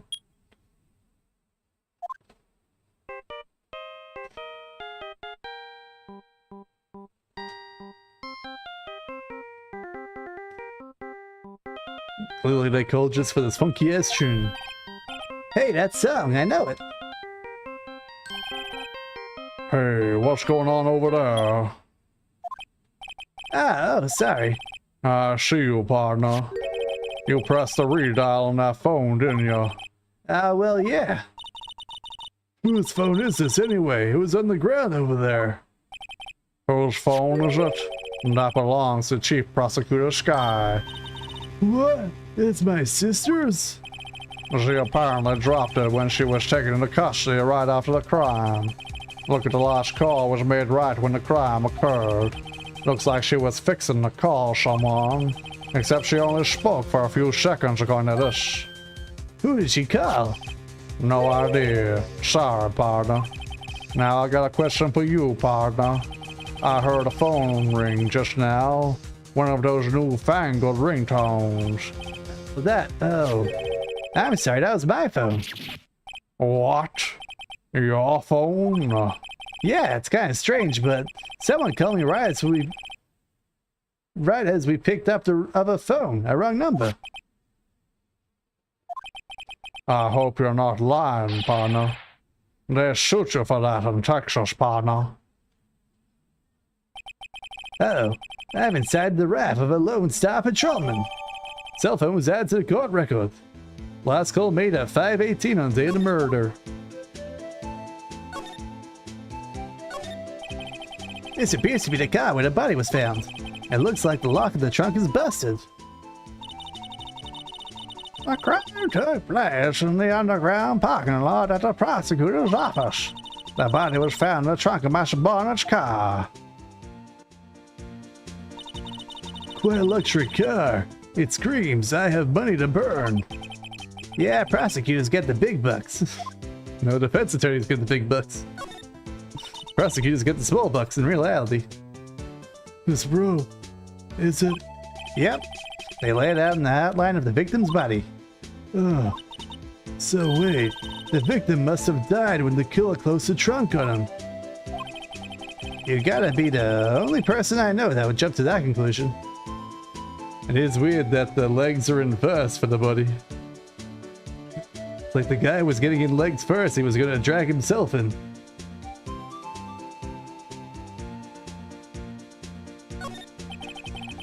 B block is through there. That's where the visitors park.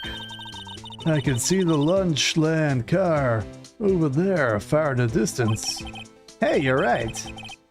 I like the cute design on the door. I can see a cartoon cow munching down some juicy looking steak. Does that strike you as a little creepy? Just don't think too deeply about it and you'll be fine.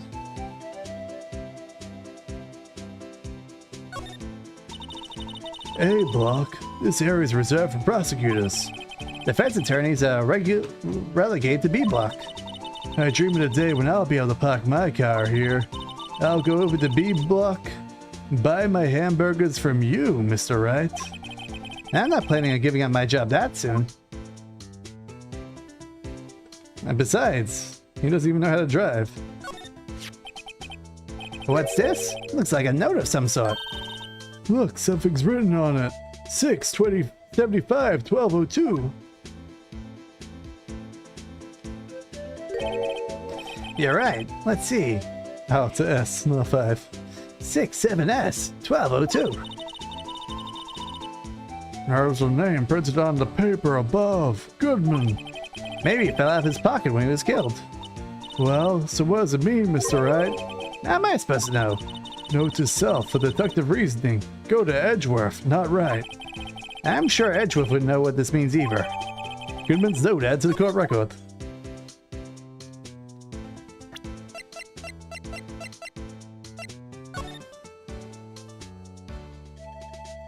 Alright, apparently I can't investigate this one.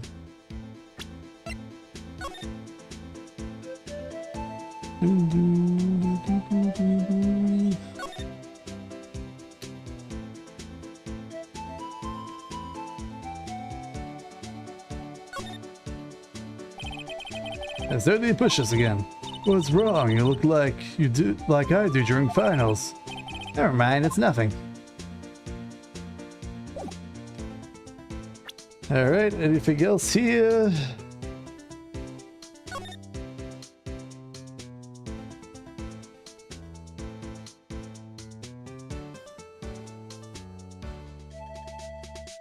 Oh, got this up here.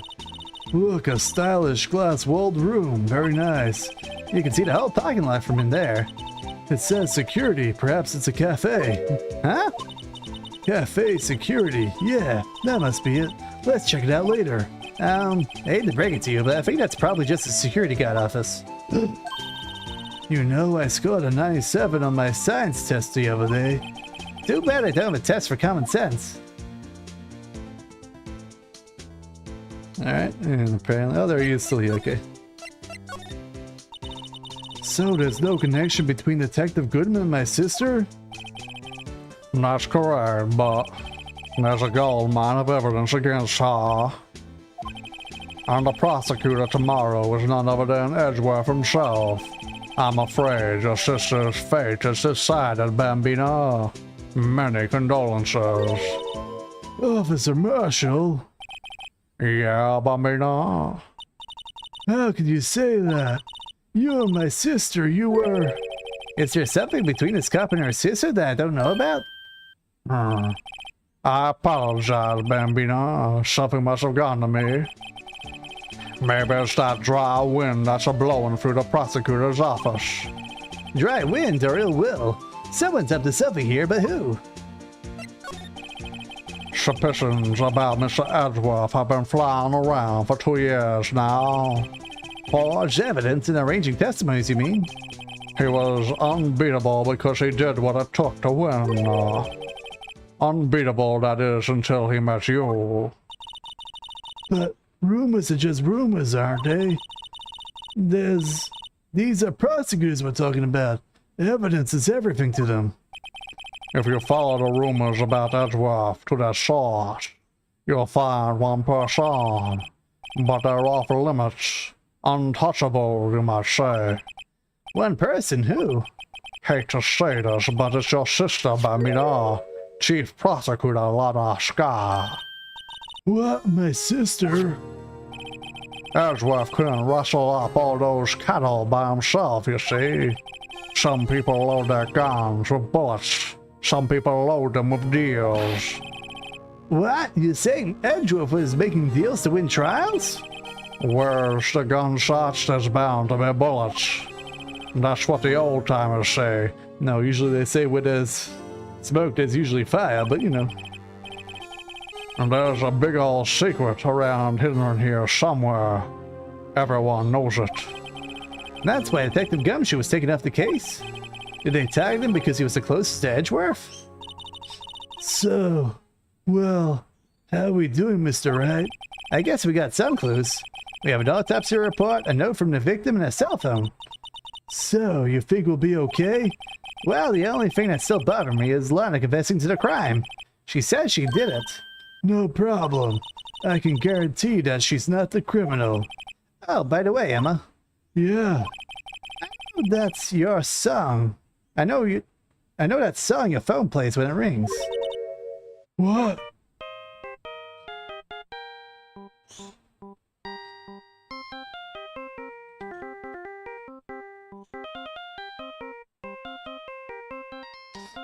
best tune, best tune.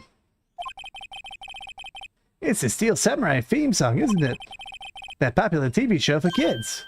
Oh. That phone that rang earlier wasn't mine. It was yours. At 5:18, just after the murder took place. Your sister called you, didn't she, Emma? Hi. I'm sorry. Can you tell me what you talked about? She hung up right away. I see.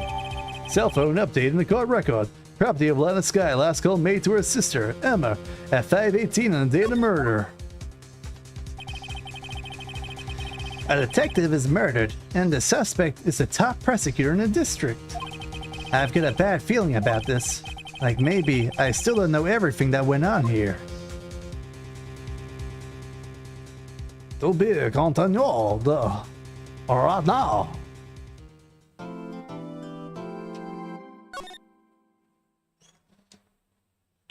Yeah, might as well. Trial former.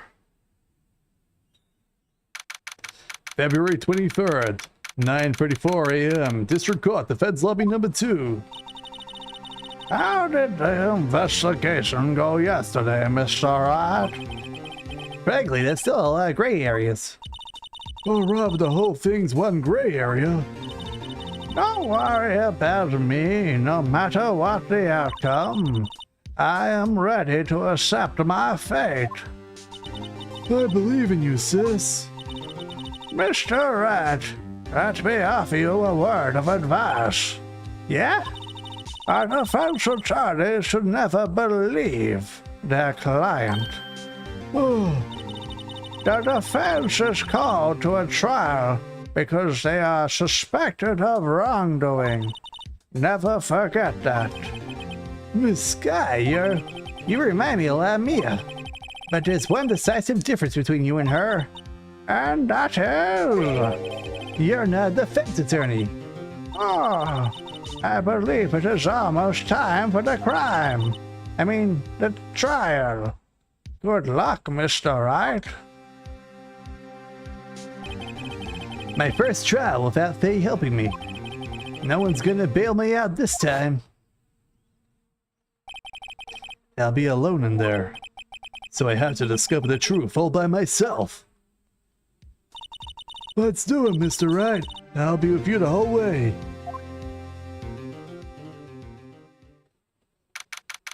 February 23rd, 10 a.m. District Court. Courtroom number 9. It's a very large number for the courtroom. Usually it's like 2, 4, or 3. Occasionally 1 if you're lucky. Court is now in session for the trial of Lana Sky. The defense is ready, Your Honor. The prosecution has been ready for a while, Your Honor. Edgeworth.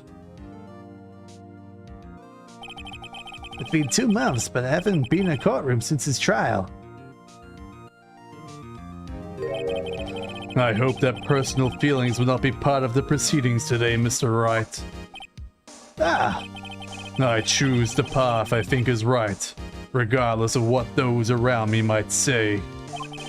The judgment to be made here is in the hands, in our hands, not those of anyone else. Very well, Mr. Edgeworth, your opening statement, please. Chief Prosecutor Lana Sky has committed an unpardonable crime. Only this.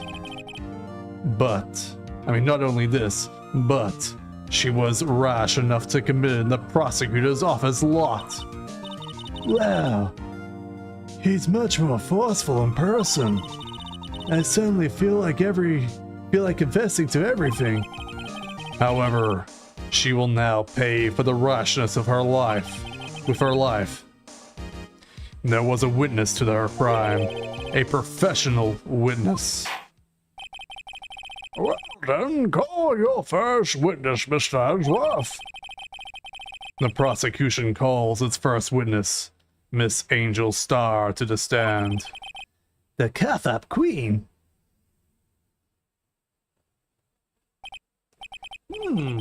Haven't I seen you somewhere?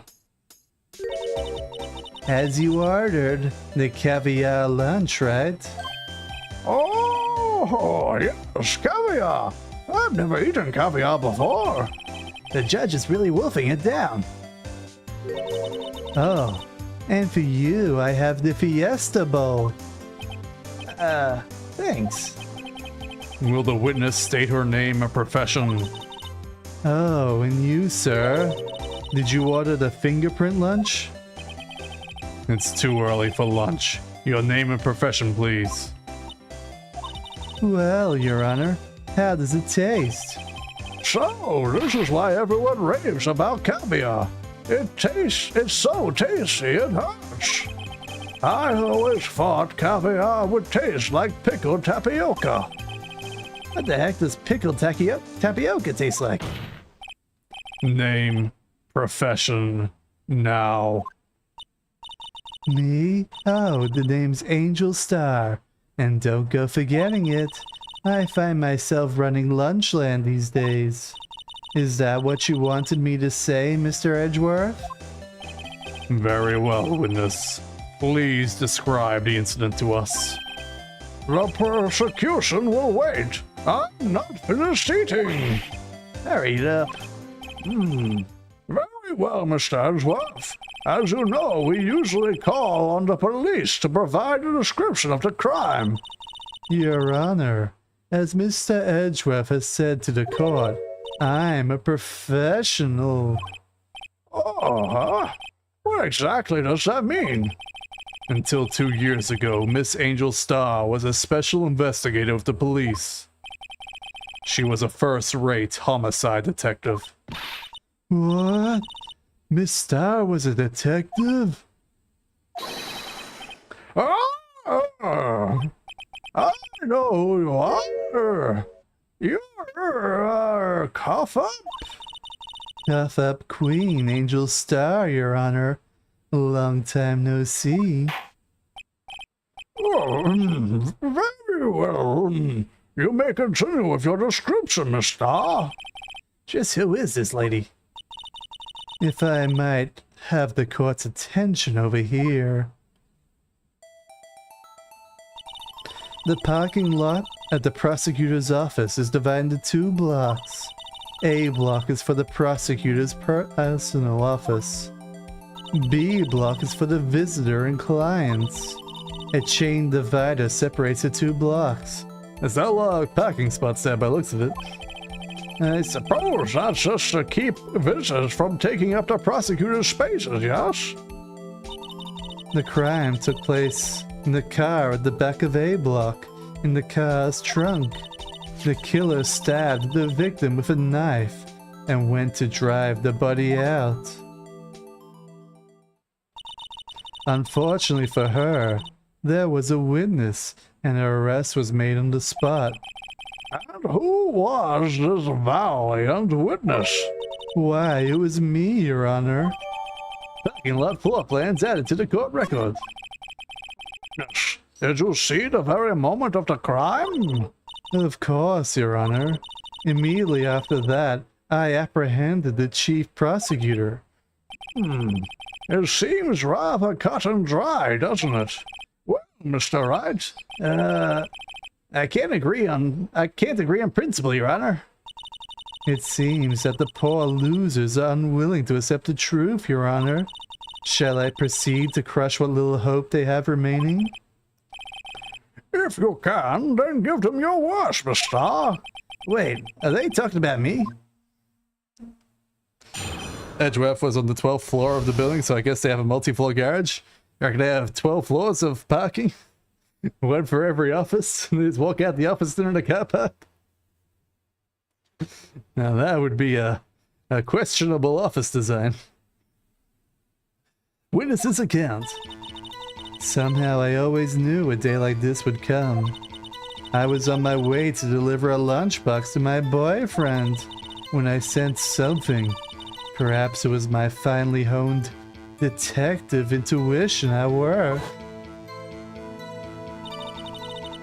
Through the wire fence, I saw the chief prosecutor standing next to a garish car. The chief prosecutor was holding a knife in her right hand. When she thrust the pointy tip of the knife into Detective Goodman's chest... bring a lunchbox to your boyfriend? How touching. As you can see, there is no room for doubt. The key point of your testimony seems to be nothing other than the point of the knife which you saw being stabbed into Detective Goodman. So, how does it feel to be so utterly crushed? I'm still thinking about that. It's merely a flesh wound, Mr. Wright. Very well, Mr. Wright, you may cross-examine the witness. Well, I noticed there's 3 contradictions already. If we go through evidence, contradiction number 1 is died an hour and a half after 4 p.m. from a knife wound, which means if he died at 5 p.m., why would he get stabbed at 4 p.m.? So that's one contradiction. The other, if she was checking the car a lot and giving stuff to her boyfriend, why was she in B instead of in the security room in A? But you know, that's... She could just say she was parking there and she was going to go there next. And she's not allowed to park in prosecutor spots. And the final contradiction, I forget. But those are the 2 main ones. It was something that she said that felt off. Can't remember what. Anyway, press her. How'd you know? I respect the prosecutor's basic abhorrence of crime. And yet their methods are ugly and twisted. Twisted methods will always lead to tragedy. The lunch lady's unformed opinion is duly noted. Given that they're used to erasing inconvenient evidence at their whims. Killing off a detective that knew too much is merely an extension of that. Miss Starr, do you have something personal against the prosecutors? I felt that I found my dream job when I became an investigator. And if I hadn't been laid off by those prosecutors over there, I'd still be one. Laid off? She was fired? To me, prosecutors are nothing more than worms. That said, I'm a pro. As you know, my testimony is unbiased and flawless. Very well, you may continue, Miss Starr.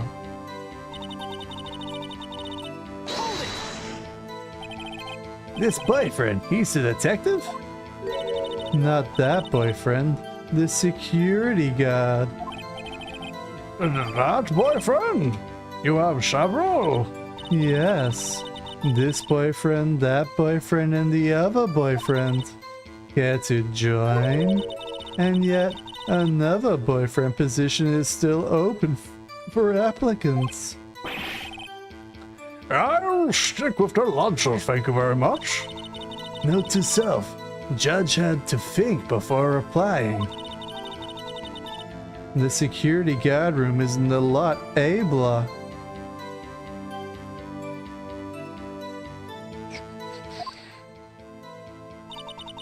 It's up on the 2nd level, so you can see everything from there.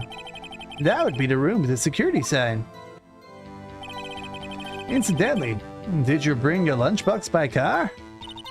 Since I'm a visitor now, I parked in B block. Oh, she was in B block when she witnessed a crime. When I said something was perhaps it was my finely honed detective's intuition at work. You said something? So you're saying you have a premonition of the murder? It felt like, how would you say? Oh yes. It was like the feeling you get when you view a pumpkin chock full of seeds. I have no idea what that means. Speaking of detective's intuition, wasn't the victim Mr. Bruce Goodman also a detective? Yes, well, he was like a young cheese. Well, yes, he was like a young cheese. A young cheese? A pale white cheese, not yet tangy with the experience on the streets. A greenhorn. Then I must be a hard yellowed and sharp as a tack. Yeah, with the odor of old cheese to match. In any case, there's a lot Poor judge got told he was smelly. I felt something stirring in the back of my mind. Through the wire fence, I saw the chief prosecutor standing next to a garage car. By garage car, you mean? Mr. Edgeworth's car, yes. Mr. Edgeworth's? Incidentally, the knife with which the victim was stabbed was also Mr. Edgeworth's, wasn't it? Indeed it was. What an odd case this is. And the person you saw, how you saw it was the defendant? I saw her from no further than 30 feet away. I'm certain it was her. If she's telling the truth, we're doomed. Let's just do what we can. Even though we don't have any proof, we can always nitpick. Witness, in your testimony, you clearly stated the following. Prosecutors are nothing more than worms. Ergo, you're a biased witness. You might want to keep those silly opinions to yourself in the future, rookie. Huh? Rookie? Unless you're willing to risk the consequences of doubting me. I'll fry you like a fritter. Crispy on the outside, chewy on the inside. That was inspiring. I believe I heard that tagline elsewhere. Could you cry plagiarism? I may be relegated to a lowly post of lunch lady, but my instincts are honed. A photograph? You took this? The moment I witnessed a crime, my reflexes took over, and snap, I took a picture. In fact, one of my lunchboxes rigged with a camera. Suppose that's more exciting than just hanging around your neck. Witness, why am I only seeing this photograph now? You think I'd show it to you, a prosecutor? Think again. My boyfriend works in the photography division of criminal affairs. This most certainly is the defendant. Crime photo added to the court record. The moment of the crime, photographed by Angel Star. Oh, that's unmistakably Lana's guy. So, what was the defendant doing at the time?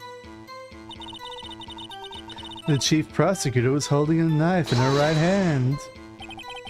Tell me more about this knife the suspect was carrying. Well, I'd say the blade was about 4 inches long. Is that right, Mr. Edgeworth? It is your knife, after all. Yes. That's about right. Prosecutors by nature are well versed in the location of a man's vital organs. I'm sure it was easier than boiling an egg for my egg salad surprise set. You can't testify as to her ability to kill an egg, I mean a person. Perhaps a chicken salad set would have been a better metaphor. So the defendant was holding a knife, what then? Then she thrust the pointy tip of the knife into Detective Goodman's chest. Tell the court why you didn't try to stop this crime. You did see her raise the knife to strike, no? The defense has a point. Unfortunately, by the time I realized what was going on, it was already too late. Too late? Yes. The next moment, the chief prosecutor brought down the murder weapon. I see. It's only a flesh wound, Mr. Wright. We can make it right. You said that before. Anything else?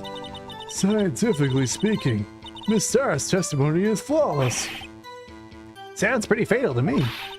What do we do? Is this it? Is my sister guilty? Let's just keep our heads cool and press the witness a bit, shall we? For some reason, having her panic next to me makes me calmer. Don't smile like that.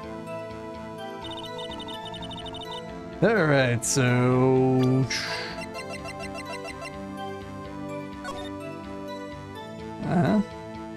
That is most certainly a photo. But she's using her left hand to close the bonnet. That means she's left-handed. I don't think that means it at all, but... We'll use that as our excuse. Alright, That doesn't seem that bad. Lunchbox to boyfriend. I mean, we could sort of show this, but I don't think that'll matter too much. I don't think that's worthy of anything anyway. Slide over there, slide over here.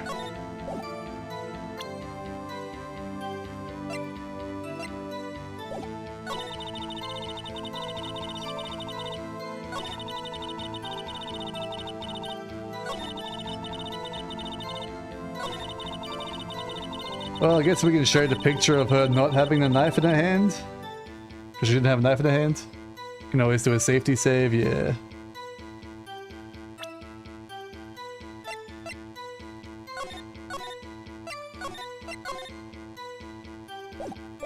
Alright, well, the only thing I can really see is the picture doesn't have a knife in their hand.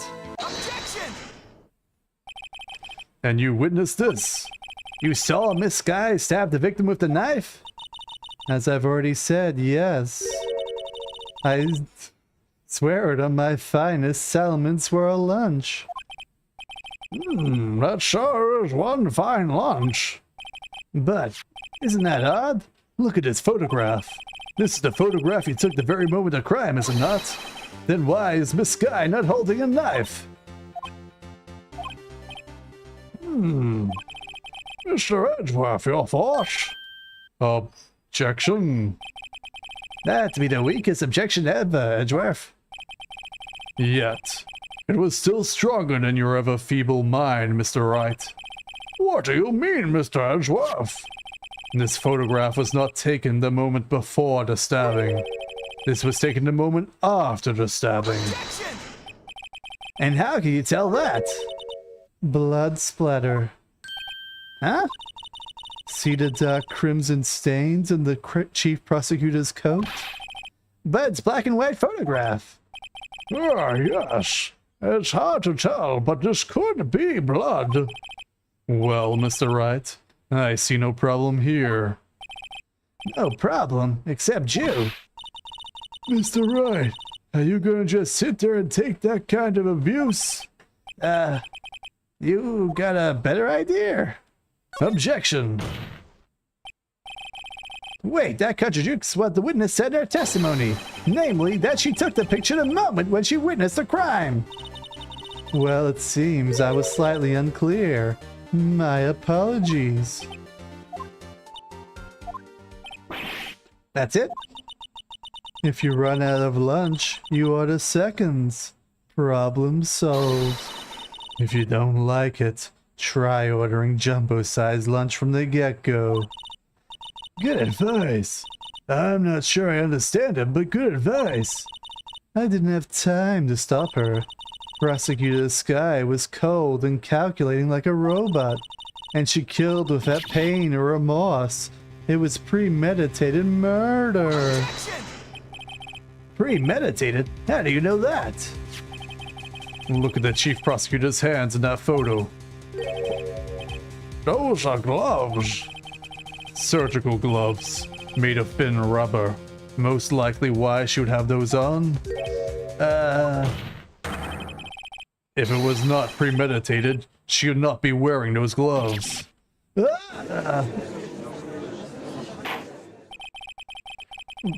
These gloves do seem to tell a tale of premeditation. Premeditated murder, a serious offense. Witness, add this to your testimony. The murder was planned. The rubber gloves prove it. What if she was just in the habit of wearing gloves, like driving gloves? The gloves were admitted as evidence when the defendant was arrested. They were rubber gloves of the kind used for autopsies. In other words, when the chief prosecutor came to the crime scene, she came to do murder. It's the only possible conclusion I can make. Everything was planned. It was premeditated crime. Ah! Impressive. I'm sorry they took you off the force, Miss Star. This is bad. She's got them thinking this was all planned. If she can prove this claim, the trial's already over. I've got to think of a way to show that this wasn't premeditated. It's only a flesh wound, Mr. Wright. We can make it. You said that before. Anything else? Scientifically speaking, Miss Star says we're close. Alright. What do we do? Is this it? Is my sister guilty? For some reason, having a pact makes me calmer. Alright, there's obviously something we can do with that final statement. What can we present that has some information? Traces of victim blood, no prints. Okay, that shows there's no prints on the thing.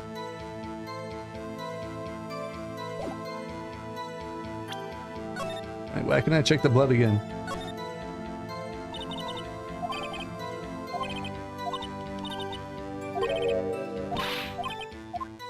Same as before. Alright, what else we got?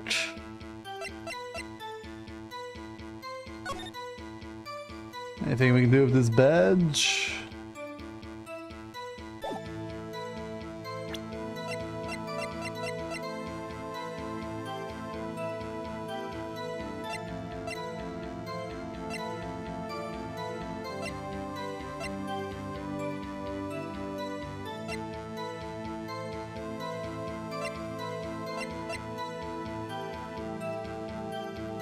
I mean, the only thing I can think is this.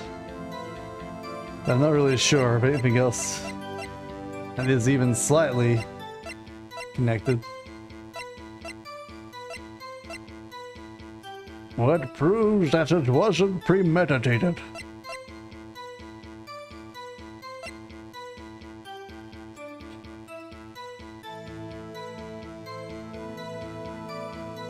Can't think of any connection with this note for anything.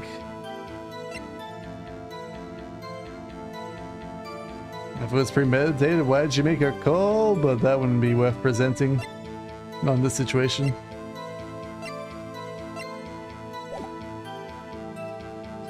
I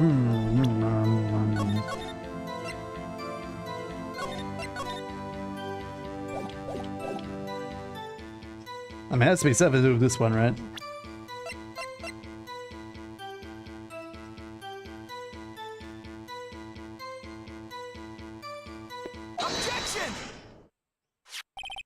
Witness, do you know what this is? Are you trying to test me? I sell box lunches for a living, you know. That's a knife. The knife. The knife that was in Mr. Edgeworth's trunk. Indeed, it's my knife. If it was premeditated, why would she be using his knife? What's with this case? The bloody murder weapon, a red car, all belonging to the prosecutor there. The defendant is the chief prosecutor for the district, right? Mommy, the prosecutor's bad, people. The defense has a request. We asked the witness to provide an accurate testimony. What is that, rookie? In your testimony, you state that Lana Skye planned his murder, and that's why she was wearing those special gloves. It seems like a natural conclusion to me. The gloves do indict planning. However, why would she also not prepare the most important thing? The murder weapon. Oh. I was right. This knife just happened to be in the trunk of that car. Ladies and gentlemen, if you're going to plan a murder, you don't forget the weapon.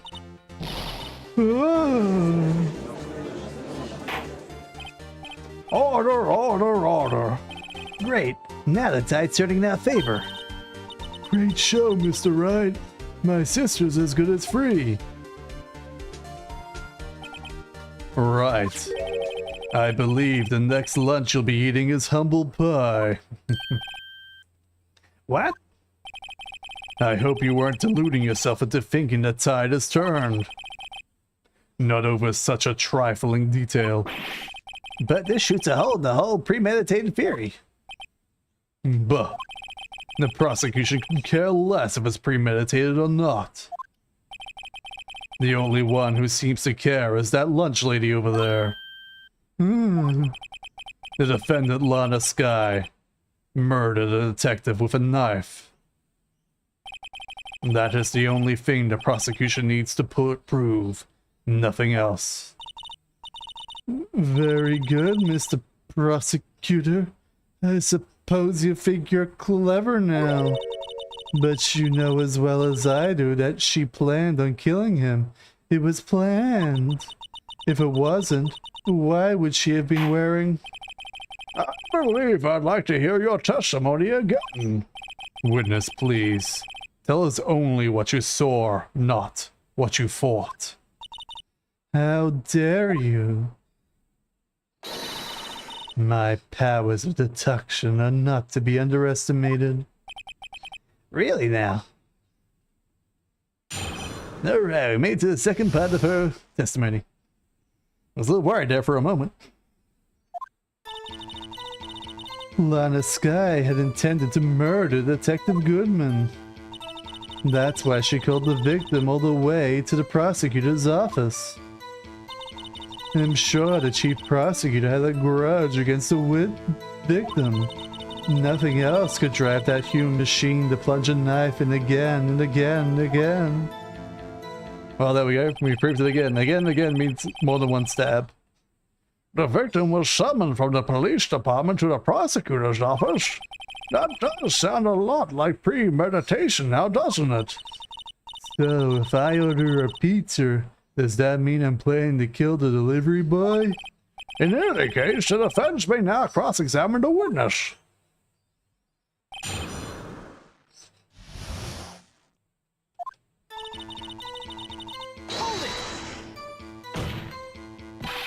You said that, but you haven't told us how you know.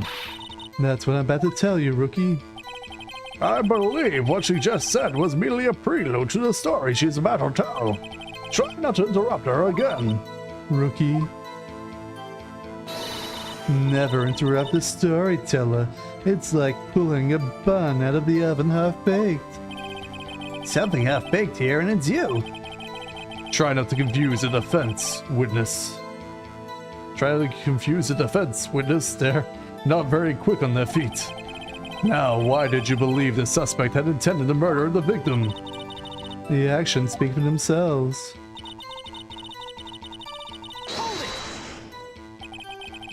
You have no proof that Miss Skye called him there. You have proof that she didn't. Mr. Edgeworth, thoughts? There is no record of a call made on the defendant Miss Lana Skye's phone. She might have written him a letter. Come on, you could have tried public phone first at least. In any case, the victim came to the prosecutor's office where he was murdered. I'm sure he had a reason to be there. Witness? Why do you think it was... Why do you think it was the suspect who summoned the victim that day? I'm sure the chief prosecutor had a grudge against the victim. What kind of grudge? Well, I wouldn't know that. Of course you don't. That's because she didn't have a grudge. Rookie. I have a lunchbox here. Now, what's inside? How am I supposed to know? See? We agreed it's a lunchbox here, but we don't know what's inside. A person's life is like a lunchbox of pretzels. Don't you agree? Next she's gonna say it's like a chocolate box. You never know what you're gonna get. I get it. That's why my lunch was so salty. This judge isn't very good at metaphors. The suspect had a grudge against Detective Goodman. Will you tell us your basis for thinking this? It's simple. Nothing else could drive a human to plunge a knife in again and again and again. A human machine? That's a contradiction. Please. Can you find fault with something of substance, Mr. Wright? Note to self. Mr. Edgeworth's size like a citrus. I smell like a citrus fruit. You say again and again. How many times did she stab him exactly? We often chop into 1,000 pieces, but we don't actually mean 1,000 pieces. What difference does it make if the deed is done? How come she's getting mad at me? Let's just say she stabbed him several times and leave it at that. Leave it at that. This is a murder case, people. Mr. Wright, you should speak up if you have an objection, you know. Miss Star has turned out to be as short-tempered as she looked when we met her. Challenging her abilities as a detective really set her off. The short wick burns out the fastest. It's a scientific fact. I wonder, wouldn't it depend on the size of the candle? I mean, add more wax and even a really short wick will burn longer. Obviously, more scientific testing is required.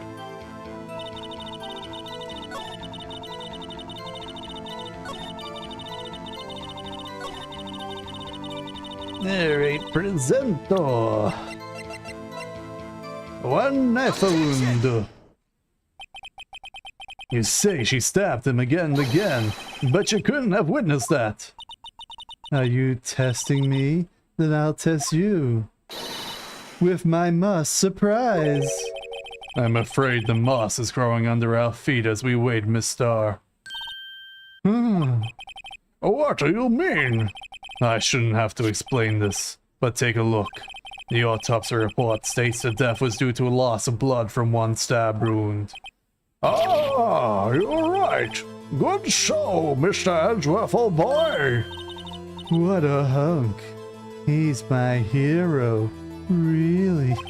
Who I with that voice? What about my objection? No one noticed. Well, witness. You got the crime scene set, right? Oh, thanks. I always believed that no one could ever mistake ketchup for blood. But now I realize that such mistakes are possible. So, you're saying you mistook something for blood? When she lifted her knife, I saw blood at her breast. Splattered blood from her victim. That's why I thought she must have stabbed him at least twice. Then tell us again what you saw. That you thought was blood. Testify. Her red muffler looked like blood to me. That was how ghastly the whole scene was. Her red muffler? Yes, like a scarf. The chief prosecutor always wore one around her neck. And she can be easily hanged at a moment's notice, I suppose. She's right. Miss Sky was wearing a red scarf, wasn't she? But wait, isn't it odd that you mistook that for splattered blood? Well, people often mistake my beard for a bib. Because I always have food in it. A judge of a bib? That's why this place feels so much like a kindergarten sometimes. Actually, I do think I saw some traces of blood on her chest. However, the autopsy report is clear on this matter. There was only one knife wound. Apparently, Miss Star isn't entirely sure of her own testimony. Mr. Wright, this is our chance. Chance for what, I wonder? Miss Star has turned out to be as short-tempered as she looked when we first met her. Challenge her abilities alone, blah blah blah blah blah blah blah.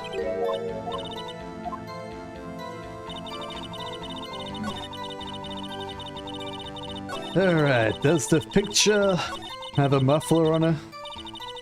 Let's have a look. Who's the picture? Why, there's no muffler on her at all. Objection! Miss Star, I demand an explanation. The witness is clearly not suited for detective work. What? The suspect was not wearing a scarf or a muffler of any kind when stabbing the victim. And you've proved it yourself with this photograph. Huh? But that can't be. Only a professional lunch lady could be so utterly clueless. Congratulations. Perhaps you found your true calling in life. Harsh words, but good. In the end, Mr. Edgeworth prevails. What was my objection? Chopped liver? But it was there. A scarf. No, not that. It's something red, really. Well now, where are we? I mean, where were we? The witness has given an entertaining interlude, but back to business. What? Very well, witness. Continue your testimony. You saw the crime and apprehended the suspect. Tell us about that. Very well. Do you remember... I do remember some things accurately, at least. Ultimately, we couldn't shake the most important part of her testimony. The most important part? The part where your sister stabs the victim. This next testimony might be the moment of truth. Apprehending the suspect. After the murder, the suspect attempted to run behind the petition off to the side. I quickly caught her, explained her rights to her, and arrested her on the spot. Ah, yes. When I arrested her, she mentioned the muffler. That's what had me confused in my earlier testimony.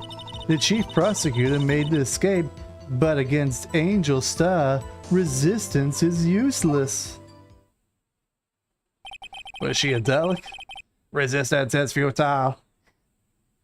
You're quite determined about the scarf, aren't you? I strike like a snake and bite like a cobra. That's me, Angel Star. That wasn't a very good metaphor. First of all, a cobra is a kind of snake. Don't bother me with details unless you want to get bitten. No, thanks. Note to self. Mr. Wright is weak against poisonous snake bites. The chief prosecutor tried to resist, but her efforts were in vain. She knocked my hands aside and kicked over an oil drum. An oil drum? Hard to imagine, especially full of water. Oh, she's beautiful but deadly. A predator, this one. A leopard woman, rawr. Very well, Mr. Wright. You're cross-examined, if you will. Which part of that was a testimony? Which one was just random? After the murder, the suspect attempted to run behind the petition to her side. So, where is this petition on the floor plans? I'm sure she means this wall next to the car. That's right. There was a wall there, about 6 feet high. She was obviously trying to hide herself. Quite a natural thing for a criminal to do. And what did you do then? The objection! How can you catch her if you're on the other side of the barrier? How'd you get around? You say quickly. Were you close to the suspect? As I just said, I was only 30 feet away from her the whole time. Maybe I should press it for more details. I'd like to see this in the floor plans, just to be safe. The lunch lady car was... She was a visitor, thus she was parked in B block. So you witnessed the murder from here? That would make about 30 feet from the car, yes. That's 30 feet? Damn, how big are these parking spots? Is that correct, Mr.? Yes, that's right. I mean, it's 2 car lengths, which I wouldn't say it's 30 feet, that's more like 15 to 20 feet, but sure. But there was a changeling fence in front of you. I went over it, of course. Amazing! The cough-up queen lunch lady athlete indeed. It would have taken her a little time to climb over the fence, so she couldn't have got to my sister that fast. I guess it doesn't go all the way to the top. Yeah, and that fence was about 9 feet high, too. How did Miss Sky not get away?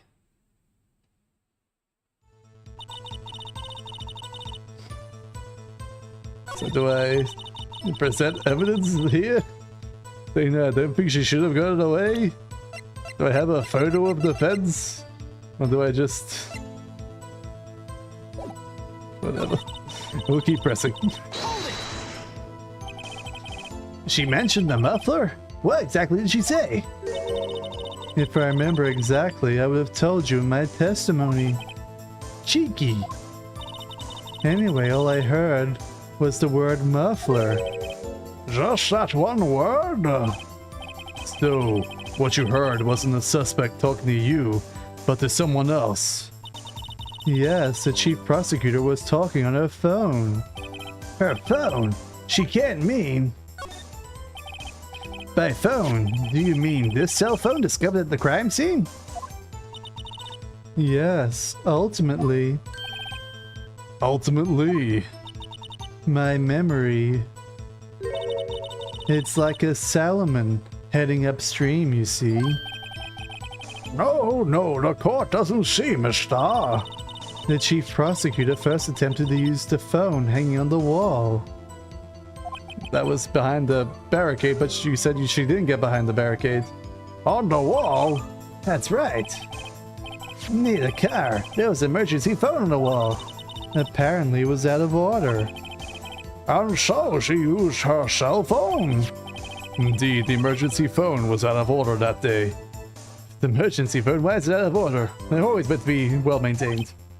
Good witnessing, witness. Good witnessing? Whatever happened to good testifying?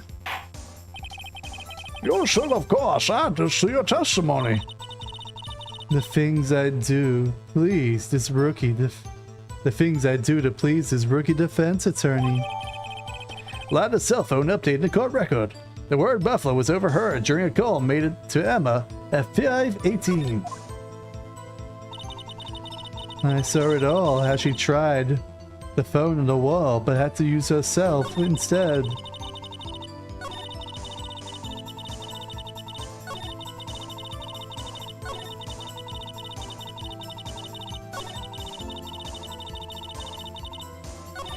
Hey, is this no like testimony about trying to get behind the wall for some reason? Do you think you could restate your testimony for the court? I was going to ask the same thing. I'll only say this one time, so listen close, rookies.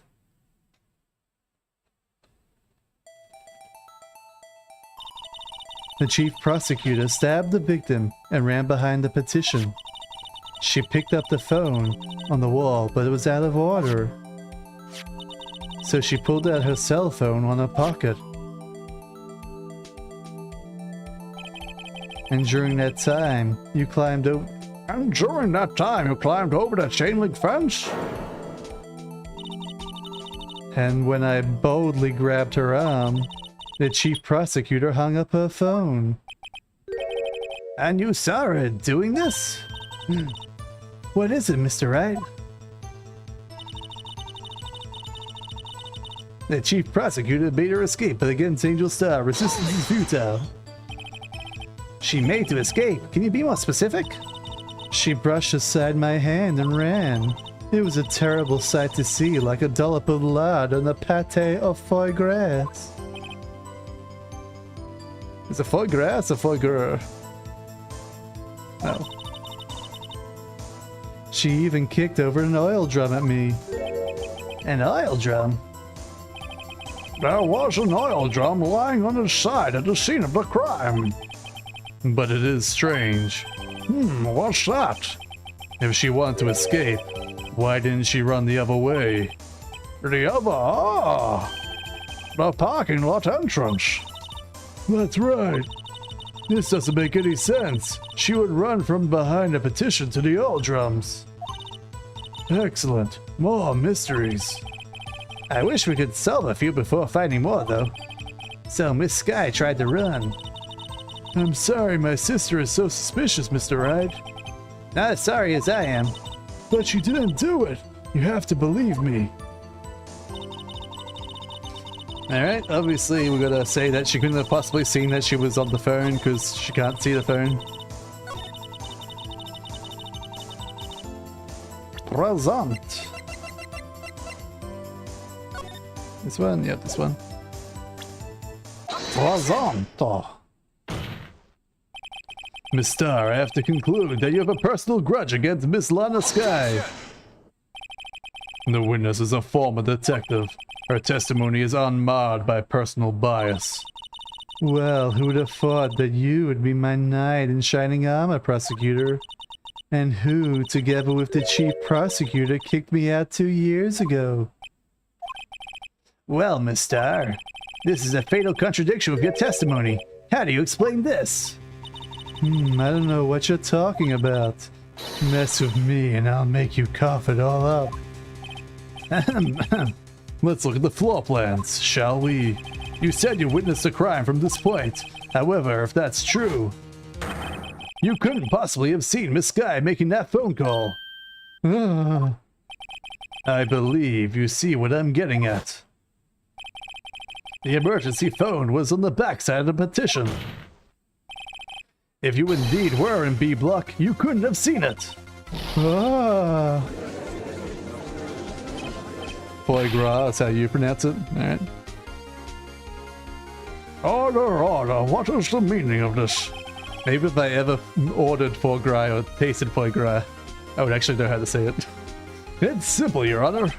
She's not coughing up lunch. She's coughing up lies.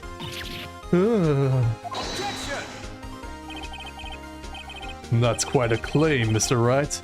Perhaps allow me one question. Tell us exactly what lie this witness has told the court. Here's where the counterattacks begin. I can't afford to get this wrong. The witness lied about where she saw it, the order of events, what she saw.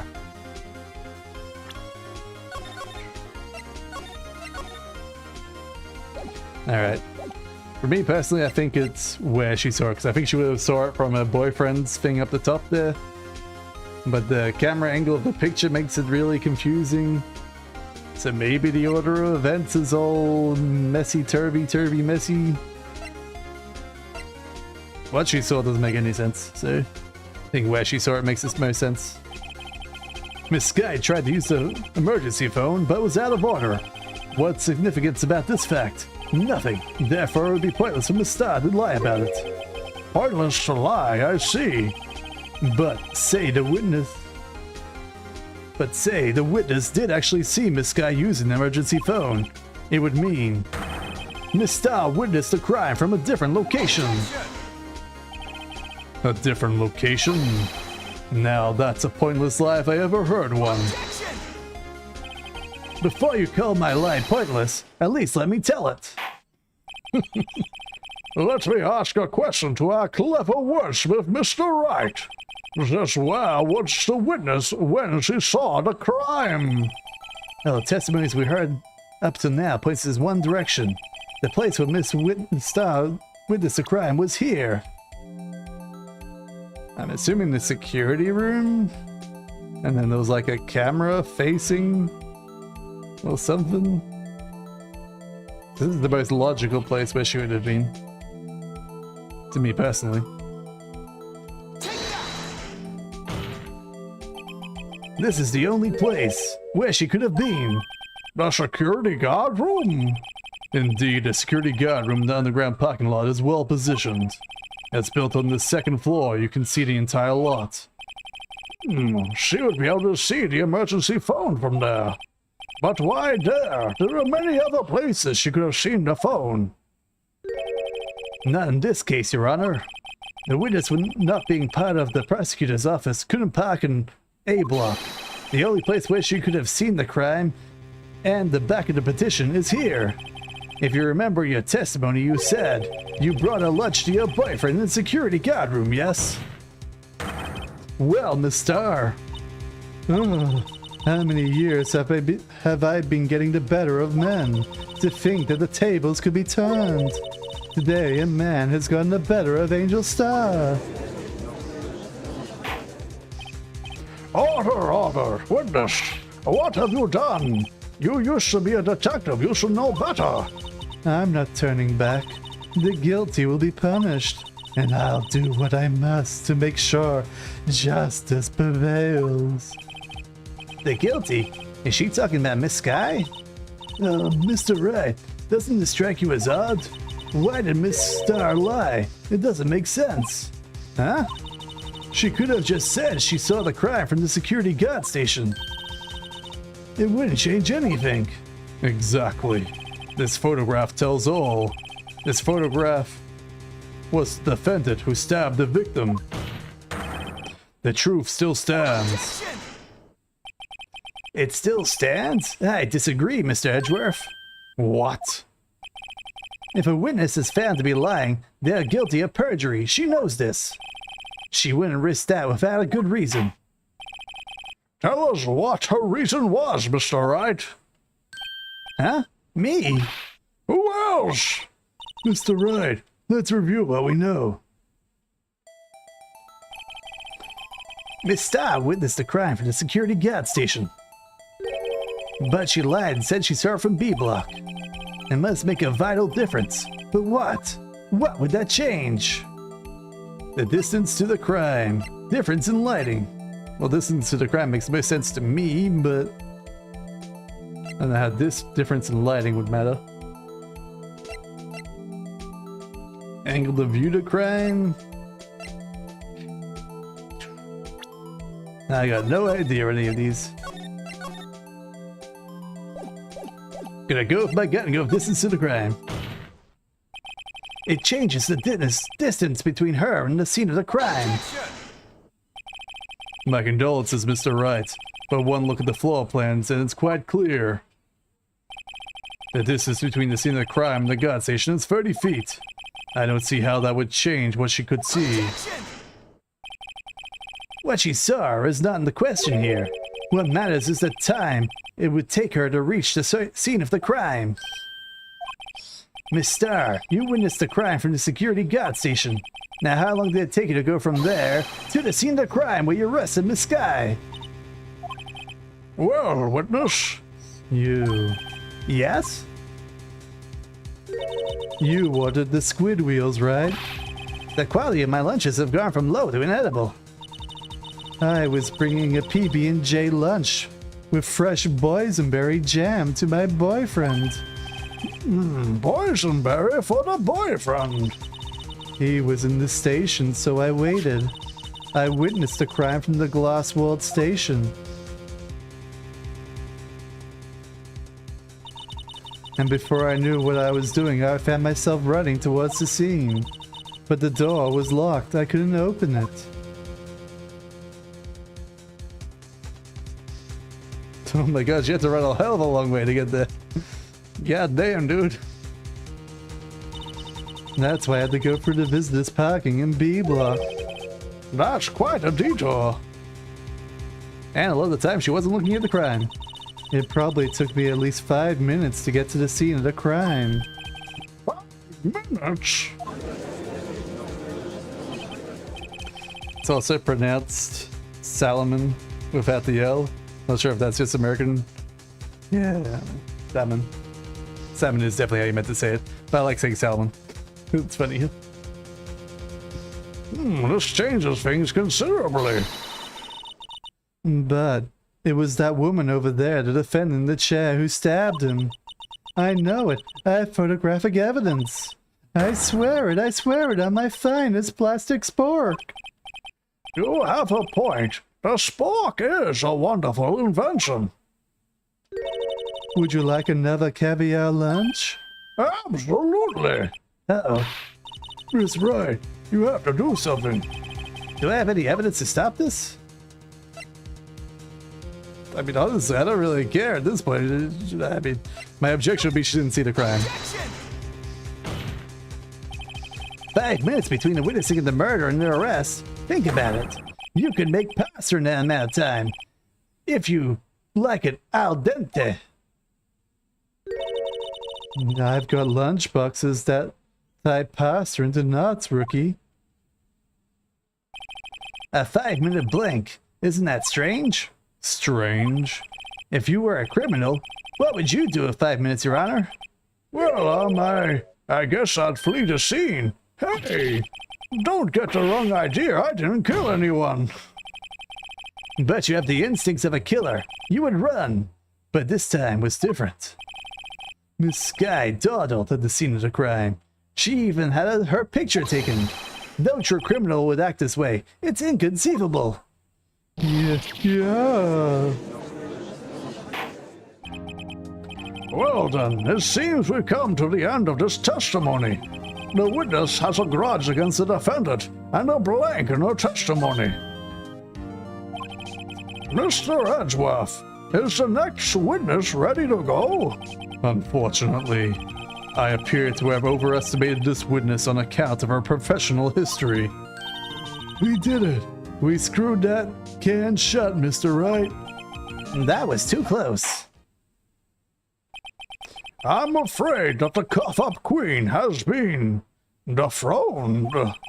And with that, court is adjourned.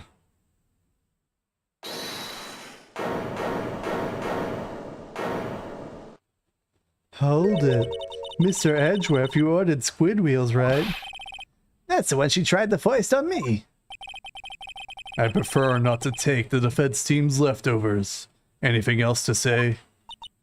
I might be able to save you. I have decisive evidence. What was that? Is this another one of her trick lunchboxes?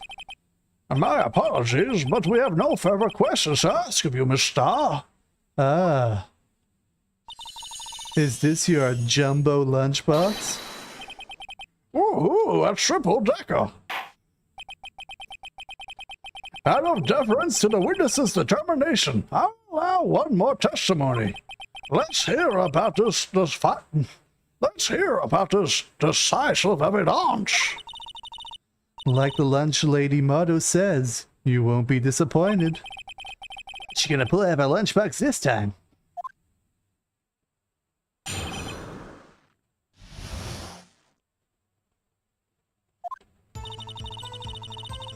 I should have mentioned those 5 minutes when I wasn't looking at the crime scene. And now, to the matter of the victim's shoe. Did I not bring this up?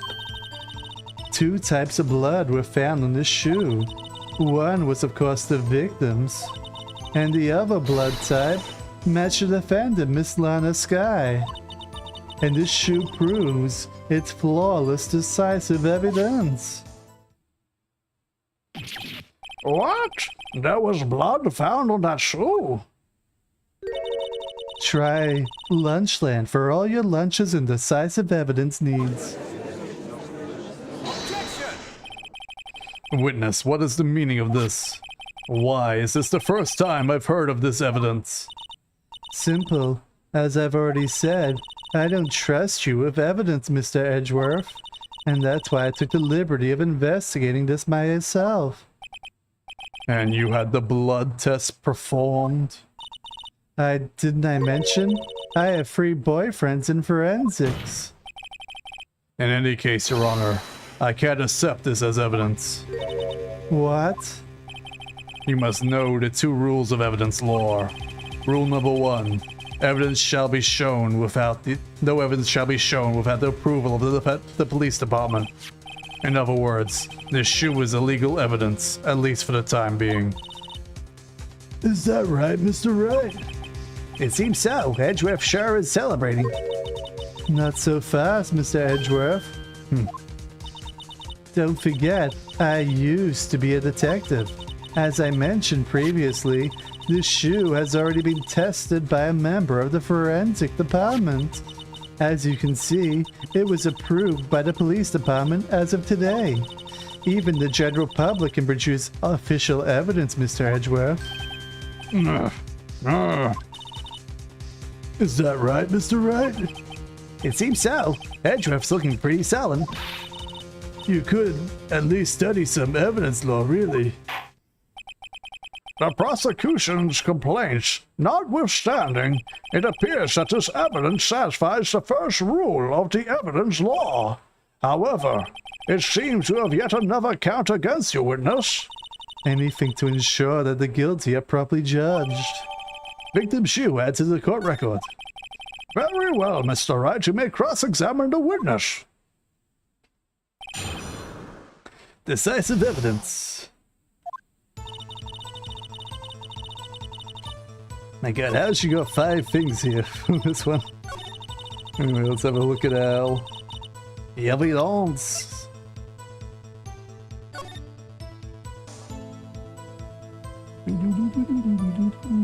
My god, there's blood on the bottom of the shoe. Oh, there's blood here too. On the sole of the shoe? It's gotta be the victim's. He must have stepped in a pile of his own blood. All this blood, it's horrible. This blood might be an important clue.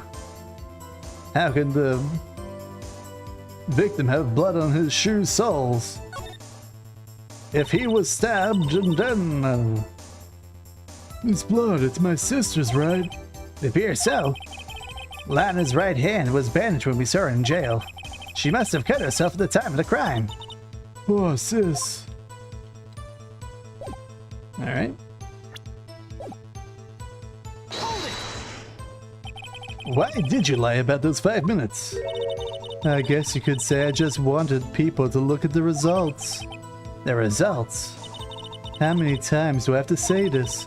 I saw the chief prosecutor stab the victim before my very eyes. Compared to that, 5-minute blank means nothing. Then why didn't you just tell the truth? Don't make me laugh. We're dealing with the most untrustworthy of the vile lot known as prosecutors. Falsified evidence, arranged testimonies, erasing and manipulating evidence. When you find monsters and you use every trick in the book. This is when the suspect is admitting she did it. But false testimonies is the most despicable of crime. Overall, mister. Let's just get this over with.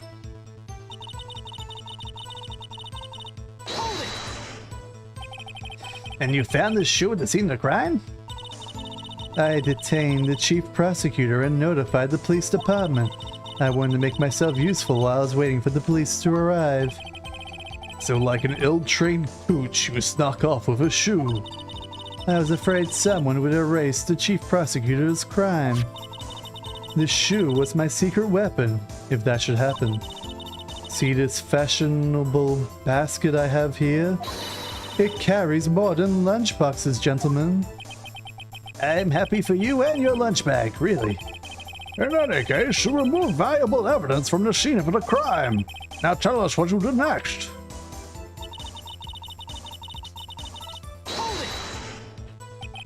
So you brought it to the forensics department? If you're gonna submit something as evidence, you need it proved. That evidence must be analyzed by a forensics expert. And she got away with her little coup because she used to be a detective. The shoe does appear to have bloodstains on it. Well, the man was stabbed after all. And that blood belonged to the victim, Detective Goodman? As I said, there was 2 types of blood found in the shoe. The other blood type matched out of the defendant, Miss Lana Sky. You can't say for sure the blood belonged to the defendant without a blood test. You claim to know something about blood tests, rookie? Huh? Well, speak up. Well, blood comes in 4 types, A, B, O, and AB. However, you can't tell from a blood test whether the murder was committed in cold blood. That's just a figure of speech, Mr. Wright. Actually, we can't differentiate between millions of types with all the blood tests out there, which means we can more or less narrow any sample of blood down to just one person. Or so I hear. That's pretty specific. If I had a little more time, I would have got a DNA test result. But they said there's very little doubt this could be anyone but Miss Lana Skies. So the suspect's blood was found on the victim's shoe.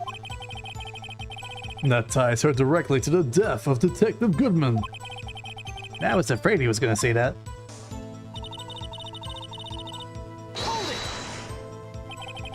I can't let this evidence go through without a fight. You ordered the prepared fish guts, right? The peppered fish guts, not prepared. Some like it hot, Mr. Wright. Some like your client. She's in enough hot water to make a whole vat of soup. Mr. Wright, do you or do you have a problem with this shoe? A problem? This is critical. Is there a problem with the victim's shoe? There's a problem. If I'm not imagining things, I say there's one critical problem with this evidence. A clear contradiction. That gleam in your eyes. You're still young, rookie. I'd give you a peppered fish guts now. But you couldn't take the heat, could you? Let's hear what Mr. Wright has to say. What is the contradiction about the victim's shoe? Show us the problem with the evidence.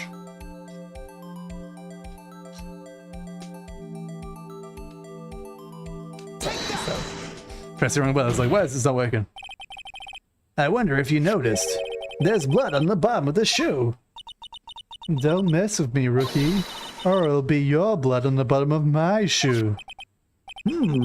Indeed, there is quite a bit of blood on the bottom of the shoe. It makes sense. The victim was stabbed with a knife. What could possibly be the contradictory about blood on the bottom of his shoe?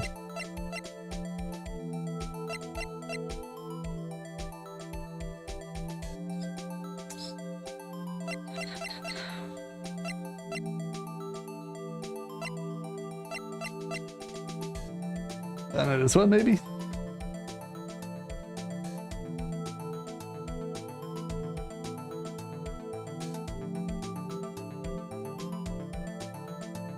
And that's the only one I can think of. I don't know what else would it be. I don't think the photos even do anything. It's not autopsy? Okay.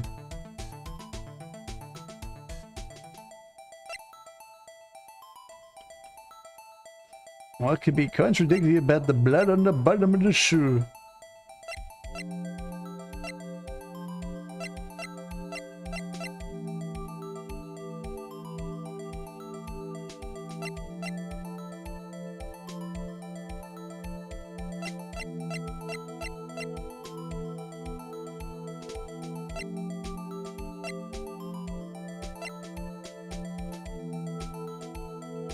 Like the photo's the other thing that could be. It's either the crime photo or something else. I don't think it'd be the knife.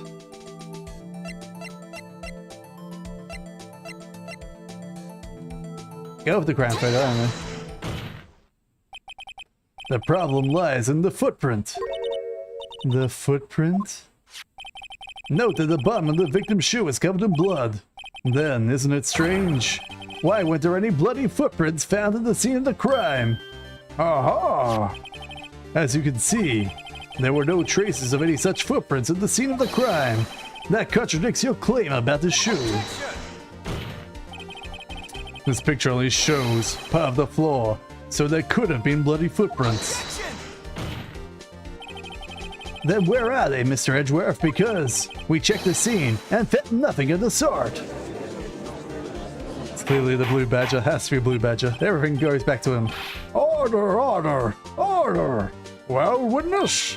What? Great going, Mr. Wright, but it's true that the lack of a footprint is a contradiction.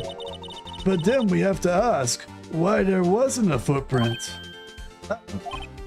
That's true. There has to be a reason why there wasn't a footprint. Think, Mr. Wright, think. Hey, I don't know why that's not there. I'm just good at finding contradictions. What?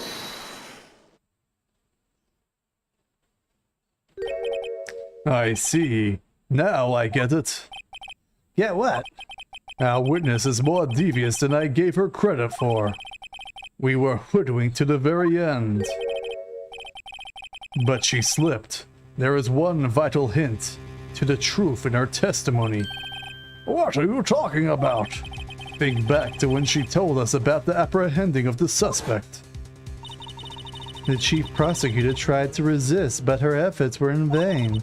She knocked my hands aside and knocked over an oil drum. Oh, she's beautiful, but deadly. A predator. This one's a leopard woman. Rawr. I thought that was a strange thing for the normally cool-headed chief to do. No kidding.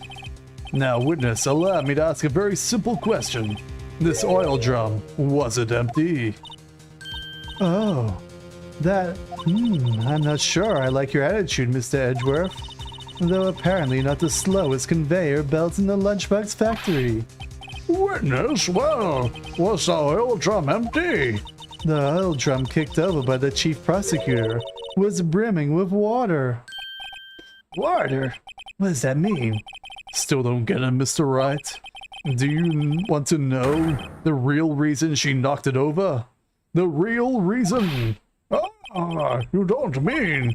Yes, the suspect knocked over the oil drum for one reason and one reason alone. To erase the bloodstains that would have become evidence against her. Ah! That ties things up quite nicely. The bloodstains left on the victim's shoes tie her quite clearly to this murder. Then after the deed was done, she knocked over the oil drum to erase the telltale signs. Why, that prosecutor specifically erasing evidence. That reminds me, Miss Sky's right hand was hurt. Didn't she say she cut herself when she stabbed him? So that's when my sister's blood got in the shoe? Oh, I see no reason in prolonging this trial. Mr. Wright, do something, please. What? What can I do? Your sister has confessed to the crime and she tried to conceal it. But... Enough. There is no need for further debate. The verdict, Your Honor. Very well. But Angel Star is on the prosecution's side. She could have been lying about the water. The court finds the defendant, Miss Lana Sky. Hold it. A little girl. What did you just say? Huh? Me? Did you just say I, Angel Star, was on the prosecution's side? Well, yeah, you are. You're saying my sister hid evidence by erasing bloody footprints. Well... I thought you'd had your fill, but here you are demanding a second helping. Another lunchbox called evidence. Wait, witness, don't tell me you have something else. The time for deliberation is past. Any further comments, and you will be held in contempt of court. Your threats don't scare the cuff-up queen. Look at this. A photograph? I had it just in case anyone had the gall to suggest that white shoe didn't belong to the victim. I see no room for error in this evidence. Mr. Wright, wait, look at the asphalt in this photo. Hey, it's clearly wet. Erasing the last traces of doubt from the court's mind. Immediately after the murder, the crime scene was washed with water. I'm sorry, Mr. Wright. I guess I couldn't help after all. It's not your fault. I knew I couldn't win this case from the beginning. And it seems this is what your sister wanted anyway.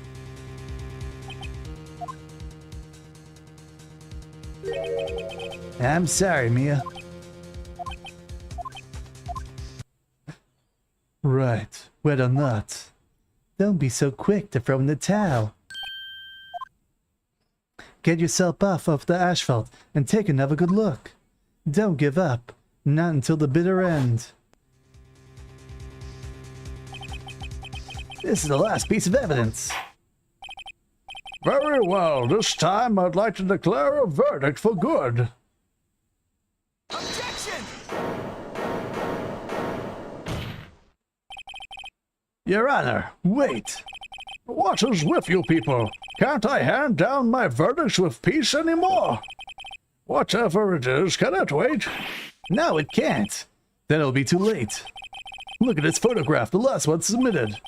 This trial isn't over until we get each piece of evidence properly consideration. Each piece of evidence proper consideration. So, right. Are you saying there's a problem with this latest piece of evidence?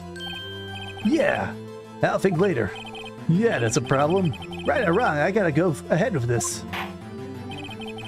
I suppose since we've come this far, we should just give every claim a fair shake. Very well, Mr. Wright. So is the court. The problem in this photograph. What's this in the muffler here? The problem in this photograph is here. What's that? There's something poking out of the car's muffler. Just wait a moment, Mr. Edgeworth. Your Honor. You just said muffler. However, I see no trace of a muffler or a scarf or of any kind in this photo. A muffler is also a part on a car or motorcycle, Your Honor. Just think of it as a part of the exhaust system, a pipe. Oh, I see, and I see. What's this suspicious-looking cloth sticking out of the car's muffler? So what if there's something sticking out of the muffler? What does that have to do with this case? Nothing. Absolutely nothing. Sorry, Miss Starr, but it's not going to be that easy. In fact, you've already told us why this is important to the case. You said as much in your testimony. What? Let's hear what Mr. Wright has on his mind. Tell us why you think this piece of cloth in the muffler is related to this case. Miss Starr, recall your testimony for the court. Yes, when I arrested her, she mentioned the muffler. And that's what had me confused in my earlier testimony. Muffler, Could it be that the muffler you heard mentioned was actually this exhaust pipe? If so, that means this piece of cloth is vital evidence.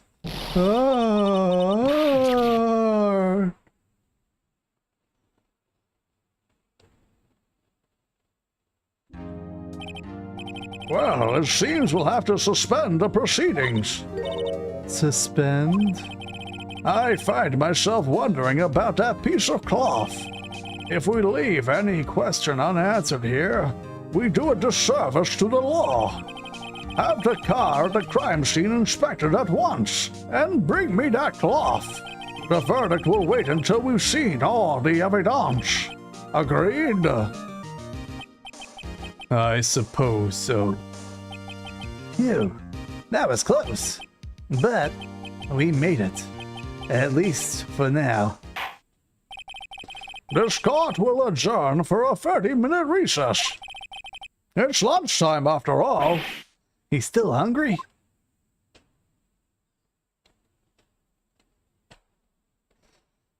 This day isn't over technically, or is this day over? Because I was planning on stopping it after this day, but if the day's not over, I gotta keep going, I guess. Trial form, trial letter. Okay, yeah, apparently it's not over this day yet. I feel like that's gonna be another, like, full hour bit there. I feel like this is still the best time to stop. This one more bit of trial. Okay, let me check something first.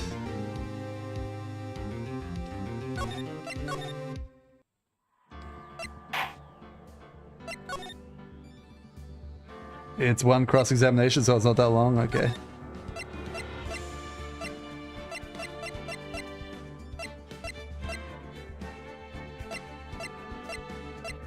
Yeah, it looks like it's trial letter and then department disorder, okay.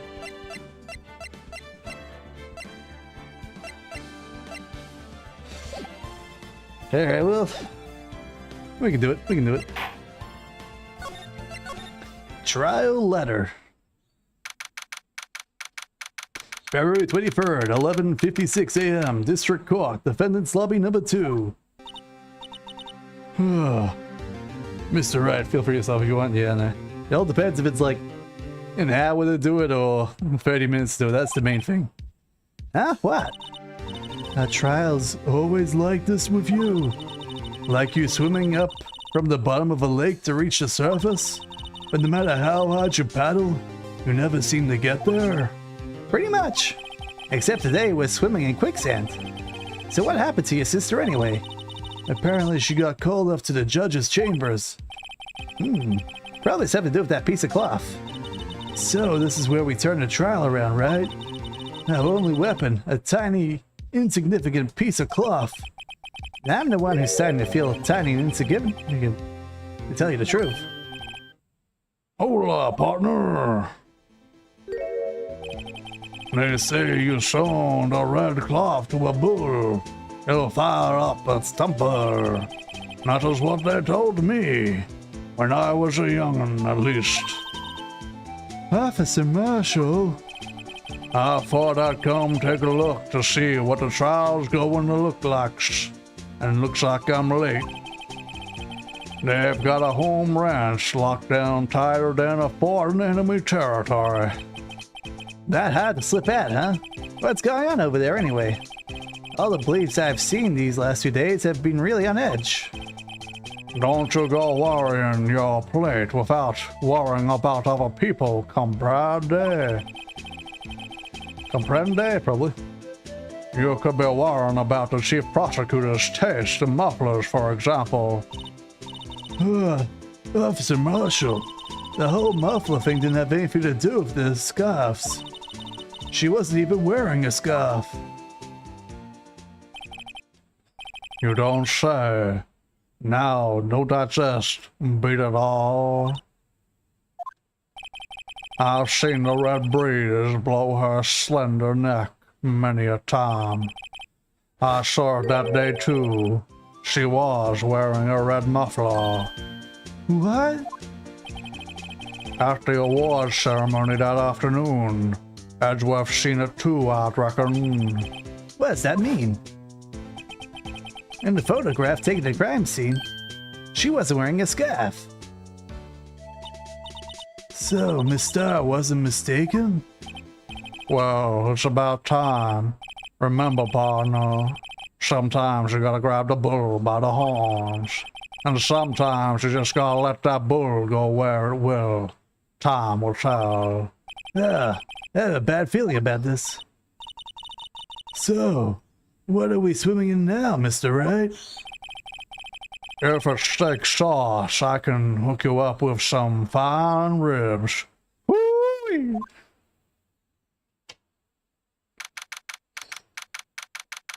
February 23rd, 1282, District Court, Courtroom Number 9. I'd like to resume. What's up? The judge keeps looking over at the prosecution. Is something wrong, Mr. Edgeworth? Your face is blue, your lips are purple, you're sweating bullets. That furrowed brow, those grinding teeth, those watery eyes. What's more, your eyes are unfocused. You're double over, your back is bent.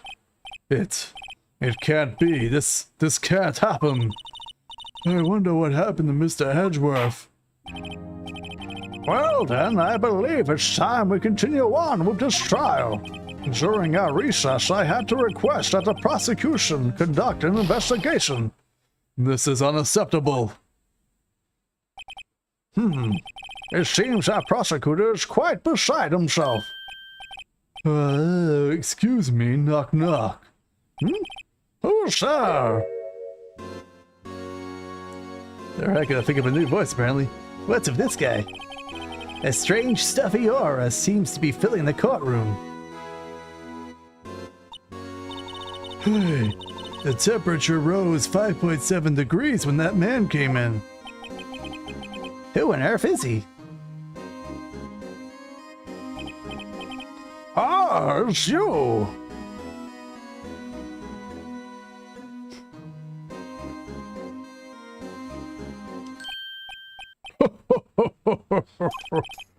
I'm sorry I'm late.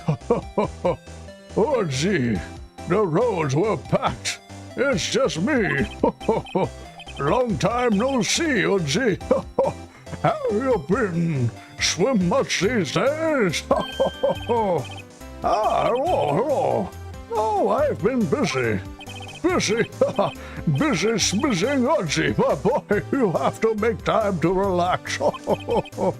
Ah, yes, indeed. Haji seems to be his nickname for the judge. I'm afraid you're right. Very afraid. Sorry, but who are you? So, you're righty-o, the attorney-o. I've heard good things about you, son. Ah, oh, thanks. So, sorry about our little Worthy giving you trouble. You know, we should all go swimming together sometime, jolly. Little Worthy? Mr. Wright, you don't know the district chief of police? Chief of police? He's the top-ranking police officer in the entire district.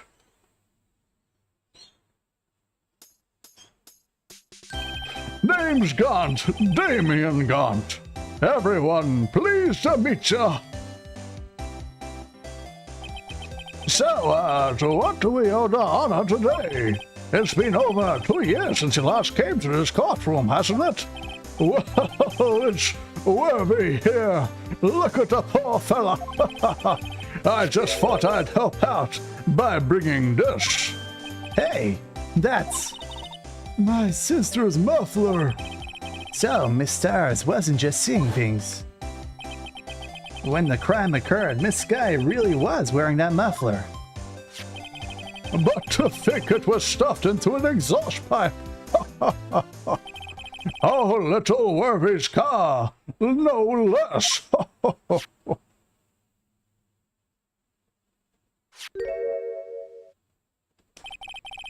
It's really quite embarrassing, even for us. What's this? It's what you'd call a switchblade knife. Quite perplexing, this. Chief, what kind of outfit are you running? Mr. Edgeworth, how could they miss such a vital piece of evidence? If your investigators are this lax, how do you expect us to do our job? No, now, wait a minute, Worthy. I have no desire to hear your excuses. I'm telling you to wait.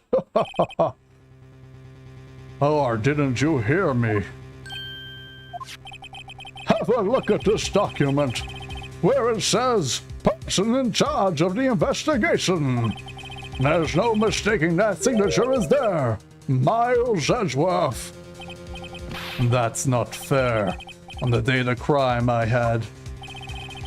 You had your heads in the clouds because you got that award. I know how you feel. But you're the person in charge.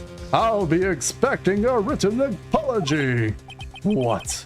Are you serious? Don't be too upset. We'll find a way to clean up this mess that you made. This is the first time I've seen Mr. Edgeworth at a loss for words. This kind of major blunder is unlike you, Mr. Edgeworth. The court accepts this new evidence. But I would like to ask the defense a favor first. Yeah? Just be sure that I would like to take a look at the blade of this knife. The blade, Your Honor? Well, I don't see why not. Could you open up for me, I wonder? Yes, well, I think all you have to do is push the switch and... If I cut my finger, Mr. Wright, I wouldn't be able to pound my gavel anymore. Yeah, but if I cut my finger, I wouldn't be able to point at people anymore. Come on, just hurry up and open it. No, it's automatic. I would have went the other way, game.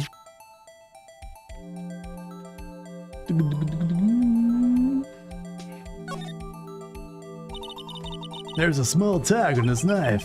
It seems to say SL92. What does that mean? Well, I've heard something similar. DL6, DL6 incident fame. But it's strange. Huh? What is? I'm not certain, but I get the feeling I've seen this somewhere before. Letters like this, or letters that looked a lot like this somehow. Why, it's on the other bit of evidence that we have. Ah, don't scare me like that. I'm the one who's scared. Look at this knife blade, the tip's broken off. And this dark red stain. Blood? Why, it's certainly the defendant's blood. Switchblade knife adds to court record. This does not excuse the actions of the police department. I would like to hear an explanation from the chief of police himself. I'm terribly sorry, but could I ask you to testify for us about the split between the prosecutors and the police and this knife?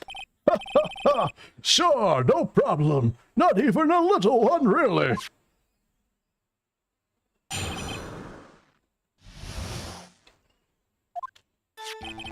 This knife is special, but I can't say how here. Unless there's evidence to prove the connection between this knife and Mr. Goodman.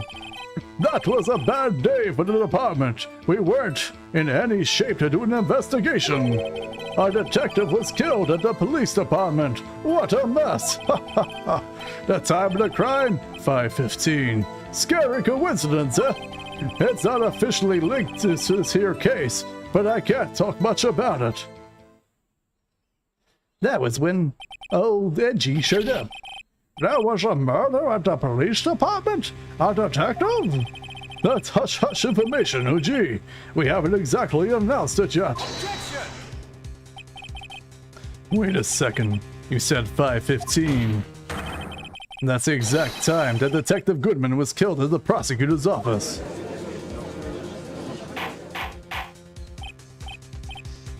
Order, order, order. Anyway, we at the department were all flustered, as you might well assume. We're in the middle of a top-secret investigation. Don't tell anyone, okay? I think we understand the police department situation. Well, Mr. Wright. 2 detectives killed at the same time in 2 different places? The chances of that is very slim. Scientifically speaking, of course. I'd like to exercise my right to cross-examine the witness. Very well. However, keep your questions focused on the case at hand. Department in disorder. Alright, here we go. This knife is special, but I can't say how here. Alright, sir, I want to look at my evidence again. This says 67S12-2.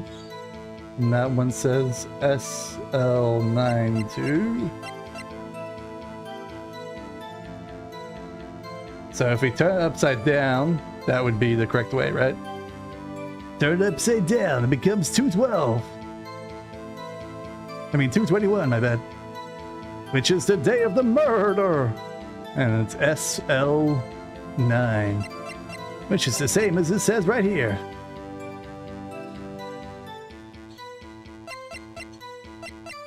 So can I just like present this right now? Or do I have to wait a little bit? I think I'm jumping a few steps ahead there. I feel like I'm jumping a few steps ahead there. Excuse me, special? Yes. Hard to come by this particular knife anywhere else. Might that special thing be this little tag? Oh, sorry, right. But I can't say that now. Not now. We've established that the knife in Goodman's chest was this knife. Now why was there another knife at the scene of the crime? That is quite a mystery. And like a mystery, it's wrapped in something of a muffler. Unless there's evidence to prove a connection between this knife and Mr. Goodman. This knife was found at the scene of our crime. I think that makes it connected to the case, don't you? See, there's a lot of things that go in the department I can't explain. It's delicate, okay? Sorry, righto. Maybe there's something the knife will give us. Let's examine that knife while we can, righto. Evidence that links this knife to the Detective Goodman. I think perhaps the pieces are falling into place. I should try presenting the piece of evidence that had me stumped all this time. So, how were things down at the department? That was a bad day for us at the department. We aren't in any shape to do an investigation. Alright, I think it's really implying I gotta present here. Presento! Wait a second. At last! A honest-to-goodness objection! This knife. This has to have something to do with Detective Goodman. What do you mean? A honest-to-goodness, what do you mean from Fuji? This is great! Look at the tag on this knife. It reads SL92. And this is important, why? Over here we also have a memo that was on the body of the victim. What is this? 6 minus 7s, 12/2? Your Honor, it's upside down. Upside? The printed name in the memo makes it look like it's right side up. But what if you turn it around? What do you get?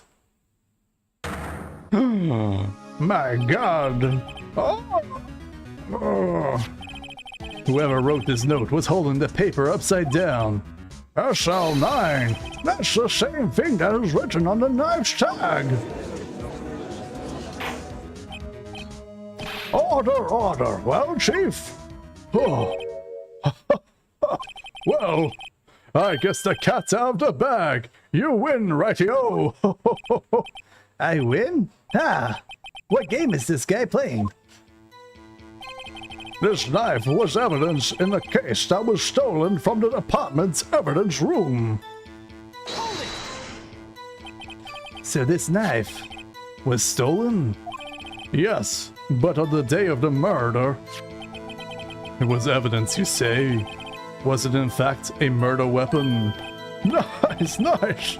Good show, little worthy. It was a murder weapon as it happens.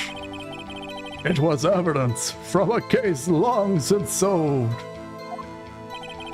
So this knife was stolen the day of the murder? And was found in the exhaust pipe of Mr. Edgeworth's car?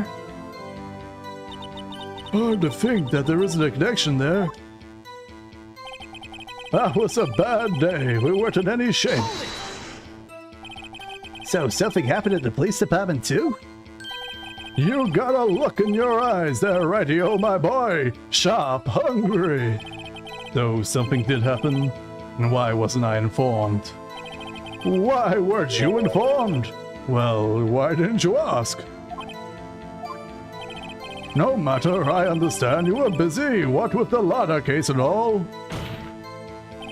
Well, what happened? What happened at the police department that day? A detective was killed. On the same day that a detective was killed in the prosecutor's parking lot?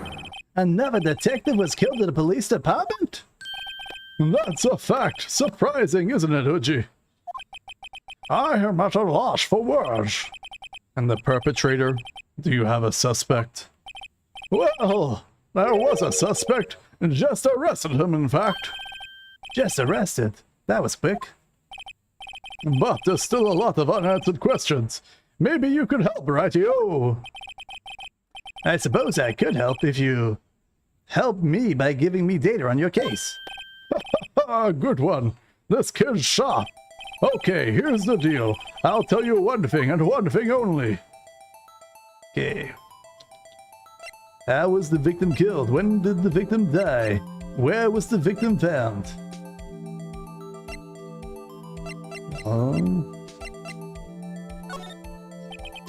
So tell me, where was the victim found? Well, I can't speak on where the corpse was found, but I can say the crime took place in the evidence room at the police department. The evidence room? Wait a second. I've heard of that. The evidence room? Didn't he mention that in his testimony just now? This night was the evidence in the case, stolen from the department's evidence room. There's a connection between the two cases. You seem happy, Mr. Wright. Happy? We just got handed out ticket to this... We just got handed out ticket to go to town on this case. With the link between the two cases established, we can finally have some leverage. Now we can get Gant to testify about the details. It's not officially linked here, so we can't talk much about it. Chief, the defense position is simply this. The connection between these two cases has already been proven. You don't say. Well, out with it, righty-ho. What's your connection? Yes, out with it, Mr. Wright. The connection is a place mentioned in the testimony we just heard. The knife found in the lot was stolen from the police department's evidence room. Not to mention the victim had it on him the case number of the knife's evidence bag. And we also know the detective murdered at the police department was killed in the very same evidence room. Indeed. There does seem to be too many connections for it to be a coinkydink.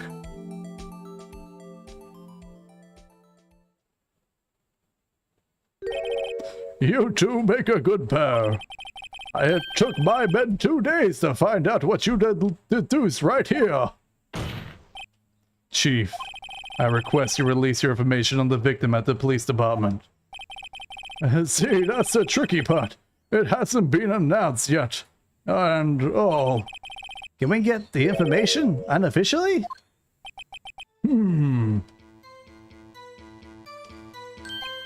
Sure, why not? It's unofficial after all. What, really? Who would have guessed? I'll cooperate, but I can't reveal the name of the victim at the department, okay? If you're gonna tell us a little bit, why not tell us everything? Well, case information is sticky stuff. You have to do everything properly. Oh well, I guess I might as well try getting what I can out of him. The victim's ID number.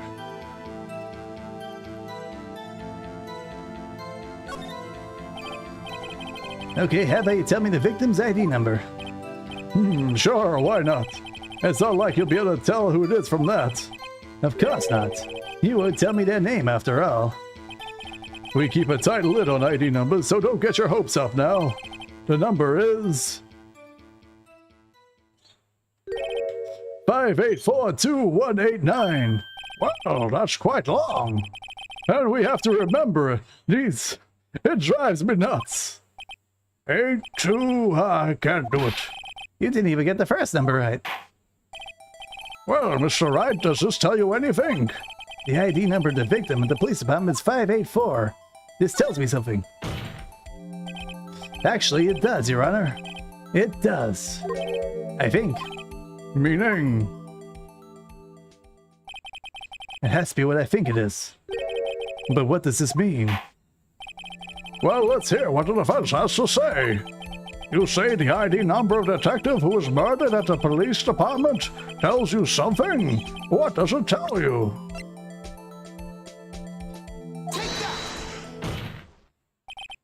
Witness. What is it, Mr. Wright? You're grinning like a schoolgirl on prom night. No, it's just, I got confused. And this is news? Huh? Just come up with it, both guns blazing, like you always do. The police department, the prosecutor's office. 2 places, 2 detectives murdered at one time.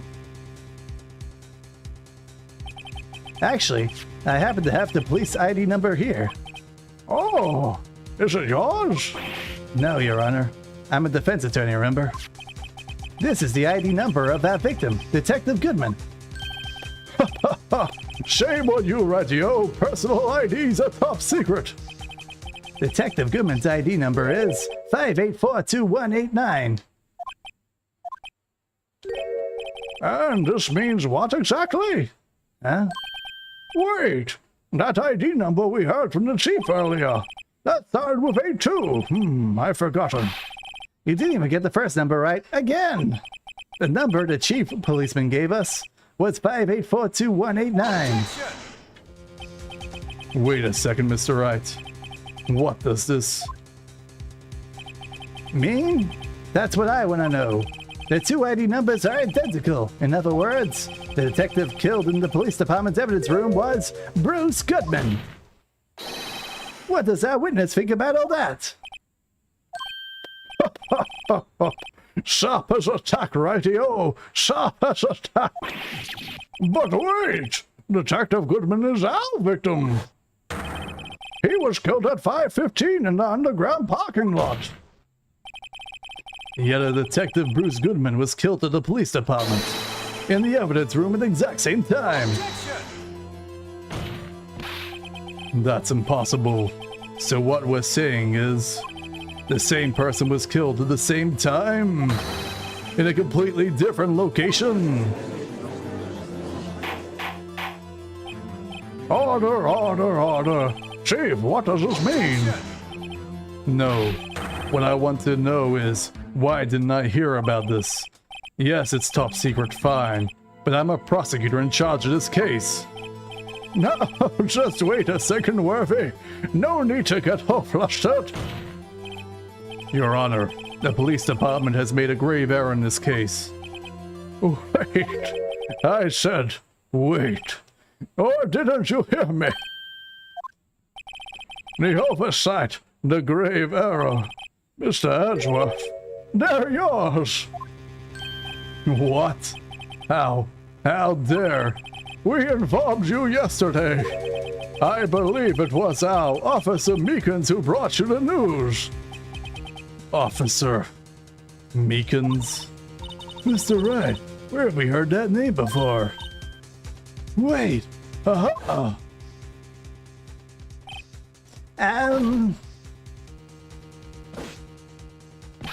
Excuse me, but it's me, Mr. Edgeworth. Anywhere on premises? Sir, at the request of the chief, sir, I got your report, sir. You don't mean him. According to Meekins, you didn't accept a report. Hard to believe. But your officer, he told me. He said the report had nothing to do with the Lana Sky incident. Detective Bruce Goodman murdered at the police department evidence room. Mr. Edgeworth, the victim's name's written right at the top of the report. Ugh. Why didn't your officer tell me? Honestly, I'm not sure that officer was capable of making a connection. He did seem challenged. In any case, this is a serious error, gross negligence of duty on your part, Worthy.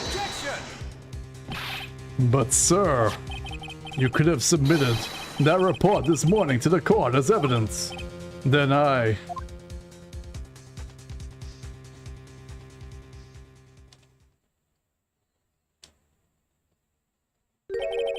No such luck this time, Worthy. Or should I say, unworthy. What?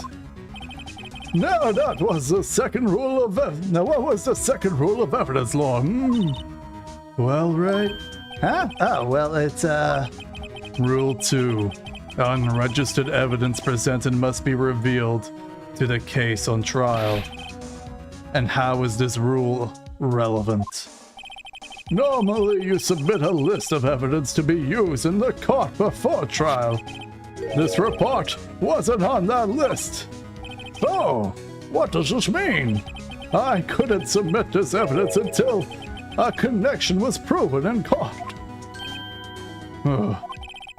The connection was just proven by Righty-O there. Good job, Righty-O, my boy. Huh?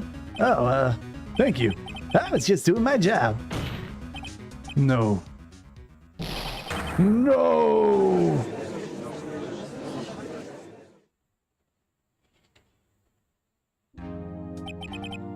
It seems we have come to the end of this trial. I know what you're going through. A tough time, Worthy. What with all these rumors? You were even in the defendant's chair just this past December. Ugh. I apologize for this terrible lack of diligence on my part. Mr. Edgeworth? Please, just give me one day. I'll get to the bottom of what happened. If it's the last thing I do. You had better get results this time, really. You have my profound apologies, sir. Oh, Edgeworth. I don't think there's ever been an error this serious in the history of this court. I will grant 1 further day, as the prosecution has requested. Will that be sufficient, Mr. Edgeworth? Yes, Your Honor. Thank you. Whatever your punishment for this is, for your sake I hope it's not decisive. Very well, court is adjourned. Alright, we did it. We did it. Only 20 minutes over. Not too bad, not too bad. Probably a better stopping point. Probably a better stopping point. Day 2 investigation. Thanks for the stream. Absolutely, absolutely. Hope you guys have enjoyed. If you have, give it a like, give a subscribe over on the YouTube. If you're over Twitch, give it a follow. All these things help the channel grow and grow and grow. When the channel grows, the content gets better. It's a proven fact. Just proven. Anyway. Back to title screen. I don't know if I'm going to do a tutorial on the latest Dinosaur Planet. I mean, there's good reason to, because it's still worthwhile telling people about the Dinomod mod. It's just annoying that it had that bug. And it's in such a place that I can't, like, swap to the other character and hopefully get, like, some progress with the other character, but I don't think I can really make progress with the other character. Looks like I need to learn the distract guard move. Whether or not I get the distract guard move through her or not, I don't know. It's all over the place. It's a very confusing game because they did the whole, like, splitting of the characters. And splitting of the world, pretty much. So it makes it, like, hard to, like, work out where it is you're actually meant to be going. Whether or not you're meant to be with her or with him, and it's just, I don't know. I'll think about it. It wouldn't be that hard to make the thing. It's definitely worthwhile information for a tutorial. I just wish the game was actually playable to finish. Like, I don't mind there being bugs and stuff like that, but, you know, like, able to have the experience to get from point A, the start of the game, to point B, the end of the game. Without, like, even if there's bugs all the way through it, as long as you can get to the end. But I can get past that one bug, because goddamn Kite would not push down on that lever for me. And who knows, maybe if I loaded it up again on a completely different save file, it would just work. And I don't know if it's worth telling people about that. There's definitely new information. I left the other video, my other tutorial on it. I said it's outdated now. Adventure was also really bad for not knowing where to go. Yeah. It really feels like a unfinished game. Who would have guessed? And for some reason, in Adventure, they never really, like, at least from my understanding of the game, felt like they finished the game. It just felt like they sort of tied up all the bugs and then pasted a Starfox skin over and added some Starfox sections, and that was it. It's like the Conker's Bad Fur Day Life and Reloaded. It's a remake, but it still has every single bug and problem that the original Knights and Bolts game has, and some more because it's on the Xbox and the Xbox had its own issues with the game. But that's neither here nor there. Anyway, I hope you guys have enjoyed. I'll think about it later. I hope you guys have a good one. I'll see you guys next time. I think we'll probably finish off this Case 5 tomorrow, Ace Attorney. And then it'll be Friday when I usually take my day off. So that should all work out. And then when I come back on the weekend, I don't know what I'll be playing. Oh, think about it. Could be a brand new game, could be an RPG, could be anything. Could be something else I saw recently. Could be Metroid Prime 4. That's what I was thinking about. Thinking about Metroid Prime 4. Even though I don't personally own the game yet, and I don't have a Switch 2 to play it on. Apparently, like, the price is pretty expensive in Australia too for Metroid Prime 4. What is Metroid Prime 4's price?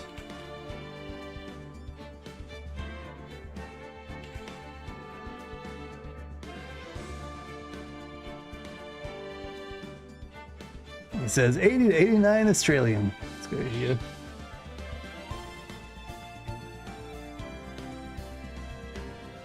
Yeah, it says $89 for the Switch 2 version and $79 for the Switch 1 version. I don't know why the Switch 1 version is like so expensive comparatively. But it's also weird that it's only 89 Australian, because I think like, was it Mario Kart was pretty expensive? What was Mario Kart World? Yeah, Mario Kart World is $99, so I don't really get the pricing on Metroid Prime 4. I don't get the pricing on any Nintendo game at the moment. It's all over the place. It's really weird. Anyway, that's it for me. Hope you guys have enjoyed. I'll see you guys next time. Have a good one. Bye-bye.